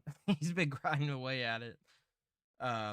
It's been cool to see his streams with it though. He's a big Sonic fan. And then we got Braden in the chat saying, "Hey guys, hey Grumpy Bomber, you're always here." Of course I am. And Mr. Coffee said, "About time, more Sonic." So, and then it looks like I guess what is this about? Steelbook graphic novel. Yeah, so the Godzilla Kong New Empire Steelbook graphic novels and collection was kind of announced. The movie just came out and they're already advertising it on Blu-ray with the Steelbook and stuff like that. But it looks like it's gonna be a Walmart exclusive Steelbook. Does not yet have a release date, but pre-orders are officially open. So consider reserving a copy for $35 if you're worried it'll sell out. Obviously, it's going to come out in 4K, Ultra HD, and stuff like that. But like this movie just came out like today, essentially, and they're already advertised pre-orders for a steelbook and stuff. They've been doing that. They do That's that. Crazy. Now. It's like it is crazy. I mean, God, back in the day, we'd have to wait like 8 months or something for it to come out on DVD. Sometimes longer than that. Movies, we do have to wait. Oh my God! Like it took forever to. Yeah, I mean, look at Godzilla. It's like as soon as it leaves theaters, here's a physical copy, and now it's on a streaming site like almost immediately. So there's no dead time from when it leaves theaters to when you can watch it at home and stuff like that. It's pretty quick when it goes to streaming. I'm curious where there's another thing related to that later on that I want to bring up, but I don't want to spoil it yet. But okay, well this I will say, I'm not a physical movie collector anymore, but I do have a few things, and I did say if I would buy -1, maybe buy this. I don't know. That looks beautiful though. I will say that. Mr. Coffee brought up about the -0 is going to have it. I know it is for a fact because it is in the Japanese, but we're still obviously waiting on the US release of that. So hopefully they don't screw us here in the US. but there's also a graphic novel. Is that right? In the paperback book, there's an For which official one? for the new Godzilla movie. There's an official movie novelization paperback that you can buy right now. Oh, that's crazy. So you can read the movie. Like they used to do that I back mean, in the day for all the movies, and I haven't seen that's this in a still long fairly time. common and stuff like that. I didn't know that. I haven't seen one in a long time. That would be interesting. I would love to hear the differences in the book versus the movie. Like I'm not going to read it. I'll be honest maybe with you you. get more insight on what Kong and Godzilla are thinking eternally. Maybe I don't know. Well, how about this? We've got Godzilla X Kong the Hunted paperback. So this is a different book that also released. This is an official graphic novel prequel to the movie. So this is to prepare you for the next cinematic chapter of the MonsterVerse. So here we are. We're back in that discussion of if you want to get the full story, you got to check out all these mediums. So I wonder what I'm not getting those books. I'm pretty sure it's just an expansion, but it's probably not going to be. It's probably going to be its own thing. Oh no, it's a prequel. It's a prequel, and it's got 2.5 stars with 3 ratings right now. Just as a heads up for anybody that might be interested. But I did want to just quickly point out, because I have never heard of it, there is a Justice League versus Godzilla versus Kong hardcover that comes out in June of this year. So that sounds pretty daggone interesting. That is a weird mashup, man. DC... Well, I was gonna say you bring up books and stuff like that. Did you know that as of right now, you can get the complete Witcher Saga 5 novel set at its lower price, like all those books at for $40, down from $90. It's pretty good deal. It was just advertised, which it's the Blood of Elves, Time of Contentment, Contempt, sorry, Baptism of Fire, The Tower of Swallows, and Lady of the Lake. I believe it's on it's on Amazon Prime right now, so it's down from $90 for $40 essentially. That's a good deal. I mean, if you want to read through those, but what I would recommend more that came out in 2022 that I had 2 of my favorite franchises outside of gaming. I had no idea about this. Godzilla versus the Mighty Morphin Power Rangers, Part 2. That's so weird. Part 2. The King of the Monsters and the Defenders of Earth take on villains from both of their worlds in this crossover clash for the ages. And Godzilla in the front cover of what I'm looking at looks freaking amazing. Looks like a classic Godzilla design, but angry era. God, what era is that? Where he looks like the meanest, the angriest. I can't remember. Yeah, I know what you're talking about. I just can't remember the era. I love that. I loved that design. I like him more as a terrifying creature versus a anti-hero myself. But which is why you would love -0. Yeah. Yep. I thought it was -1. Is it -0? -1. Sorry, my bad. You keep saying that, and I'm getting myself confused because I have. But I'm intentionally trying to psych you out. Like, there's another movie. What's going on? Yeah, bring it up in the review. Keep saying -0 and get the comments like, dude, it's -1. There is no 0. Maybe I'm just that good. I'm just that committed to trolling and just irritating everybody. It's -0 + 1. I'm playing you to get that hate engagement for the algorithm. You just got played. Hey, whatever works. So we're gonna jump into my Brandon's retro spotlight for the week. So we've got a pretty unique one here. This was a game that came out in an era when PlayStation was really experimenting and doing different things. This was a digital game that you could get on the PlayStation 3, and it came out September 25th, 2012, and that is Tokyo Jungle. So this was super unique. It's a survival action game developed by Crispies and published by Sony Computer Entertainment for the PS3. The game takes place in a deserted, futuristic Tokyo, in which the city is transformed into a vicious wildlife wasteland. I can't express enough how unique and fun this game is. If you just were to look up some gameplay, whether you're listening to audio or live, just watching some gameplay of this, you'll get what I'm talking about. But something I did not know, I was very unaware of this, is that in 2013, so about about 7 months later, a grid-based version of the game titled Tokyo Jungle Mobile was released for PlayStation Mobile for the Vita. So I was unaware of that. It's a totally different style game than Tokyo Jungle, but it's very interesting, and this is something now I do want to check out. I definitely want to check it out because, man, I loved Tokyo Jungle. This mobile one for Vita, it's entirely different game, like not not even remotely the same. But it does look very cool too. But Tokyo Jungle was just it was seriously during that time when PlayStation was like really experimenting with weird stuff, and like there was a lot of like weird fun games that came out during the PS3 era that were just like very unique and overlooked. Like I mean, you just had like so much that came out on a system that people are just now like recognizing and realizing are, like really great and unique games that PlayStation just doesn't do anymore. Um Play it too safe. yeah, they play it too safe now, and it's just something that like would I feel like they would never do this now. Um, but yeah, it's a very interesting game. If you look up gameplay, it's a little hard to explain. But it's really fun. Yet in a wasteland with animals, it's basically a jungle completely deserted, and in the city, it's just crazy. Futuristic Tokyo. I mean, you can't express how fun that even sounds just in format. So really cool game. Highly recommend it. If you can find a way to play that game. I don't know if there is any way to play. I will look up now. I think it was only on the PlayStation Store, but I could be wrong.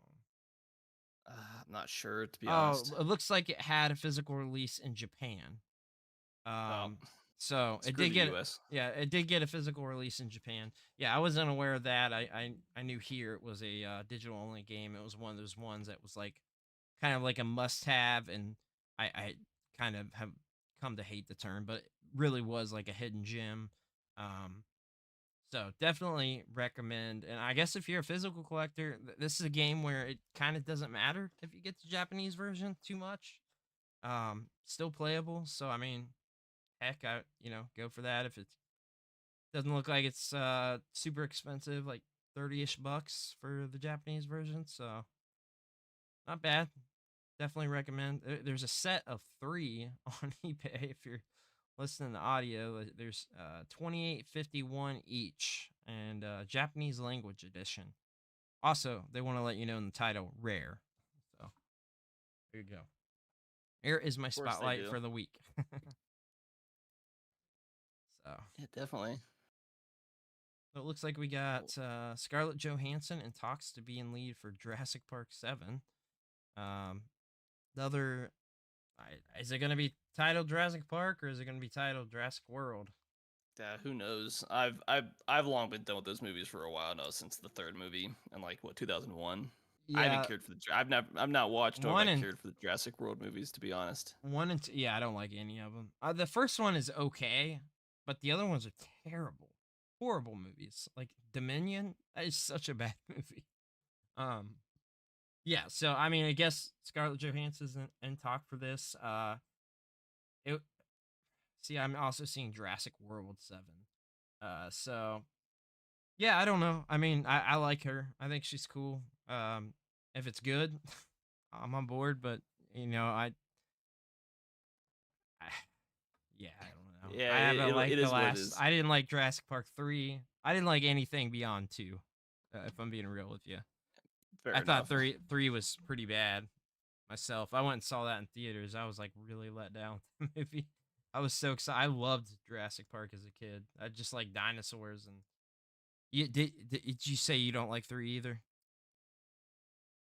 I didn't care for it, and I've been done with it ever since. Like my wonder of dinosaurs has kind of long since died out at this point. So You need to get that wonder back. I have it, just not for dinosaurs. I have it for like space exploration and stuff like that. Oh, that's kind of weird. So what else have we Really, got on the agenda? I don't know if there's anything else that you wanted to hit up. Well, it looks like got uh Euphoria season 3 delayed. I know that's a pretty popular show. Um, I have not watched it myself. Have you watched Euphoria? Not the type of show I watch, and it definitely is a show I would refuse to watch personally. Okay, I don't know too much about I it. didn't know it existed till I heard about the delay, and I was like, oh, this is kind of a degenerate show. I've got no interest in this at all. Yeah, I don't know much about it. I just know it was really, really popular when it was on. But we also got it makes high school life seem more interesting than it actually is, and more degenerate than it actually is. It's detached from reality.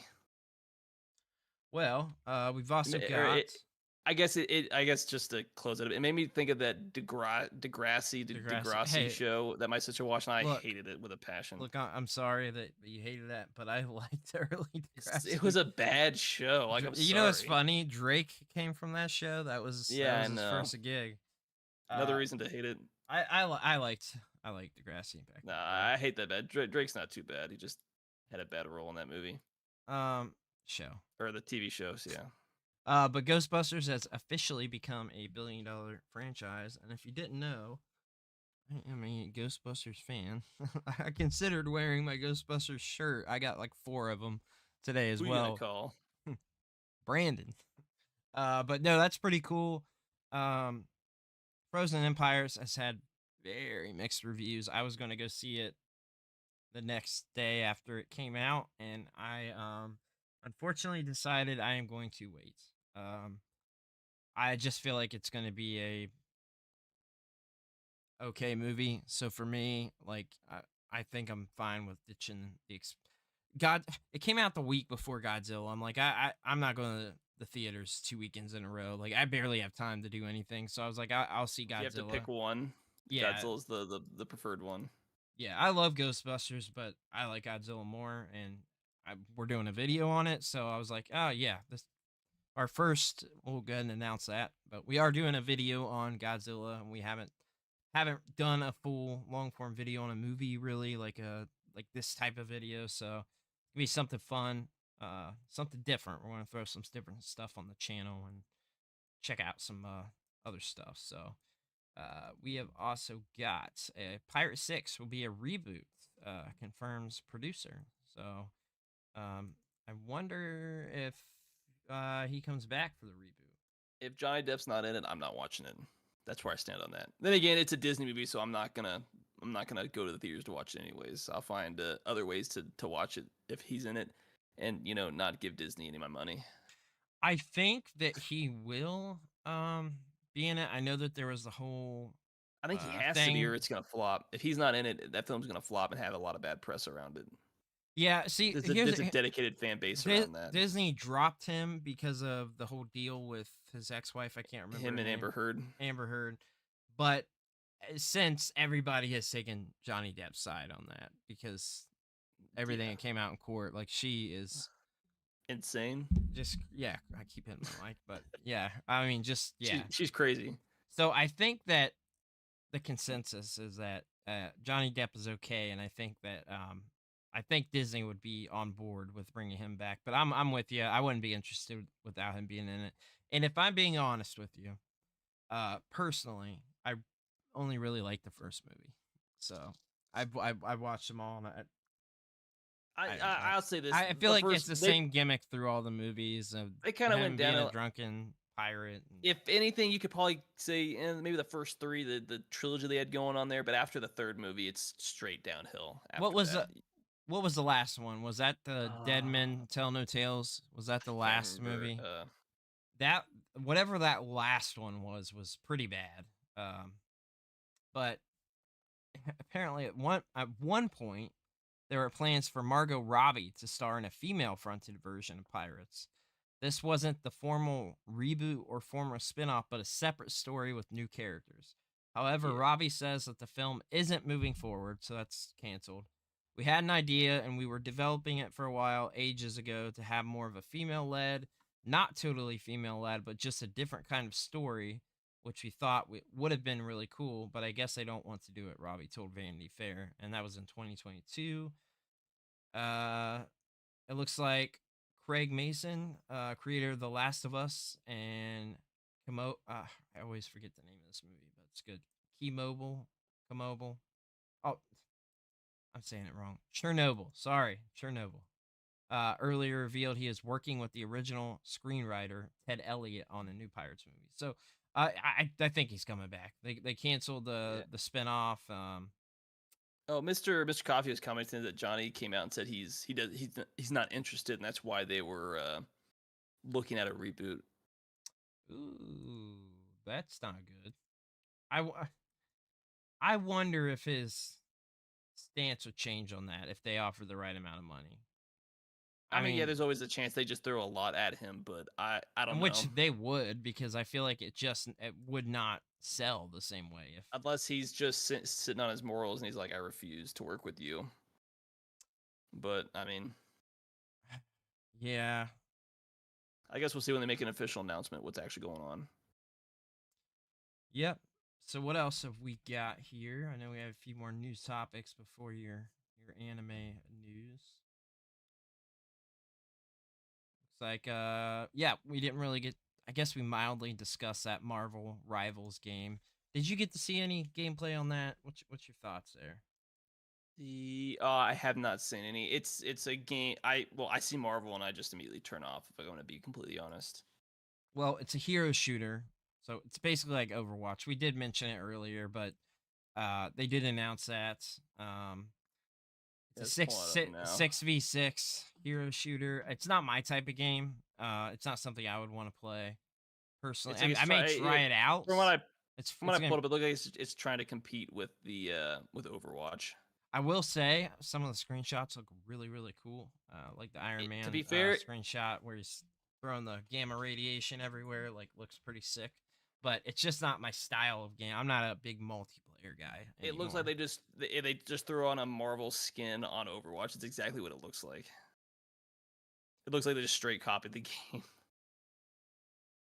Interesting, yeah. But I'm like looking at the images and it just yeah, it's just not my type of game. But I could see the appeal for people that are big Marvel fans and like these style of games. I wonder if it does well or not, or if it flops. And I wonder how much money was put into it for this free to play.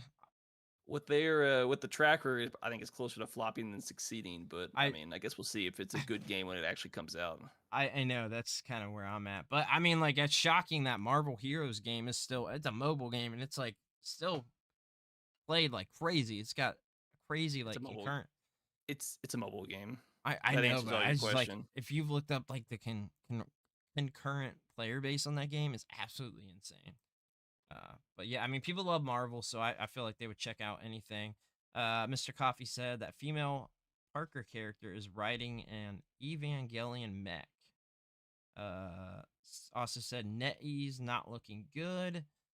Johnny sitting on so much cash and celebrity lifestyle. He is taking it easy now. Plus, he had a band, so he's enjoying it all now. That's all true. Yeah. So it's hard to tell, you know, if you'd be interested or not. But yeah. So we also got National Treasure 3 still in active development. Did you see this one? I didn't. I mean, the 2 came out over a decade ago at this point. Like, why? Been a long time, but I will say that franchise was a one and done movie. Let's be fair. I didn't like the second one, the Book of Ages or whatever it was called. I forget what. Yeah, that was a one and done. Like, you need to let that. That first one was really good, but that second one was. The second one, they were just trying to do more of the same, and it's like Indiana Jones, right? Like, because we had bad Indiana, like they went back to Indiana Jones. We had more bad than good Indiana Jones. That's sad because I like the franchise a lot. You remember? Well, there's only like 2 good Indiana Jones movies. We're gonna be honest. What about young Indiana Jones? I didn't care for it. But the Ark of it's not the Ark of Truth, but the what's the first movie called? The actual extended title. Because I thought the Raiders of the Lost Ark. Yeah, Raiders of the Lost Ark. I don't know why I forgot. And then the third movie, like on that name. Well, because I know Temple of Doom is two, and it was kind of weird. It was And I okay. can't. I And didn't the hate it. third one was a good movie, and then The the one fourth one with was crap. the one that came out with what's his name? The fourth one, Crystal Chris, Skull, that was was a completely terrible movie. yeah, that one. That's the one that hated had it. Shia Shia LaBeouf. Yeah, that was really bad. Before he like straight up lost his mind. Yeah. Yeah. Temple of Doom was a prequel. I mean, I guess it could be a prequel, but I didn't like I the guess movie. all you gotta do is look up the timeline, right? Oh, because technically it's Last Crusade. I don't know why I couldn't think of the yeah, name. That's my favorite. Last Lost Ark Crusade, and Last Crusade are the only Dial two of Indiana Jones Destiny. movies. Dial yeah, I didn't bother to watch. He's too old at this point to fill that role. But I only like those two movies. Temple of Doom is like an okay third. Like I'll watch it. The other ones, I refuse to watch at this point. But why are we disregarding the 4-year run of Young Indiana Jones? It was like I watched like one of those movies or mini shows or whatever it was, and it was like okay, but that's really all it was. It's forgettable. I liked it. I didn't care Jones. for I it. even read. Like it wasn't. I even had books as a kid. It wasn't Crystal of Skull bad, but I mean, it was just forgettable. Is like the best I could say about it. It's funny because looking at like a ranking, and they have Young Indiana Jones ranked last. I don't know. Harrison Ford carried that franchise. I mean, yeah, like, George Lucas was fully involved in that TV series. Ran for 3 seasons, 6 years. Yeah, but I mean, probably did okay. But just because he's involved doesn't mean like everything he does is a home run. No. But here it is kind of interesting. I didn't realize this. The Indiana Jones universe set in 1907 to 1920, and then 1993. It's apparently the timeline. Years in I mean, I guess Jones universe. For young, because when he's young, it's like early. It's an anthology. Yeah, it's an anthology type series. So there's like a bunch of different stories going on. He's older, he's younger. Yeah, like goes back and forth. It's weird. It's really weird. And it's one of those things that probably did okay at the time, but it's just forgotten by history because it just nothing stood out. Didn't have like a main character, a well-known actor to kind of. It's no Star Wars Christmas special. Yeah, it's not awful. What? Come on, it's a cult classic. You know it's terrible. So I guess we'll go ahead and move on to your segment for the week. Yeah, I guess I was looking around some stuff to talk about, and I kind of settled on a more, compared to like the last 2 weeks I talked about, this is a little more mature. But have you heard of an anime called Black Lagoon? Yes, I have. Yes, a very deals with like the whole like underworld stuff, crime and stuff like that, and a badass chick that I always liked called Revy. I like Black Lagoon a lot. Just as likely to shoot you as she is to do anything else to you, but yeah. It's more mature, like be an adult. It's very, very violent, harsh language. It's classified as like a crime, girls with guns. And I saw that. Girls, what kind of category is that? What the heck? Because there's 2 girls. It's Revy, and then I know, but chick from the church, which is just as corrupt. Crime. It's an anime.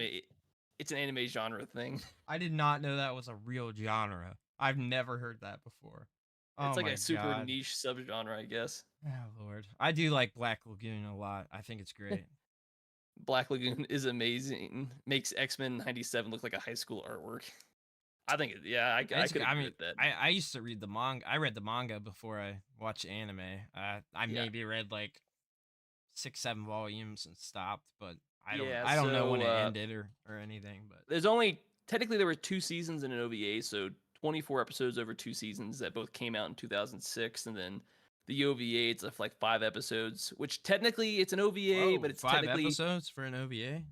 Yeah, between 2010 2011, but technically it's a mixture between an OVA and season 3 because it's not, from my understanding, it continues the story in the manga, if I'm not mistaken, from what I remember. But the manga still technically started in 2002 and still technically ongoing. But there's been such big gaps between chapters released. It's not a fairly regular thing. But we know the manga is close to being done. It's just hardly the author Ray Hiro. I'm sure I butchered that name.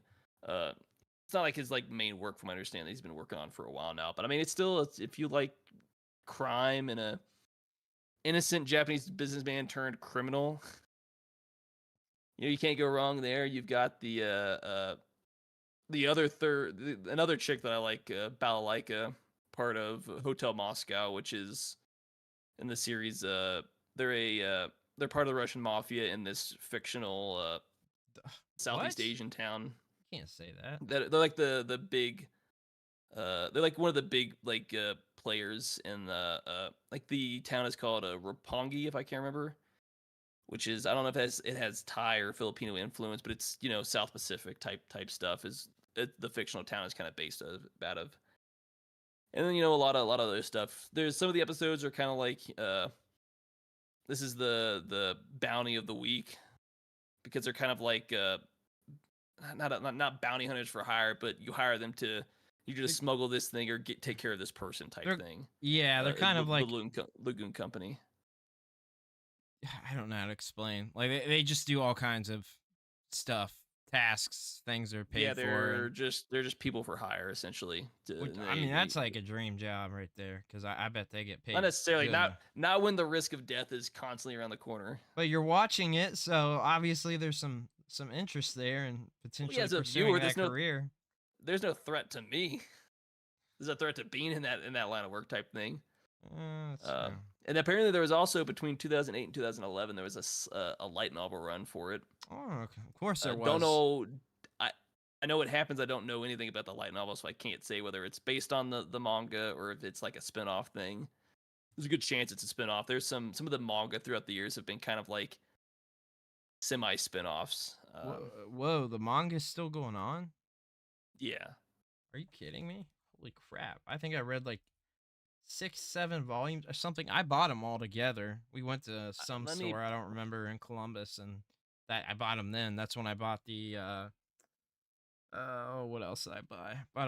We went and like bought a bunch of anime manga stuff. I think I mostly bought manga, but yeah, so for the first few years it's ran. So there's been gaps. So between 2009 and 2014 there was a gap. There's like 18 then to 2021, and then 2021 to 2023 there was another gap and stuff like that. Plus some of the spin-offs have come out in recent years. So it's like ongoing, but there have been gaps, and chapters have come out fairly slow. But from what I understand, because I've never read the manga, but when I last watched the Black Lagoon, which is probably about 6 months ago, I looked into it like the manga, and I was like, he's been slowing down on it, but it's supposed to be coming near its end, or he's supposed to be wrapping up whatever he's been like working on and stuff like that. But interesting. So like over like 20 years, he's put out 116 chapters. So he had some inspiration behind it, and some of his inspiration was Pulp Fiction. I see that. John Woo, Quentin Tarantino. He was also inspired by watching news about piracy cases in the South China Sea in the 1990s, which he thought fitted perfectly with his desire to make a dynamic and original series. I mean, I could see it does its own thing for a show. Yeah. Very, very bloody, very violent show, but I can see some of those influences, more the piracy than anything else. But it's funny too at points. Like, it's not entirely completely serious. Yeah, there is some humor to it. Yeah. Humor in the midst of like the building all this on chaos top is burning down. Yeah. Like they're humorous about what they do, which I think it makes it cooler. It adds like they're cool. You know what I mean? Like, oh man. Yeah. Like laughing about shooting. Because then you got Revy, which is your, I don't know, I wouldn't call her a femme fatale. I don't think that's the wrong thing, but your badass chick. You got your nerd, and you got your cool guy who kind of runs the company. I was trying to pull up their character names. So Dutch is like the main leader, African American leader, former Navy SEAL turned patrol boat crewman. Revy, she's Chinese American. She's supposed to have like a tragic background, like she grew up poor in New York, abused by like the cops and stuff like that. So she was just kind of went down that route. And then Benny, the kind of nerd dude, is a Jewish American college dropout who's mechanic, computer specialist, researcher, and then Rock, which is his nickname, but it's a Roroku Okajima. I butchered his first name. Was the Japanese Cyberman taken hostage, and then he just kind of goes down the rabbit hole of just becoming a pirate, I guess. If no better word for what they do, essentially. Yeah, I think it takes a lot of cues too, not completely, but takes a lot of cues kind of from Cowboy Bebop too. Do you get that sort of vibe? Yeah, like if Cowboy Bebop was a much darker series, yeah, I could see that. Yeah. Like your guys just you're not living to live, but you're living because you enjoy what you do, and what you enjoy is criminal activity. Yeah, it's always good stuff though, right? Yeah, it's like you're getting a glimpse at like the dark side of humanity and corporations and governments and stuff like that who do a lot of the a glimpse of like a lot of the shitty stuff that probably actually happens in reality. Yeah. Fictionalized for a show. Never heard of this. We got Ligeritis Ahmed. I'm sorry, I think I butchered your name. I do apologize. Never heard of this. Marcus is fan service type, female one. It seems like it's neat show and manga. You could probably find fan service in it, but it's not like Revy kind of dresses, I guess you would say provocatively, short shorts, tank top type thing, or cut off. But that's just kind of how she dresses, and it kind of matches with her character. It's kind of I'd say it's far more typical. It's far more story driven than using fan service to kind of move the story forward. Yeah, but I mean, you'll find fan service in it. I don't remember if there was any out and out nudity in it, any top nudity. I don't remember, but it's like an adult.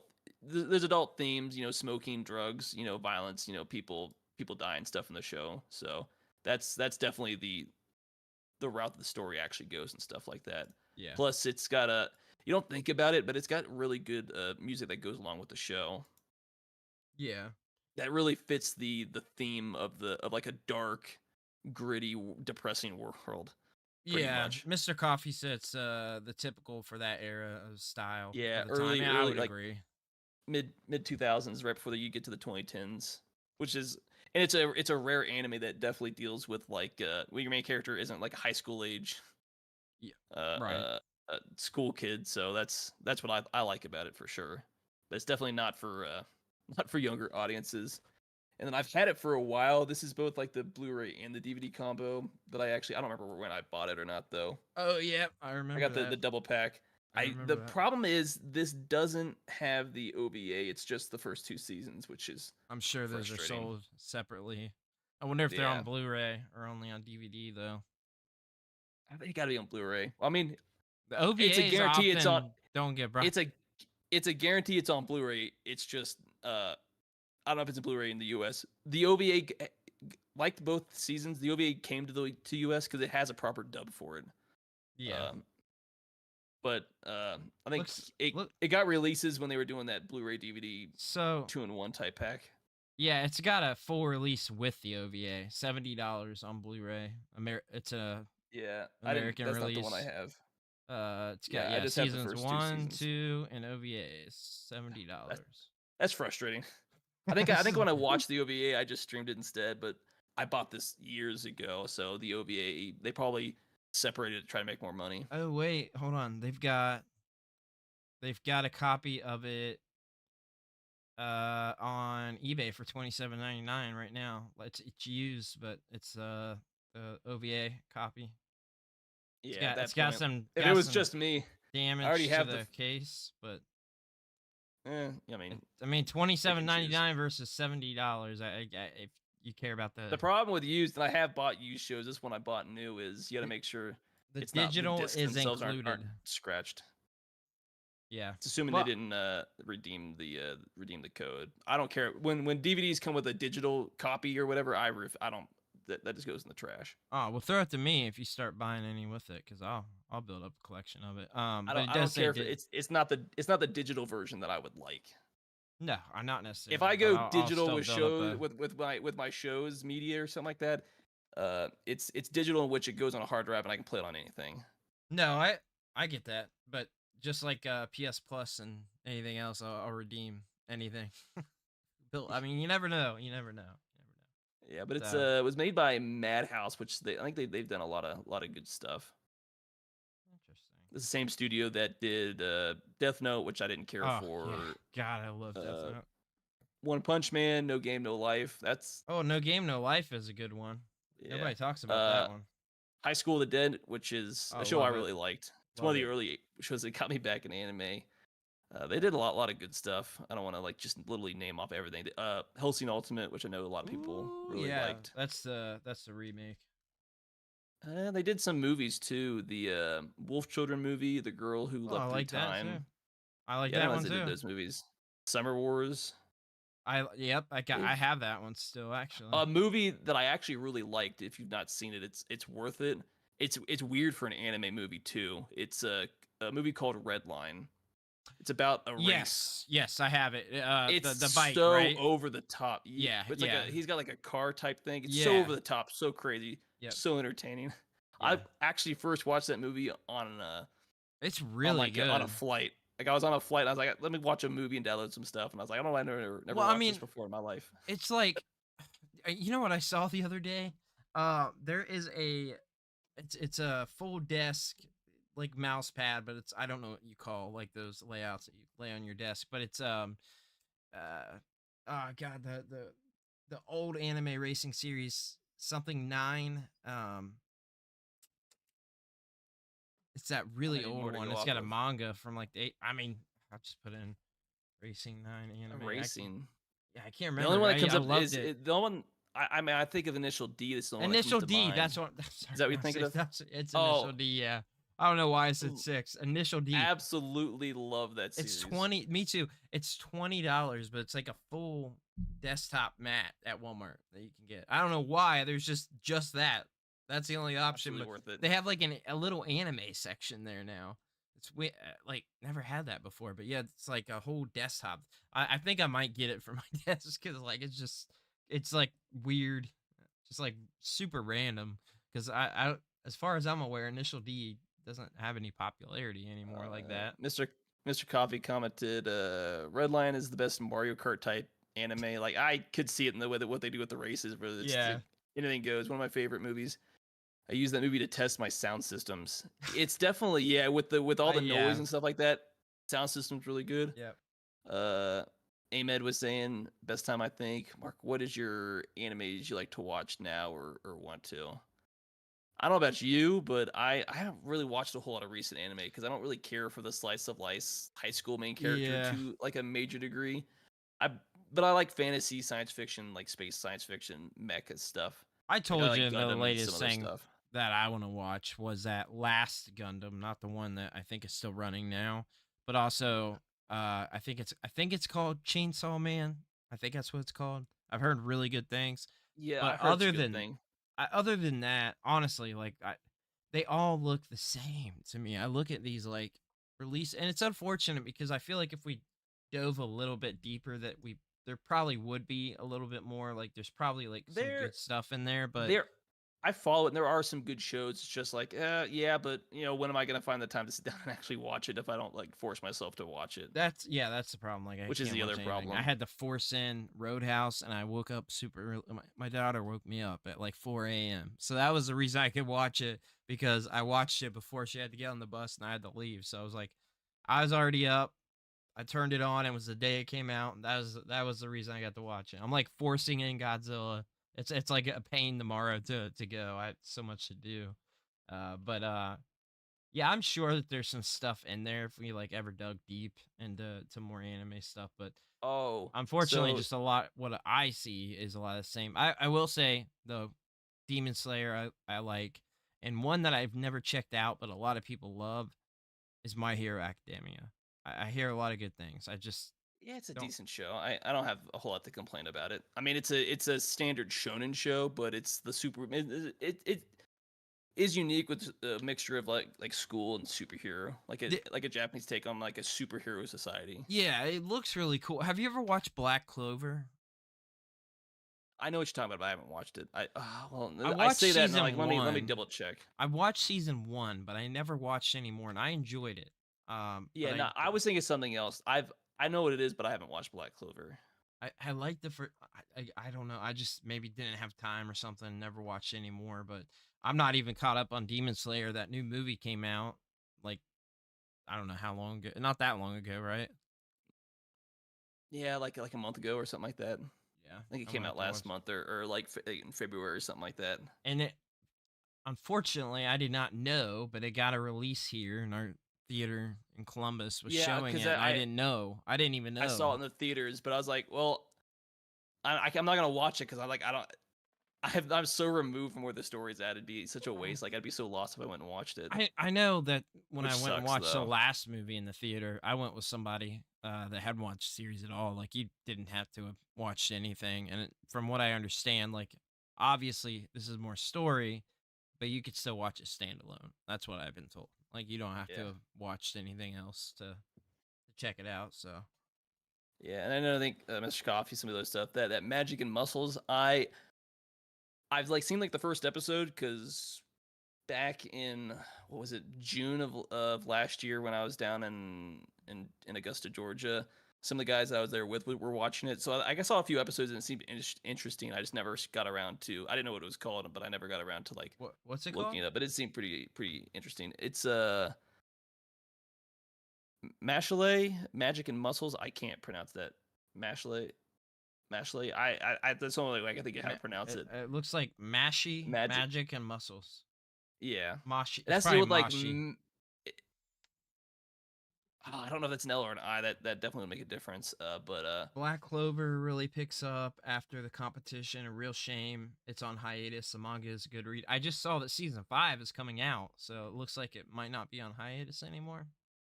Look like that's why I brought it up. I was looking up new. It says new season releases Black Clover season 5. Release date. So it looks like it looks well. That says 2 years ago, so I don't know. But it did a Quidditch match. That's crazy. Yeah. I wish I could find something new. I'm sure that something will come up, but unfortunately, the only time that I find anything interesting is when I hear about something that, several people are telling me are really good. Like the chain, I think it's called Chainsaw Man. I can't remember. I have to look it up, but I've heard it's really, really good. Of a show. Yeah, I think the one dude like has like a chainsaw come out of his face or something like that. Yeah, I've heard it's really good. And then I never watched any One Punch Man, but I also heard that's good. Absolutely watch it. I think we're still waiting on a third season, but watch the show. It's the greatest. I think it's the greatest superheroes series I've ever seen. Where it's like the dude. The premise is you got the dude who is like the strongest hero in the universe, and he just doesn't care about anything other than like his own personal stuff.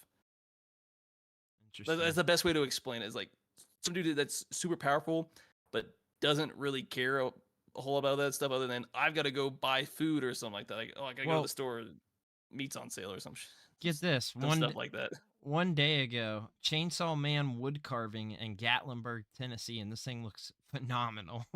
It's on comicbook.com, but somebody shared it on Instagram. That it looks so cool. It looks so cool. Somebody made it with a chainsaw. They carved it with a chainsaw. Said One Punch Man is great for everybody. Pretty much, it's like a good entry level series for somebody that's never watched anime before. That's my problem. It feels like I'd be diving into another Naruto or Dragon Ball Z, and I'm kind of like I'm pretty burnt out on the shonen genre in general. Like One Punch Man. Yeah, it just feels like another. It's not. I don't know. It's a shonen. It might be classified as a shonen, but it's not really a traditional shonen. Plus, there's only 2 seasons. That's why I haven't watched My Hero Academia yet. I've seen all the shonen. One Punch Man's been on like hiatus for years between the 2nd and 3rd season at this point. Like it's been so long. Not really. He went to Fortnite. He went to something else too. What was the other game? I would slap you. What was the other game? I think he was in Overwatch too, right? Like we announced on here. I'm sure he was. Yeah. Well, anyway, what else have we got on anime stuff here? I guess it's anime adjacent. Apparently, the official Yu-Gi-Oh tournament in Japan updated to ban non-Japanese nationals. So it'll only allow Japanese citizens who live in the country. non-Japanese nationals are banned. Apparently, in 2023, it allowed participants as long as they had a permanent residence in Japan, but now that's not the case. What the heck? What is the deal there? That is not cool. Yeah, I don't know. The article doesn't really say why. That's kind of But rude. apparently, the preliminaries start March 1st. Are you taking gonna place until March 31st? Are you getting back into Yu-Gi-Oh at all, or? I never really was into Yu-Gi-Oh, to be honest. You played with me a bit. I remember. I had the dual disc. Like, I don't know if you remember us going around. I had the freaking dual disc. We play with a couple people.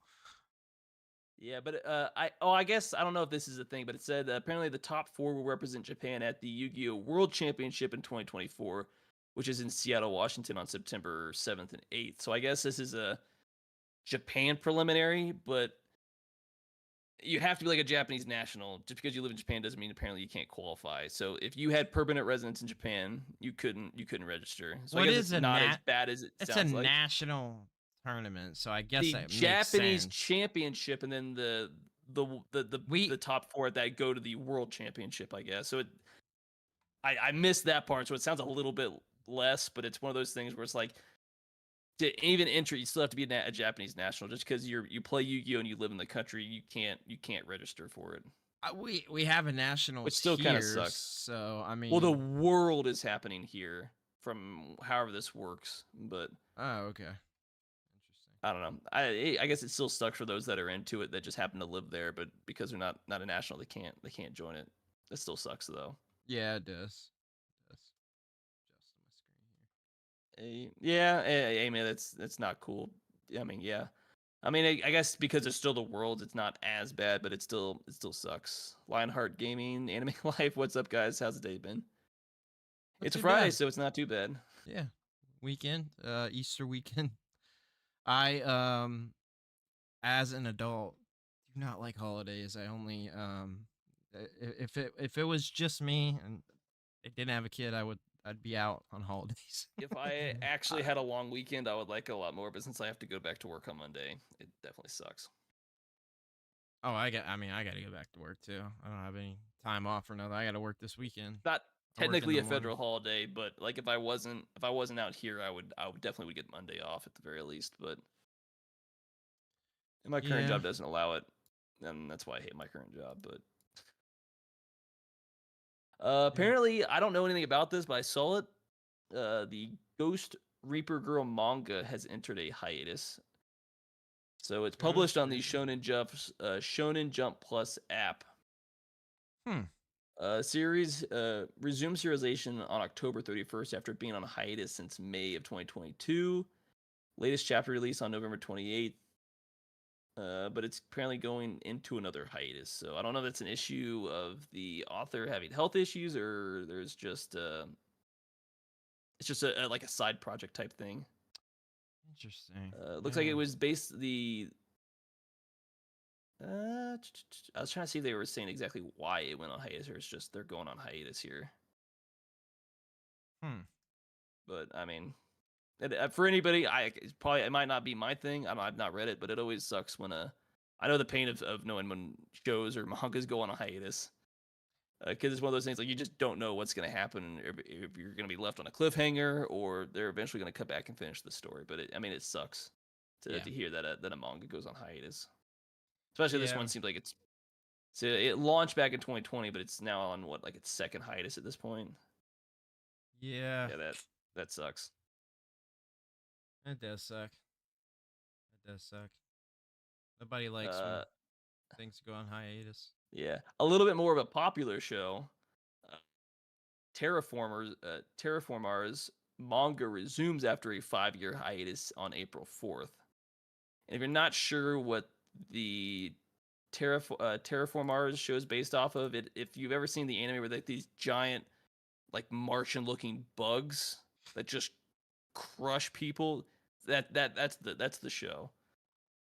I watched the anime years ago, but I can't remember. I just know it was brutal.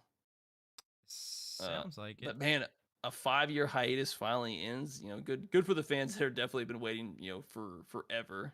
for this manga definitely. to start reading. 5 years, that's a long That time. is a long time. I mean, a lot of these anime mangas take pretty long hiatuses. We've seen it a lot over the years. So It's been so long, and it's kind of hard to tell without just like searching Terraform Mars. But it's brutal. It's a brutal show. It's a brutal series. I mean, it's not berserk brutal, but it definitely gets close to that sometimes. yeah, Berserk. It makes me want to go back and rewatch it now. Yeah. Yeah. I mean that something. Oh, what were you gonna say? Oh no, nothing. Looks like we got a Spy Family code. White anime film reveals new English dub trailer. Yeah, so this movie, obviously it was advertising back in the fall. It was out in Japan, but finally getting an English dub trailer. The tickets are now available for the film's screen in the U.S. and Canada on April 19th. Hopefully we get like a wide U.S. release, but I guess we'll have to wait and see.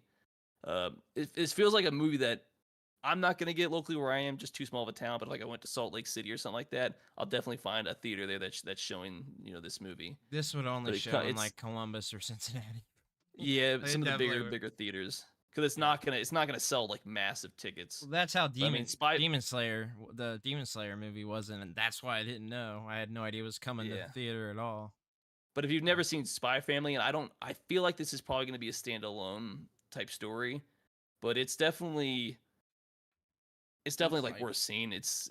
I have to feel, I don't know exactly what they rated this movie, but I feel like this is a series that's like a family type series. So if you're like able to go watch it, if you want to see a wholesome anime series or a wholesome animated movie or something like that, that's definitely what you would get out of it. So it looks like coming to the U.S., Canada, and Spain on the 19th, and then a bunch of countries pretty much all through April. It came out in Japan in December 22nd. Made about 1.2 billion yen, about 8.6 million. So I mean, not a lot of money, but it did decent. It's definitely a movie, like if I get the chance to go see it, I will, because I started reading the manga and then it came out, and I was like, sometimes it's just nice to watch a wholesome movie. And if you're not aware, the concept is a little girl who is kind of orphaned, but she's like got the ability to read people's thoughts. Essentially, she can hear what they're thinking. But the dad that adopted her essentially as like a cover, because he's like the name Spy Family. He's a spy, and then his wife, who's for all intents and purposes his wife, this girl's mother. They're not technically actually married, but they're kind of staying together. But they're both, I want to say, he's a spy. I don't know if she's like a spy or an assassin type thing. But they unknowingly don't know that. Like everyone's life is kind of like their own thing, except for this little girl who knows both things, but they don't know any of that. And it's just kind of, shenanigan ensues. But yeah, it's pretty much a simple show. I'm glad it's kind of actually getting an English dub. Bleach was on a 10-year hiatus. Yeah. Berserk isn't close to some of the stuff I've seen. I mean, it's one of the. I think there's more brutal stuff out there, but it definitely does get brutal, and the story is kind of it can screw you over if you're not prepared for it. Yeah, Bleach went on hiatus for a long time, and I was never big into Bleach, but I thought the anime did something weird that went away from the manga. But I feel like it probably needed that hiatus. But I think the anime had a bunch of filler issues. Like the third episode of the anime went to filler. Like Naruto kind of was in that same category, but I think Bleach went even further with the filler. Back when the big three was at Naruto, Bleach, and One Piece were like the three big shows at the time. Yeah, that's going back for sure. But everybody I know that watched Bleach was really glad when the that next arc that came out after the hiatus finally came out. Everyone was like excited for it. Devil's a Part-Timer season 2 was on hiatus for 9 years. I did not know. I remember that show being out, and I think I watched an episode or two. I never got big into it, but I didn't realize it had these massively long hiatuses. Full Man of Panic was on hiatus. Yeah, I remember watching that. I like the show. God, 13 years. I just thought it just stopped getting adaptations at that point. That's crazy. Yeah, I do know about the Berserk hiatus for 19 years, which is just as crazy that 20 years has passed. Let's revisit this. Let's revisit this series. That's just crazy that a show can come back after that long. Kind of cool to talk. I mean, I appreciate y'all. I mean, I love anime. I'm not as big into it as I used to be, but I still like it. It's just I don't have enough time between everything else going on, and I'm not always the biggest fan of a lot of the stuff coming out now compared to what used to come out. I have a preference. I like the hand-drawn animation style from like the 70s, 80s, and 90s. I prefer that animation style, but obviously it's all digital now. But I got really into it right out of high school. And then probably around 25, 26, I definitely just slowly, wasn't as hot at that point on it. Other stuff kind of happens, just kind of made it harder. Yeah, the 1,000-Year War. I couldn't remember what it was. I was never big into Bleach, but everybody that I heard that was into it was really, really loved it. And I was like, good for you. Maybe one day I'll get around to watching it. But what manga do you want to read? I just bought the. I think you could. I don't think you can see it. It's cut off. But I just bought like the first hard copy of Berserk. I did want to actually get into reading it, so I bought this. I don't know how much. It was fairly expensive. But I saw it at the Best Buy, and I was like, get into it. I got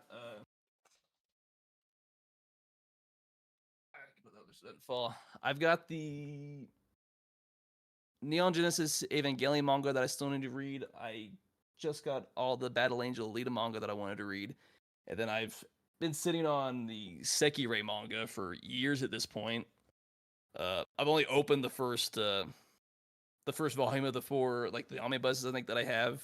The other 3 are still like in the plastic wrap. I need to get around to actually finishing that because Sekirei is another series that I liked. I watched the first 2 seasons of the anime. And I found the manga. I bought them like in 2018 is when I bought all 4 together, and then more or less they've been sitting on a shelf ever since.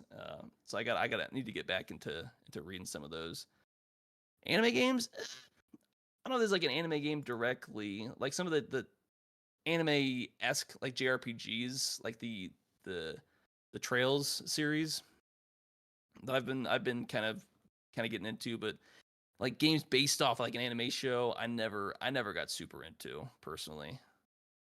Some of you collect. I mean, I've got kind of what's available. Some of the anime and the manga are kind of there visibly. But I haven't really bought anything new in quite a while. Anime and manga related, or yeah. It's just not the easiest thing to show. Maybe one day I'll actually be able to do like a more proper what's proper show. No, just going through some of the comments and stuff. Oh, I want to see some of your collection.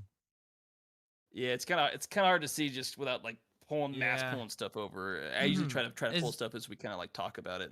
Is there anything? Do you have like 3 things that you love in your anime or manga collection that's behind you?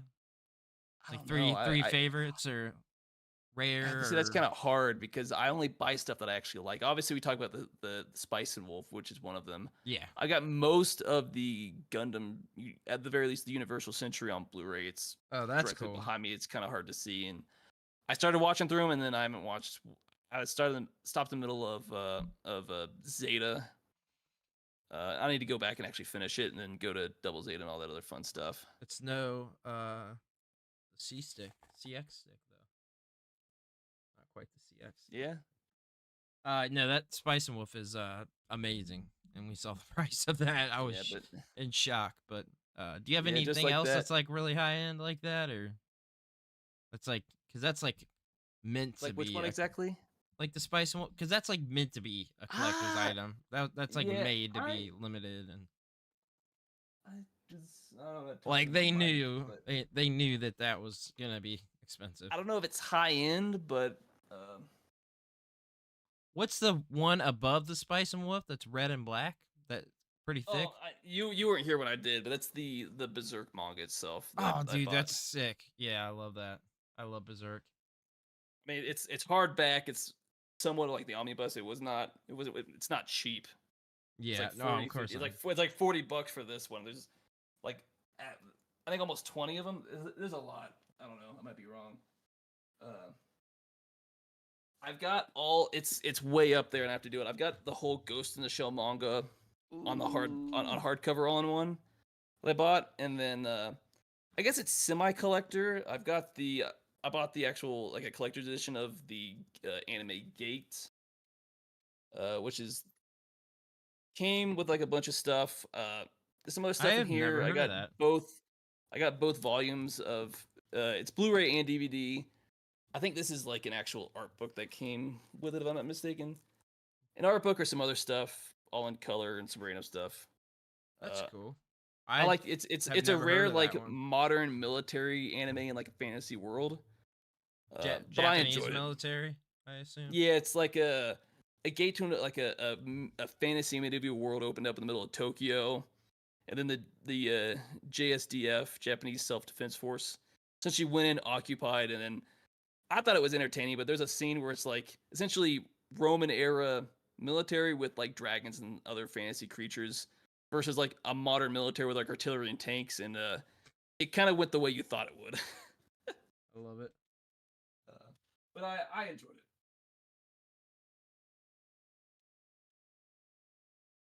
I got some light novels and manga for high school DD and stuff like that I've been trying to get into. That's cool. I only buy stuff that I actually like and want to keep collect when it comes to physical. So I like everything. Obviously, I think I mentioned it before. Like my number one favorite is the slowly ever growing Tenchi collection, but that's slow and long going at this point. I did a Tenchi Muyo post for you last week, and you didn't even. I did see it. You didn't even reply to it. You didn't say anything. I may have missed it. It may not have popped up on my social media feed. I did it just for you. I was like, damn. I have to go back and double check. And maybe one of those things I saw it, but I was kind of tied up at the time, and I wasn't able to like react to it or something like that. Because sometimes it's like I got a minute or two free, scroll through real quick, see what pops up. But it's not the biggest collection, but I buy stuff that I like and I want to keep. So it's usually going to be manga, anime. Not a lot of. I got a few figures that you can kind of see. That's I'm terrible with names, but from high school DD, that's the main redhead. Oh, Rei Ayanami, or a figure of her kind of right there, and then one of the Avas that's even lower. Kind of hard to do that weird angle stuff. Are you a weeaboo? When I was younger, probably. Now, not really. Do you remember that? That wasn't a term like when we were doing our. It absolutely was. Dude, I don't remember. Everybody said otaku. I don't ever remember. They were used interchangeably. Weeaboo. Maybe they were both supposed to be derogatory, and to some I know they still were. are, Yeah, because the other one was like Hikikomori, which was like the worst. Different though. That's where you're like Hikikomori you don't come out of your house and. Yeah, there's a series. English. There's a really good series about that. I think it's called My Life as a Hikikomori or something. It's really you're essentially good. like a shut-in. You're a shut-in who just never leaves your house or your apartment or something like that. Got your lights off. You watch your anime. You got your toys. That's it. Essentially, completely cut off from all like society as a whole. So basically, you. Nah, cause I think there's when you look at stuff like that, it's actually kind of depressing. Like there has to be a form of like social anxiety / like some kind of mental illness that's going on that causes you to become recluse from society as a whole. Do you remember? He's an old school anime YouTuber. There's two that I used to at least always send you stuff about. I loved it. And he's still doing it. I didn't even know until recently. He popped up on my timeline again. And I like completely had forgot. But do you remember Bob Samurai? If you look him up, he's like one of the OG anime YouTubers. He's been on YouTube forever. Like he's been doing the anime. Bob Samurai. Bob Samurai. Yeah, he's one of the OGs. And then there's Forever World. I don't know if you remember him. I know about him. I know Bob Samurai was even before Forever World. Like he's one of the OGs. He does it old school style still.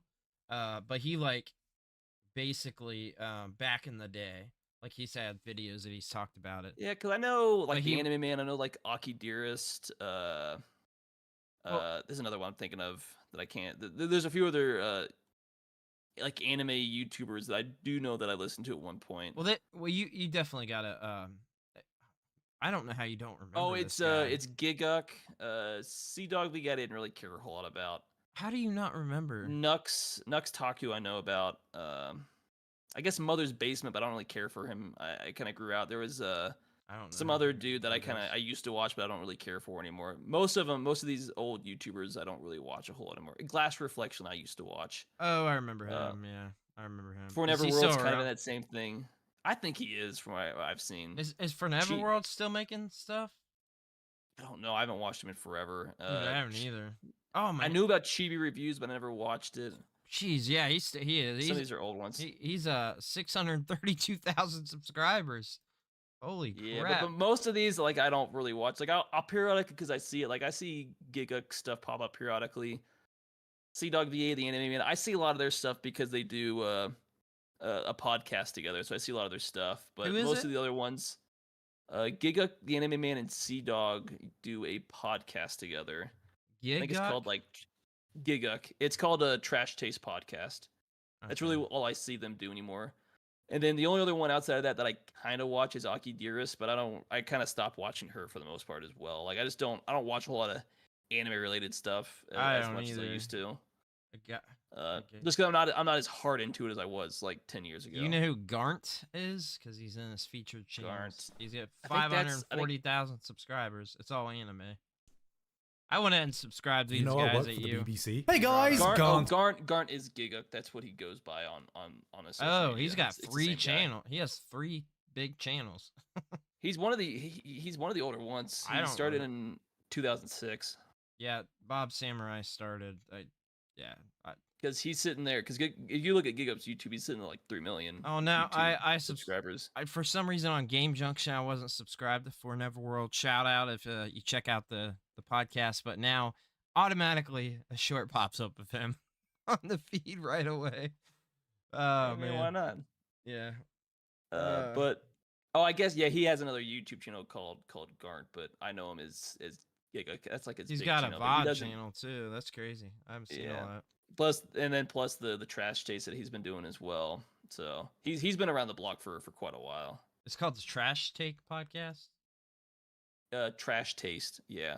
Trash Taste. Well, because both Garnt, Joey the anime man, and then Sea Dog VA. I think his name is. It's not Joey. That's the other one. I can't remember his name. They all live in Japan, so they do like a podcast about anime, other Japanese stuff going on in Japan and stuff. Culture, local news. It's kind of like a mix, a catch-all of that stuff. I have seen this one podcast because I'm already subscribed, but I legitimately don't remember any episodes I would have watched. I don't know. I'll be honest with you. I don't watch any anime YouTube anymore. I just because I don't keep up with anything, so I don't. It's one of the things that I follow, but I don't really actively watch. Like I hear about shows, I see it when they come out, but I don't really actively watch. It's like I follow it, but I'm not like super involved like I was when I was like in my early 20s, like late teens, early 20s. Well, I mean, it's no Atari unless it's the CX stick, so it's no Atari unless it's like I hear about a new Tenchi Muyo OVA or anime, then I'm like, oh, well, I'm watching that the moment it comes out. But very few view anime am I like that with. Like when the 3rd season One Punch Man comes out, I'm gonna watch that immediately. But well, I think I need to check that out. But I think let's see, we'll go over like one or two stuff. One or two more here. There's whichever ones you want to pick. Too big. So the Studio Ghibli movie, The Boy and the Heron, that just came out. It was just reported on Thursday that Netflix will be streaming that movie. Ooh, okay, so I can watch outside of Japan. I don't know if they gave us an actual hard date on when the it's coming to the U.S. I just don't know if they gave us a hard date on this. I was trying to see if we knew exactly when it was coming to the U.S. Because it released in Japan in July of last year, but it came to the U.S. like December, January. Here in the U.S. I don't think it's actually given us a hard release date. I don't know if it's one of those things where it's coming, or it's announced, or it's like already here. But G Kids also announced at the same time their schedule for their Studio Ghibli Fest 2024 between April 27th and December 11th, which I think select theaters will be periodically showing Ghibli movies. So it's definitely something to keep an eye out. Maybe Kiki's Delivery Service will be in Columbus during the summer or something like that. Are you serious? Yeah, because some of the titles include Spirited Away, Princess Mononoke, Arity, Kiki's Delivery Service, My Neighbor Totoro, and The Tale of the Princess Kaguya. It looks. I don't know if there's actual hard dates, but they're coming to theaters for between these dates between April and December. But I don't know. It's probably select theaters, so check the theaters. There's probably a better site than the site that I'm on that I'll actually say here's the actual tale. Probably going to G Kids website would probably be ideal since they're the ones that are yeah. helping with like the theatrical releases. Just to let our audio listeners know that I went on the Netflix website, so yeah, it is confirmed. There's just no release date. It says premiere date to be made later this year for The Boy and the Heron, and then additional 22 films, including some that you listed off, Spirited Away, Kiki, and all that. So that's cool. Yeah. 22 films coming, plus The Boy and the Heron. So I'll be watching. Of that Studio Ghibli Fest, there's only 3 films that actually have a date. So between April 27th and May 1st, certain Spirited Away will be in theaters. Obviously, it's going to be select theaters. May 19th and May 21st, you can catch Nausicaa, the Valley in the Wind, which I think is having its 40th anniversary. And then May 20th, May 22nd, Castle in the Sky. So if I get the chance, I will be watching as many of these as I can. Yeah, no doubt. But obviously, there's some of the other films, like Princess Mononoke, Wish for the Heart, Kiki's Delivery Service, The Palm, Poco, Howl's Moving Castle. They're all scheduled, but they're later in the year. So yeah, it's one of those things. Definitely keep an eye out. I just know you really like Kiki's Delivery Service. That's the only one I mean, of course, I like some of the. I've seen Spirited Away so many times. These are like all good family films. So all good. I'll definitely be hopping on watching Kiki's. I haven't owned it since VHS, so I wish I still had it. Yeah, she'd love it. She'd love it. It's a perfect film for her. Like it. No, I do have it on Blu-ray. I thought I did. You do or don't? So Mark is showing off his Kiki, the Disney. It's the Disney Blu-ray version, which I believe that is out of print. I'm not 100% sure because I know that people bought it a while ago. People were buying up all the Disney Movie Club stuff because they were I don't know if you know, but a bunch of those are exclusive. I think I've had it for a while because this one had a 2014 Blu-ray release, is what the back of the box is saying. But I don't know if I bought it in 2014. I may have bought it after that. Yeah, I remember almost buying it, but I think at the time I still had the VHS and there's still a lot of Ghibli films, but every time I see them, I buy them immediately. It's still available. You can get it for $14 at Target. I don't know why somebody has it. Apparently, it's a 2-disc version. It's $36 on eBay. Oh my gosh, there's this. Mine's really cool looking one. That's. Mine's 2-disc too. What are you talking about?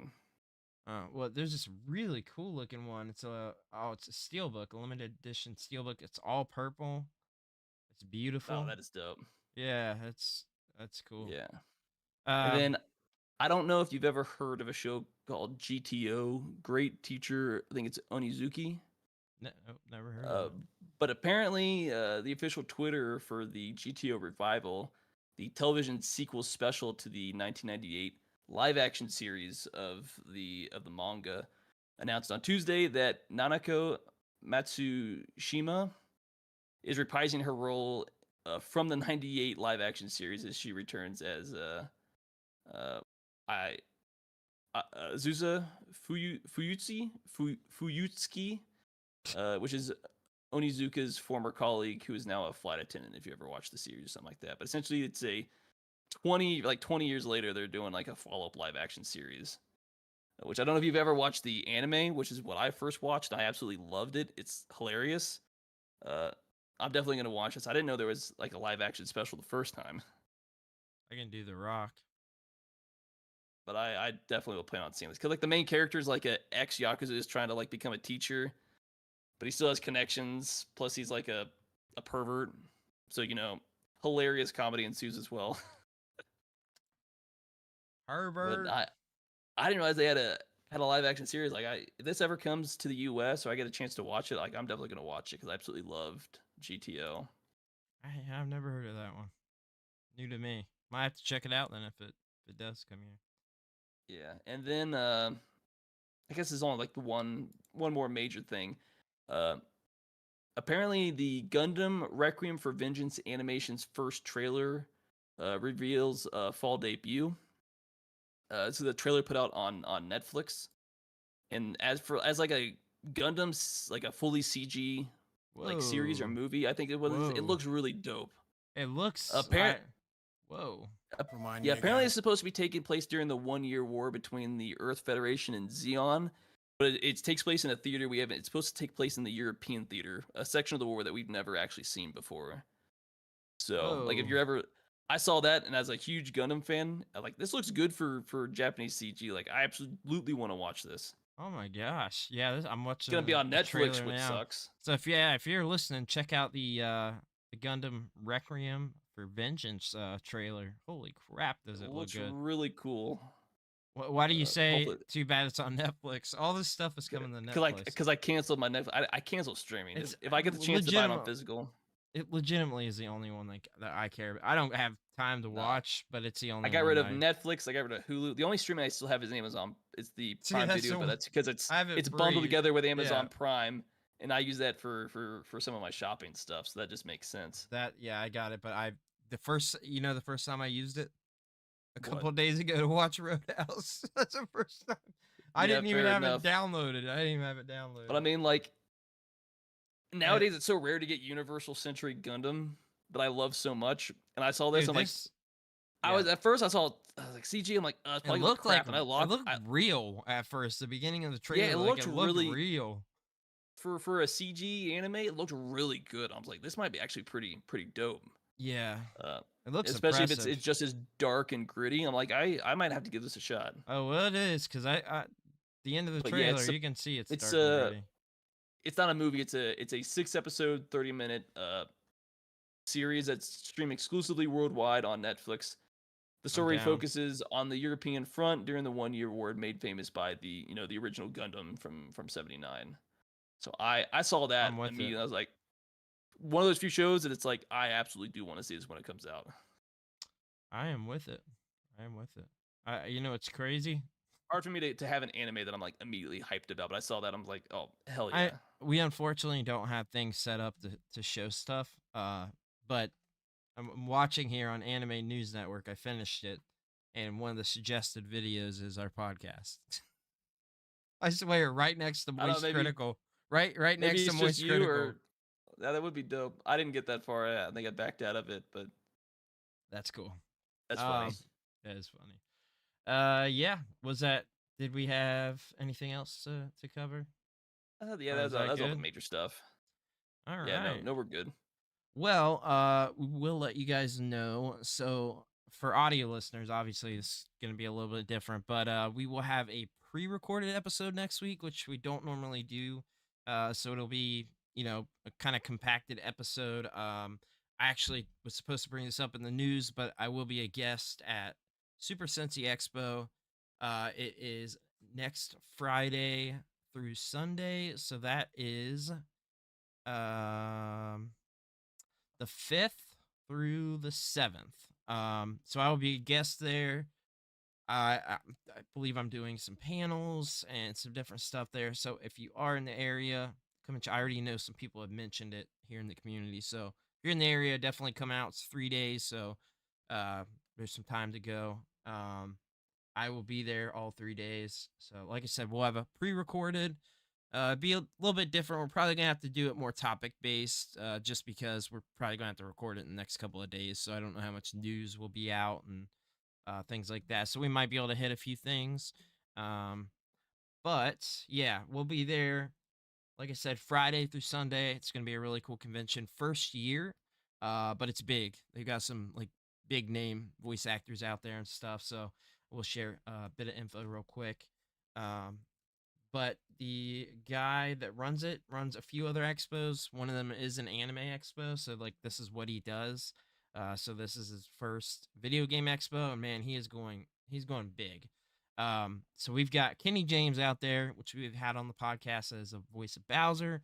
You got Samantha Kelly, the voice of Peach, Toad, all of those characters. We got Dan Mohina. He voiced in Dragon's Lair and The Land Before Time. We also got Steve Palmer, who voiced in GTA 4 and 5. They got a lot going on. They're going to have some tournaments, competitions there. Super Smash Bros. Ultimate doubles and singles. Um, Mortal Kombat 1 singles, Tekken 8 singles, Killer Instinct, Mario Kart 8 Deluxe, Street Fighter 6. So you can bet your bottom dollar I will be playing some tournaments. I am not good at basically any of these except Killer Instinct. I have not even gotten to play Street Fighter 6, so we'll see there. But they got a big expedition hall, all kinds of stuff going on. Arcade Legacy is sponsoring them, so they're going to have a full arcade out there, which is really cool. Looks like it's going to be a pretty massive show.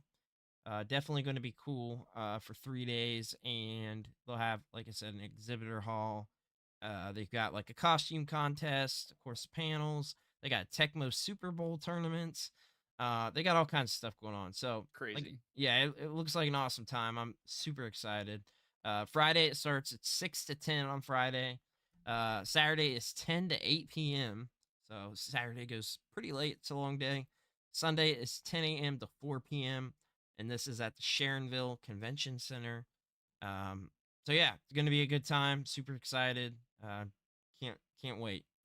So hopefully I should have this audio up as soon as possible.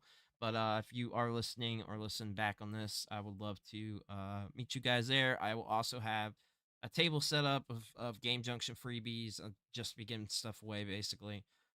So definitely come by and say hello. And any closing thoughts for today, Mark?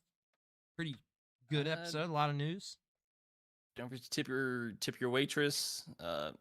Mech Anime's the best. Go Gundam. Okay, all right, you heard it here first. So we will see you guys all again next week. Like I said, pre-recorded coming up. Appreciate everybody following and supporting. If you want to, you can become a channel member. That helps us out with the podcast. You also check out our link tree for all our social media.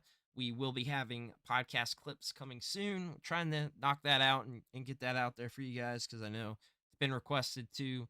So we do got a lot of stuff coming, got a lot of plans. We're trying to continually make the podcast better for you guys, and really, really appreciate all the downloads. It's audio's just blowing up and killing it.